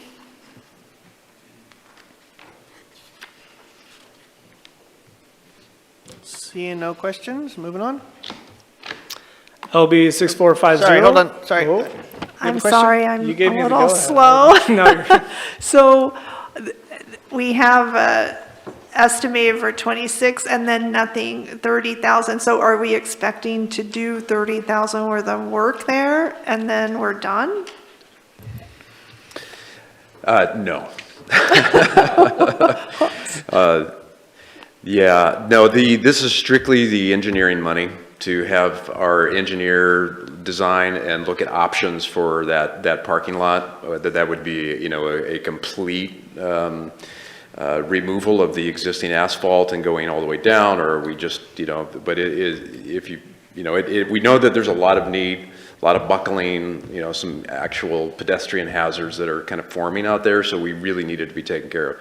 This budget, as you just pointed out, does not have any construction money in it. We would anticipate after the engineering is done, coming back and starting to fund the project. So that, you know, that's something that is fully expected. We do not have a firm number until we have the engineering estimate.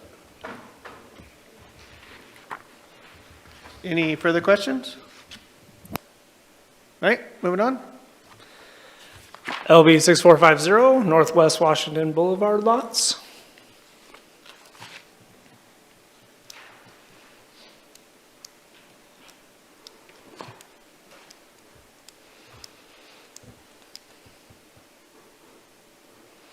Seeing none? No questions? Moving on.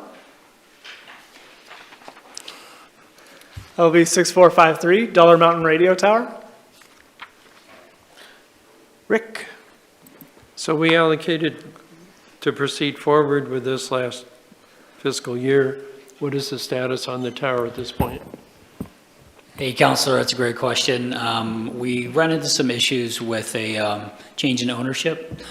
So there's a landlord-tenant agreements in the process. So once they get that squared away, then we expect to move forward with the project. The last thing we wanted to do was to work with a new landlord without going through the appropriate process. But we are expecting to actually hear back in a couple weeks. It's been quite a process of staying engaged with this new group, but we're getting there. And do you have an anticipation date when the new tower may be there with the equipment? I don't, but I don't think it's going to be that difficult of a project, and that is because we already have a tower in place and we already have a shed, an equipment shed up there. So the idea is to piggyback off of equipment and land that's already there. So it would be a matter of adding our equipment to the shed, connecting to the tower, and I probably oversimplified this. It's not my job, but hopefully it doesn't take that long. Thank you. Any further questions? All right, seeing none, moving on. LB 6454, Surveillance Camera System. Indra? So I'm just looking at the picture, which is like the camera out there. So I'm wondering when that camp is this all it's for? And when that camp is gone, we won't be needing this anymore? Hi, Counselor, another great question. No, this is just the picture we used. The idea is to upgrade our surveillance footprint along the city. There are a significant amount of cameras within our park system and around town, and it is time to upgrade.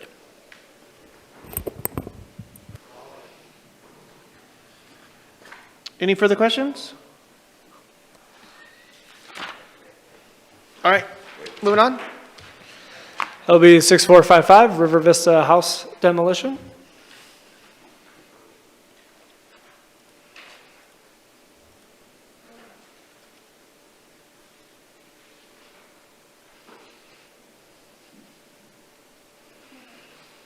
I saw you moving, so I was giving you the bandwidth to go for it. Indra, how can we help you? You're reading my body language. I was trying, I'm trying. So this seems like a low priority. I mean, is nothing in it? Do we use it for storage or anything? It's just sitting there, and what are we thinking with this? No, that's correct. I mean, again, this is part of why we do this every year to, you know, sort of have this prioritization, just conversation. But it historically, you know, people could rent it for weddings and other kinds of events. We have not seen that. It has deteriorated, as JC's earlier slide pointed out, and we think that there are, you know, just some higher and better uses for that location within the park to meet some of the recreational needs. But you know, Can it continue to sit there? Yes. The storage piece is really in the garage, not, in the house itself. The house itself does have some furniture, but this is just we think there's some higher and better uses for that piece of property inside the park. Okay. Do people still use it for weddings or no? We do. We have not seen it leased out for several years. Any further questions? Eric? Doesn't the fire department, the fire department also use it for practicing occasionally? Did I remember something like that from last year? Or is that no? We did not use it for practicing, but however, I think what you're referencing is when I first got here, I was paying rent to live in there for a short time beforehand. So I will say everything he is saying is 100% correct. With seeing the skunks and the mold in the floor that was found and everything, so. Perfect.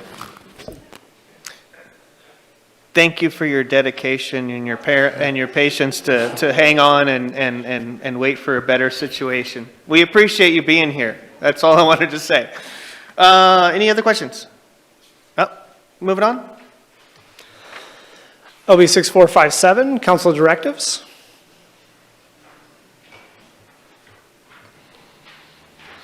Indra. This sounds like just a slush fund, right? No, it's not. These It's are all kinds of miscellaneous stuff. correct. So these are one-time items that council has directed staff that they just want to have done. And so they don't necessarily fit in any other project. So we can track the expenses and the revenues accordingly. I created this project to make sure that we house those correctly and can track those if there ever to be a question. Is there a reason it's so much? You approved a lot.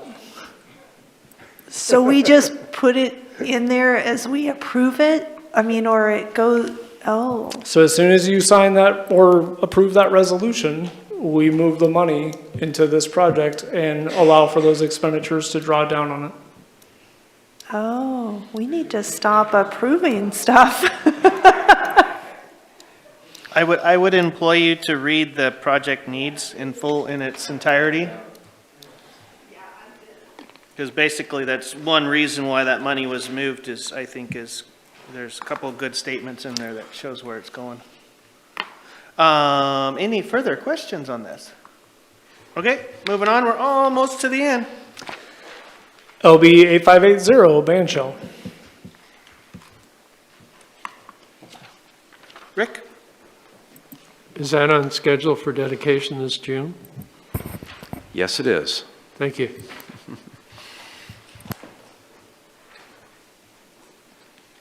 All right, seeing no further questions, moving on. LB 6327, technology life cycle management. We are closing this out, but part of the proposal would be to create that IT equipment replacement fund. So this would just be moved with those funds.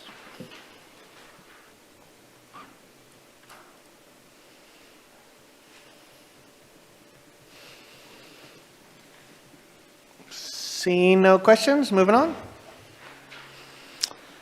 LB 6418, ERP replacement. This is one and the same as well. There's a large dollar amount to replace our software that we utilize at the city, and this will go with the IT equipment replacement funds as well. Indra? So the last one and this one are additional funds to the IT funds that you have here?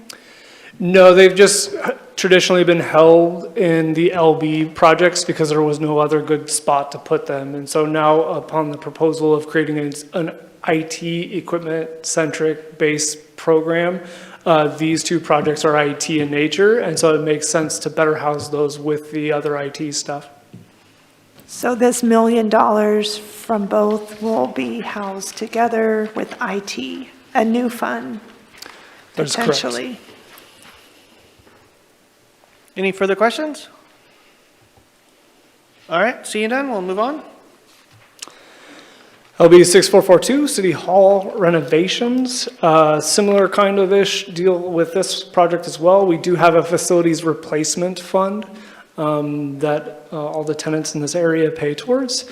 And so we're going to close this fund and move that over to the City Hall centric facilities replacement funds.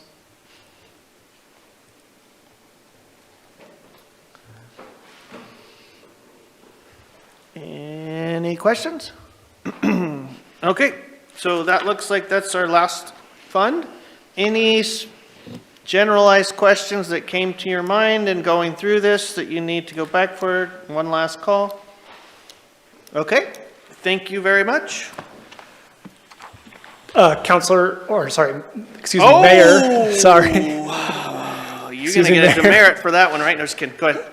You're good. You're good. I don't have anything to throw, so I'm okay. He's not that important. Yeah, exactly. I'm not. That's what my wife keeps telling me. I'm not that important. Just if you would, can we get a general consensus that the proposal that we've brought here today should be what we bring forward to the Budget Committee? So JC's looking for some confirmation that you don't have any major changes to the LB programs and or capital projects, and that they can present as she's been presented to you today. Anybody all in favor of that? Thumbs up or thumbs down? Indra? I know we talked about the IT equipment, $6.6 million. That's what we're looking to build over time. That's a good question. Not over time. That is the total liability if you were to try and replace all of our IT equipment in the city as of today. That's an estimation. But what we're trying to do is get better at holding a good majority of those funds to make sure that we can replace those things as they are required to replace. Now, I will say the large majority of that $6.7 million is going to be our Munis software replacement. We are not contributing even close to enough to potentially replace the entirety of the system, but we are trying to identify that we know we have a giant liability out there and that potential for that replacement may come due. So there's no timeline right now for this? No, we're trying to be respectful. It's a good question again. Normal IT computers are about a 5-year life cycle. We've got some MDTs and other computer equipment that are more police and fire centric that are a little bit more expensive. And again, we try and weigh how long it takes to replace those things and be appropriate with the operational contribution.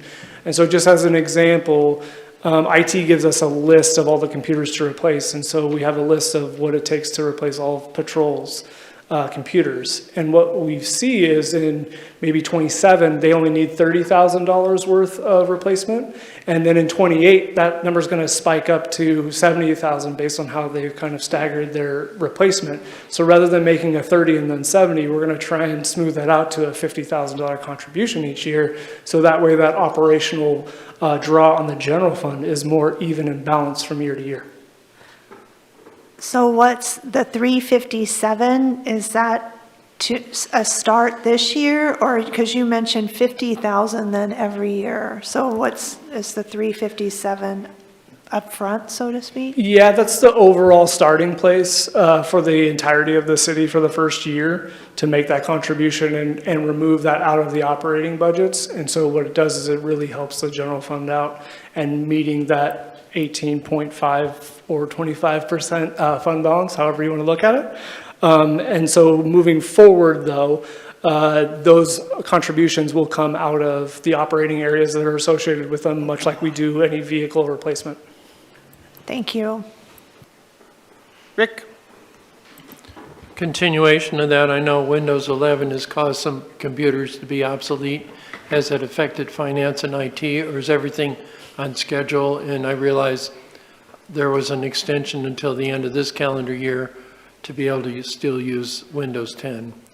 I'm not probably the appropriate person to answer this, and that would be Ken, who's our IT director.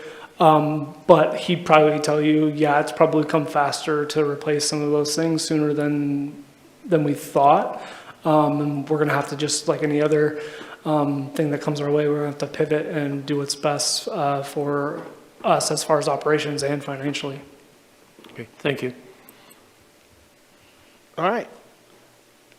So we still had a pretty I unanimous think I got the thumbs up. direction going forward, so thank you. And that takes care of the majority of our workshop. We are hitting 4 PM here, so let's really go fast into agenda review. We have a Tourism Advisory Committee motion. Yeah, I forgot to print that, sorry. It's a simple motion. It's a motion made to approve the addition of a Main Street liaison position to the Tourism Advisory Committee. So you have a Tourism Advisory Committee motion to appoint a liaison from Main Street, representative from Main Street. Are you guys good with that? Any discussion, or just good? That's not the motion at hand? Yeah, I know, you're, stay on topic, mister. Use your mic. Two different committees, my friend. Well, I understand that. I just was wondering, So is your question, is there a what, we need to bring liaison? it forward for a vote to a workshop, I think, that, or to a meeting. You want to push this to a meeting? Yeah, yeah. You have a counselor that is requesting to push this Tourism Advisory Committee motion to the next meeting for discussion? Indra, you good with that? Okay. Just out of respect for the committee. So can we go ahead and move this forward as a business? You're going to change the makeup of your task, of your committee, so you need to do that by resolution. We were going to put it on a resolution at a future business meeting, probably under consent, adding this one membership. If you're wanting to have discussion about that, then you would want to move it to a council action item. Is that your intention? I would say move it to a council action item and make sure it's delivered, and that's what we want to do. Okay, so We disagree with that. your council recommendation is to move it to a council action item in the upcoming Wednesday meeting? Well, at a future meeting. Or a future? Do we have bandwidth this Wednesday? Probably not, huh? Well, we're already specially adding the recommendation with regards to personnel and the budget on Okay, Wednesday. so we'll go with a but- date, with an upcoming meeting that we can pencil in. Is that good with you? Okay, so there is a recommendation by councilor to push this Tourism Advisory Committee motion to an upcoming Wednesday public meeting as a council action item, not this Wednesday, but an upcoming one. Statement, question? Is there a reason we need to discuss this in length? Joel? Joel can answer that. Well, I just want to know what the committee's rationale was, why that, and not the Chamber of Commerce or some other group, and what's the synergy and what are the results? Because there's a lot of community groups that contribute to tourism. Karen, can you verify if they already have chamber representation?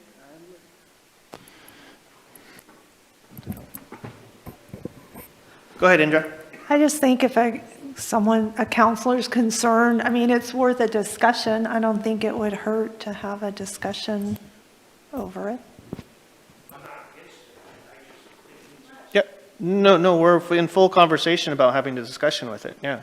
Nobody's poo-pooing his idea, I don't think so. So we're just getting clarification, because if you already have chamber, my question is if Tourism Advisory Board already has chamber representation, then it's kind of a moot point, right? So just simply asking the question, Karen's looking it up.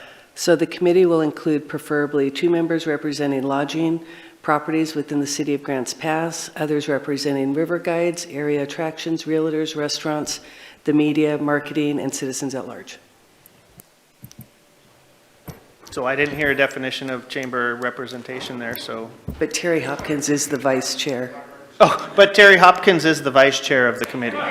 So with that knowledge, Joel, do you want to proceed? I think it's be transparent to the community. Okay, so it's been advised by, or it's been asked by one council member as well as the second council member to have a full discussion in a council action item in an upcoming Wednesday meeting. Please present your thumbs up or thumbs down for your consent or denial. Okay, I got 3-3. Oh, sorry, I didn't see that. So I got 4-3. So I don't think you have majority council to go forward. So then again, that puts it back on the table. You have a motion from the Tourism Advisory Committee to appoint somebody as a liaison from Main Street. So it's still up in the air. If council's desire to appoint that, and if there's no objections, we, again, like I mentioned, would move it forward based on the current council action. We'd move it forward at a future business meeting under consent. If council's okay with that, I'll move forward with that direction. So do you want to move forward with council, put it on a consent agenda? Thumbs up or thumbs down? Okay, it's the same 4-3, so obviously. It will go forward on the consent agenda for an upcoming council public meeting. Okay, thank you very much. Agenda review for upcoming Wednesday night. You guys have had your packet it's been available for 7 days. Hopefully you've digested it. It is pretty big. Is there anybody want anything to be changed or discuss for the upcoming Wednesday meeting in 2 days?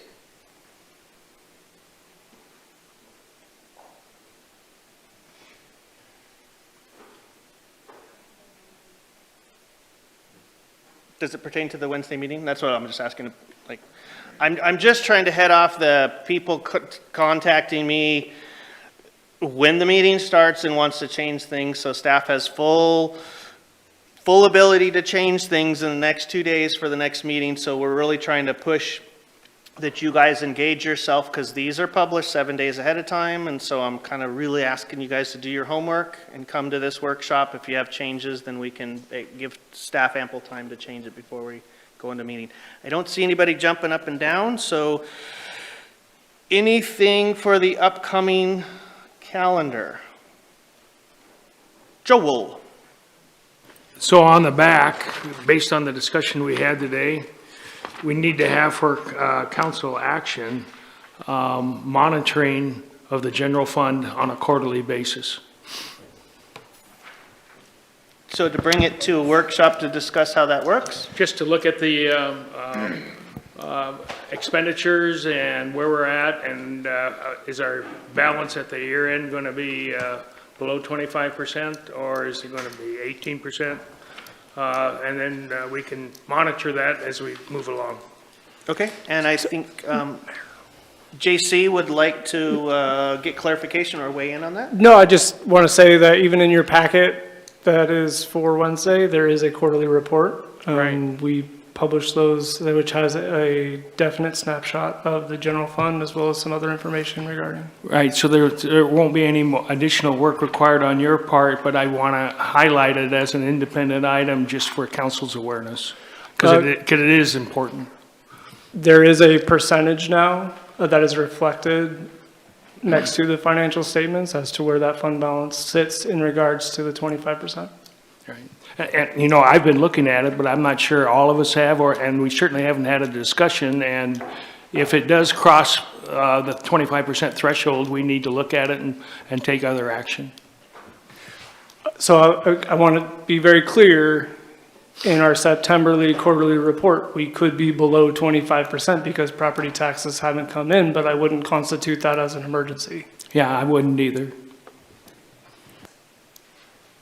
So I'm not sure what I'm being asked to do. So we're asking, it's real simple, JC. I look at my budget on a monthly basis and I say, well, this one's out of budget, this one's not out of budget. We said in reality that we weren't going to go below 25% for the year, not for the quarter.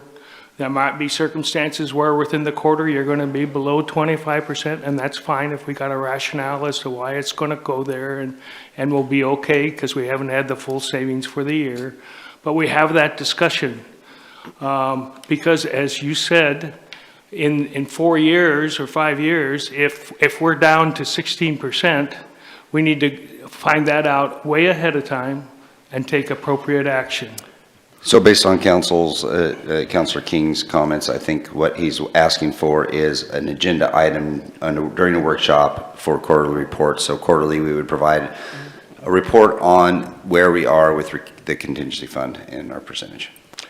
I'd like to further point out on your purple sheet again, if you look at the bottom, there is a percentage that is listed of where we currently sit as of December 31st, 2025 in relationship to the targeted fund balance policy. That's correct. So it shouldn't take long. It won't take any additional work on your part. I wrote it. Good? So I understand what you're asking for. You're asking for me to put this on the back of the agenda so we can actually have a regularly scheduled, hey, we got to set aside 5 minutes to actually have everybody digest this quarterly report, blah, blah, blah. I think I interpret that correctly. I'll work it into agenda setting. Okay? Yeah. So I don't think you have to do anything. He's asking me to basically put it on the agenda so we can work it into, you know, the agenda at the proper time to say, hey, take 5 minutes, you guys look at this, blah, blah, blah, blah. I don't think it's more giving you any more work. No, I just want to remind everybody on the council that it is in the consent agenda, and if you feel like you want to star that at any point, you potentially could do that. Perfect. Or if you want me to bring that in a different manner moving forward, I can always have it be brought as part of the closing of a workshop or in another facet. Okay, thank you for the extra information. So, any other calendar items? Okay, so we do have executive session. Do you wanted something else? Go ahead. Yes, so I have an ask. I've having a little issue, so I've been trying to get financial information from the city, and I'm having trouble doing that. I just asked for bank statements and ledgers to look so I could understand the statements, because as counselors, we have a fiduciary duty to know and oversight legally and ethically.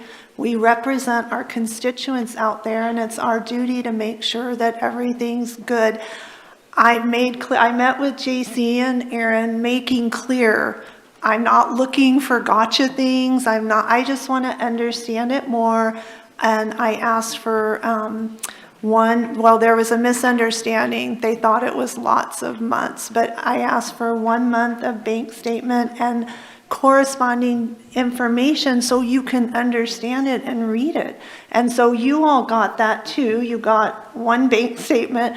You can't read it because there's no information with it. So a check and an amount doesn't tell you anything where that money went to. And so I was requesting for either check copies or ledgers, which a lot of it is just digital information now, a click of the mouse. Sure, some things might have to be redacted, but I don't think it's going to be very time consuming. But they have refused to give that to me, and so based on time, and you can answer for yourself, Aaron, but I don't think it's going to be that time consuming for 1 month for things. So you can see specifically what I asked for, and now I have to come, which I don't think I should have to come get support. I'm an elected official. I represent constituents. But I'm coming to ask for support, so I need 2 other counselors to support me so that they will have direction to give me the information. And I will say I was quite insulted when I was asked to perhaps file a FOIA request and pay money to get the information. So I don't think that's right. And so I would ask for counselors to support me in this request, please. Okay, so I really appreciate you bringing this up, Indra, but I really do not have you're not going to have my support because you're framing this as being a victim, and you were not a victim in this. You brought the request. I helped facilitate a meeting to actually explain exactly to get what you wanted. It was explained. It was never, ever told to you that you couldn't have the information. It was never told to you that it was, or discouraged to have the information. The one thing I brought up in that meeting was that I felt that if you were asking for this financial information, it should be available to all counselors. A memo was then hence put out to all counselors to ask if they would want the same information. JC will explain it a little bit better if he wants to, but he brought it up that the specific items that you were asking for were not going to give you the information you wanted, so we actually tried to facilitate a meeting to get clarity on what you were looking for. I have a problem with you framing this as you were a victim, because you were not. Staff did not discourage you, staff did not give you the information. So I really have a problem with you because you're basically framing it as the staff was completely against your request, which they were not, because I was involved with that. The request is for some financial information. You guys have all received a memo, and that financial information will be provided. But as JC explained, if there was more detailed information than what was already readily available, it would take staff time and his oversight because of the financial aspects of it. And if it was deemed that it would be a lot of time for staff to do it, then it would have to go through an official public records request, which would actually have a fee to it. So basically taking and compensating for their time to actually go through, pull up the information and redact it as such. So with that being said, Aaron had something to say as well. Well, thank you, Mayor. I was just going to talk about the characterization a little bit. But yes, there's two ways that the counselor can get this information, and like the mayor mentioned, we could do it through a public records request, or we could do it through council requesting the information, because it is going to take time for us to gather the information that is ultimately going to want to be requested, and us handling that. Because of the amount of time, I think the counselor has determined that she'd like to see if all of council would like to have this information, and we'd be more than happy to give you that information. Now, JC and I have talked about this. He has a general idea of what it would take and what type of information that is being requested. So I'm going to turn it over to him so you can get a better picture of what type of information is requested and the process that we need to go through in order to make sure to get you that information. Thank you, Aaron. So in doing some rough estimates and calculations, I estimate before a legal and or a further financial review for 1 month, all these numbers are for 1 month, I'm looking at between 45 and 50 hours of staff time. So you're looking at copies of 550 AP checks for 1 month, approximately 750 copies of payroll checks for 1 month, 300 to 500 P-card transactions. P-cards are credit cards at the city. You have about 600 deposits, and within those 600 deposits, you have 14,000 individual customer information that I would need to go through and make sure redact and or hide any personal information as part of our legal obligation for liability. We also have some deposits out there for police, planning, building, parks, et cetera, and et cetera. So there's a large volume of work here. I know it seems as easy as just downloading it and it's a PDF, but I got to go through each individual thing and remove the information. We did some tests, and in part of the PDF process of how it kicks out of the system, it actually creates a box that overly redacts it. So what I have to do then is print out some of this information and then hand redact it and then scan it back in. So just like Aaron said, we are more than happy to do this work. I just know it's going to take a lot of work to complete the requests. JC, can you talk a little bit about what our auditor's responsibilities are when it comes to the budget and our numbers? So yeah, the auditors are responsible for testing these exact same things. So they go through, they test our general ledger, our checks, our invoices, P cards. They go through and they have a team of 5 to 6 people that come here, and they are here 3 weeks out of the year to do an annual audit. That annual audit is part of our annual requirement per state ORS.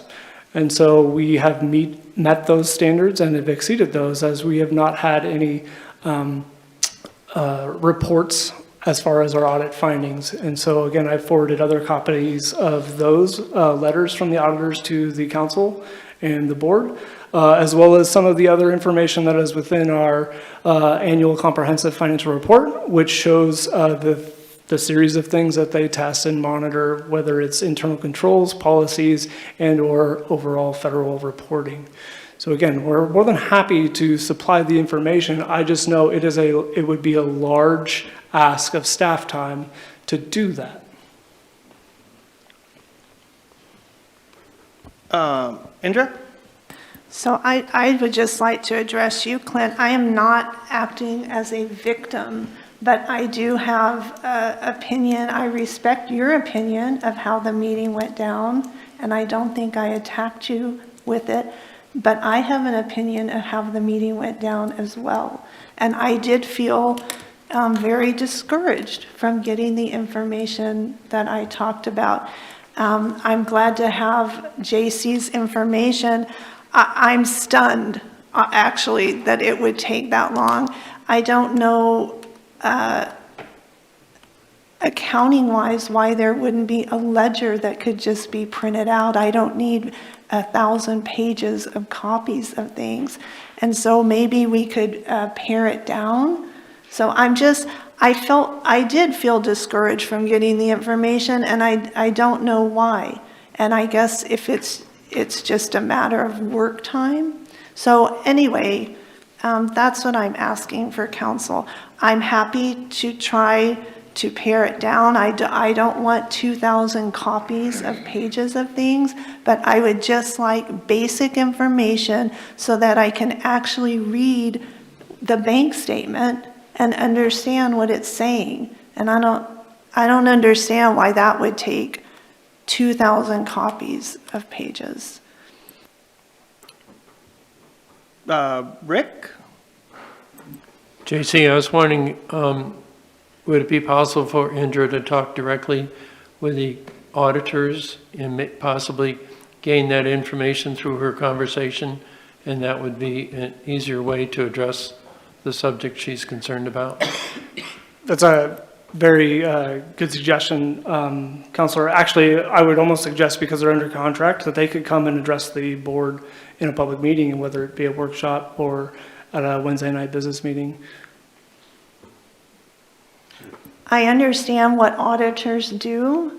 I'm not looking for a full year's audit of information, and that I'm just looking for a month of information of where do our checks go, what comes in, just basic, 1 month. So I got a question. Please correct me if I say something wrong, I don't use the right terminology, but obviously you do reporting throughout the year for the city. The information that's provided in, I'm going to say, is it quarterly reports? What type of information is readily available and published to the city council? So yeah, in general terms. Yeah, in general terms, your budget to actuals, where the expenditures are coming out, where the revenues are going in, are within the quarterly reports. We try and highlight certain areas, whether it's gas tax or lodging tax or water utility billings and receipts in their respective areas. So again, I think we're more than happy to give whatever information. I just don't know what the information I'm trying to be asked to provide, because the bank statement in itself is complicated because it touches 100% of the city's operations. And so it touches all of those. So one deposit may not match one actual transaction in the system as you may see it in data. And so I think it's a little bit more complicated than just sharing data. And I think that the overall request will continue to add to the request and add to the request to prove those amounts. Any further, Andrea? Yes, I would just like to start somewhere, and I don't think that, I don't know if other counselors even want that information, so I don't think it's like you have to print that out for everybody unless somebody else requests it too, so. We've always practiced to where if one counselor gets a piece of information, that all of the council gets that same information. Okay. So I think what might help the discussion too, Indra, is, which you actually tried to fully explain in this previous meeting that we had, what is the intention of what you're trying to get? What questions you're trying to answer? I mean, if you can maybe, because I see a little bit of dumbfounded look on everybody's faces when I'm looking across the aisle to. Well, I want an overview. Just trying to help the conversation. I mean, I don't know that I have to say what exactly I'm looking to get. Like, I'm just looking for an overview. I'm not looking like to get something or looking at something specific. And specifically, I asked for a list of the accounts. I mean, this should be simple. I didn't even get a list of the accounts. He said there were, I don't know, 15, 7, just a list and what each account is for and the signatories of each account. I don't think that takes a lot of time. I can't get that. I asked for just a general ledger or monthly financial report or a check register, something that allows me to see where they're actually going, what they're to. And then the ACH detail, more details on the ACH. And maybe that's the most time consuming, I don't know. And I don't know your accounting program, but I've worked with accounting programs and it's easy to have reports that give that information digitally. And I get that there may be some redaction, but that's why I'm just confused about why that would take so long. But if we could start somewhere, I think that would be great. I don't think we have to go on and on. I would just like to know if I have council's support. Thank you. So Indra has posed a question to the rest of the council if there is any interest. I'm interpreting, please correct me if I misstate it, Indra. She's looking for support because she's looking to get some financial information on the city's operations, as she's just explained. So she's asking the rest of the council if they have the same interest. I need 2 other counselors, correct, to move forward? Well, we've already put the request out to all of the counselors. This is already, should have been able to been digested by counselors already because it's already been out with a memo and emails. So any further discussion? Joel, Rob, Joel first. So Andrea, what I heard you say was you want a list of accounts, like in a small business where you have a list of accounts report and you report it in QuickBooks. And then the other thing is you wanted some kind of summary report of expenses and who got what money and then income, what money came from what source, which is also one report in QuickBooks. I don't know with the city because it's a little more complex than a small business, how that's going to be, well, my first thought is how that's going to be useful because it's going to be hard to look at it.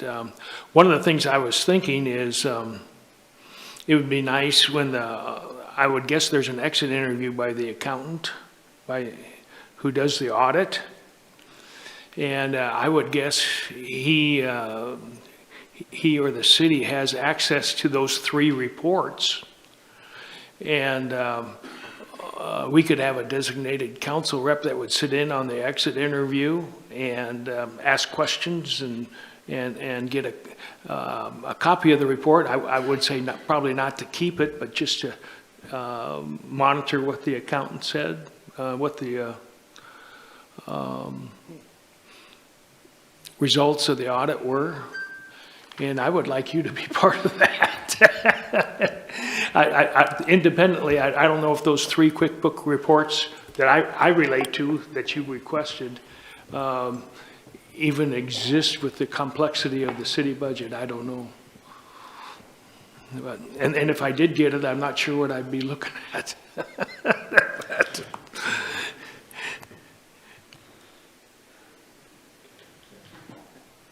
So I do want to bring up something. On March 4th, I did send an email that has the listing of all the accounts that the city holds to the entirety of mayor and council. I also resent the letter of those charged with governance, which is the letter that summarized the findings from the auditor. Okay, so you got, so basically I would be looking for, if you guys want to pursue this conversation and have the same feeling of this request with Indra. Because she's looking for backup to, she wants this information. We've kind of parsed out already, trying to figure out what kind of information specifically we're looking at. We've heard from staff that it does take time to do this. There's a lot of hours in reference to it. There's also been stated that a lot of information can be parsed out of the quarterly reports. Indra's request is pretty specific as she's asked for it, so I would just look across council, and 1 second, Indra. I would be asking for council to see who else would had the same interest as Indra in this, and you wanted more discussion, Indra? And I apologize, I'm gonna actually have to bail. I'm gonna hand it over to Rob because I've got an engagement I gotta get going for. I was just, I don't want staff to spend 40 hours on this. That is not my intention, but I think some of these things I'm asking for are not that time consuming. And yes, you can get financial statements, but you're not seeing where checks are written to. You're not getting a full picture or where ACH things are going. And so I'm looking for a little more detailed than what a financial statement could get. But certainly I'm willing to work with JC. I mean, to not go 40 hours, I don't understand how it's that much, but maybe it is. So that's all. So the comment that I was going to make, I certainly have a hard time imagining, like all of us probably do, that it would be 40 hours of staff time for what appears to be, when Indra talks about it, a relatively small amount of work. So, I certainly support some amount of time for Indra and JC to be able to work this out. I don't support a 40-hour effort without Indra having really specific concepts of what she's looking for. So I again, would be willing to support her and JC sitting down, and JC maybe getting a better idea and maybe putting in, an hour's worth of time and seeing if that's realistic as far as being able to get, because it sounds like, quite frankly, what she's looking for is fairly simple. So to me, I'd be willing to support, her sitting down with JC for an hour and seeing if that was going to be enough for her. And that's what I'd be willing to support, is about an hour's worth of time from our finance department to try to explain to her or demonstrate to her what she needs to see. So if, I guess at this point, and Rick, did you want to say something? Yeah. Again, as I stated before, I'd be supportive of Indra talking with the accountants and doing an initial conversation there and see if they can satisfy a lot of her questions before it goes to a next step if necessary. I'd just like to add, the data to pull out is relatively easy, and it was less than an hour. All of the supporting documentation to prove the data is what's going to take the time, because a dollar amount is not necessarily proving potentially where it's coming from or the purpose.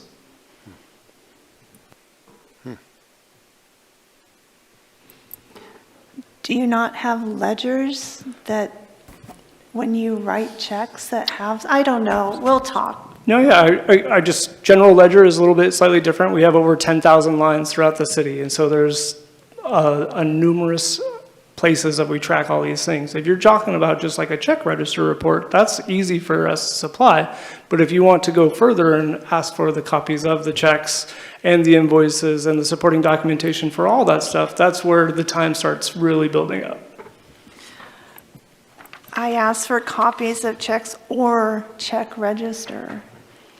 It So- was unclear because part of your recommendation does say other supporting data. So what is the clarification of supporting data? It was where I was a little unsure. Okay, well, 'Cause I it could be can a lot of talk to things. you because copies of checks are the same as, I mean, it's easier to look at check register than copies of checks. So I'm happy to talk with you. That's why I didn't understand how that would take so long. The So- check register won't say what fund the check is written out of. Okay, So that's where it kind of spirals into how far do we need to go to support what that Right. check is for, which again, it starts adding up in time to explain those kinds of things. so as we talked about at the meeting, if we could just start with the simple stuff, and as I had questions, I could come to you and ask them, and I probably don't need all that super detailed stuff. So why don't we conclude this with, if this is okay with Aaron and JC, that Indra will meet with JC one more time and see what meeting of the minds they can come up with and see if that satisfies what she's looking for. Is that reasonable, Indra? That you'll meet with her meet with JC one more time and, does that sound right? Okay. Sounds great, Counselor. Thank you. Okay. Okay. So where are we in this meeting? We are now moving, good question, it's almost fine. We are now to, moving forward to executive session. Right. Unless, what? Okay. Unless you want to push it to Wednesday. I would prefer to push this to Wednesday, but I'll stay if the majority of the council wants to stay now. What's the time, do you think? For the there's two executive sessions. Right, so it might be extensive. The first one could be. Mine and the second one's pretty quick. Yeah. Oh, maybe we just want to do one then now, and the other. We could do my quick one really quick. And Okay. maybe kick yours to Wednesday, I don't know. I mean, What does council want to do? Quick, the shorter one today? Thumbs up for anyone? Okay. shorter okay, one all today. right, we'll get on it. Something I got to read to move into executive session. Yes. We just need a few minutes to shut everything down. Oh, okay. We don't need to read it in admonishment that we're going to executive session? Okay, we do. Of course we That's do. what I thought. I know, oh, here it is. Is this it? Nope, that's script for land use. Land use. Oh, here it is. Need to just find the one.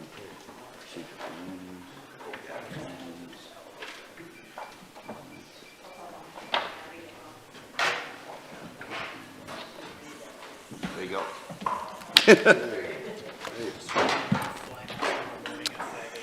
The council will now meet in executive session for the purpose of discussing those subjects previously noted for this executive session. This executive session is held pursuant to ORS 192.660, and more specifically under the subsections of that statute which have been publicly noticed for this meeting. Representatives of the news media and designated staff shall be allowed to attend the executive session. All other members of the audience are asked to leave the room. Representatives of the news media are specifically directed not to report on any of the deliberations during the executive session, except to state the general subject of the session as previously announced. No decision may be made in executive session. At the end of the executive session, we will return to open session and welcome the audience back in the room.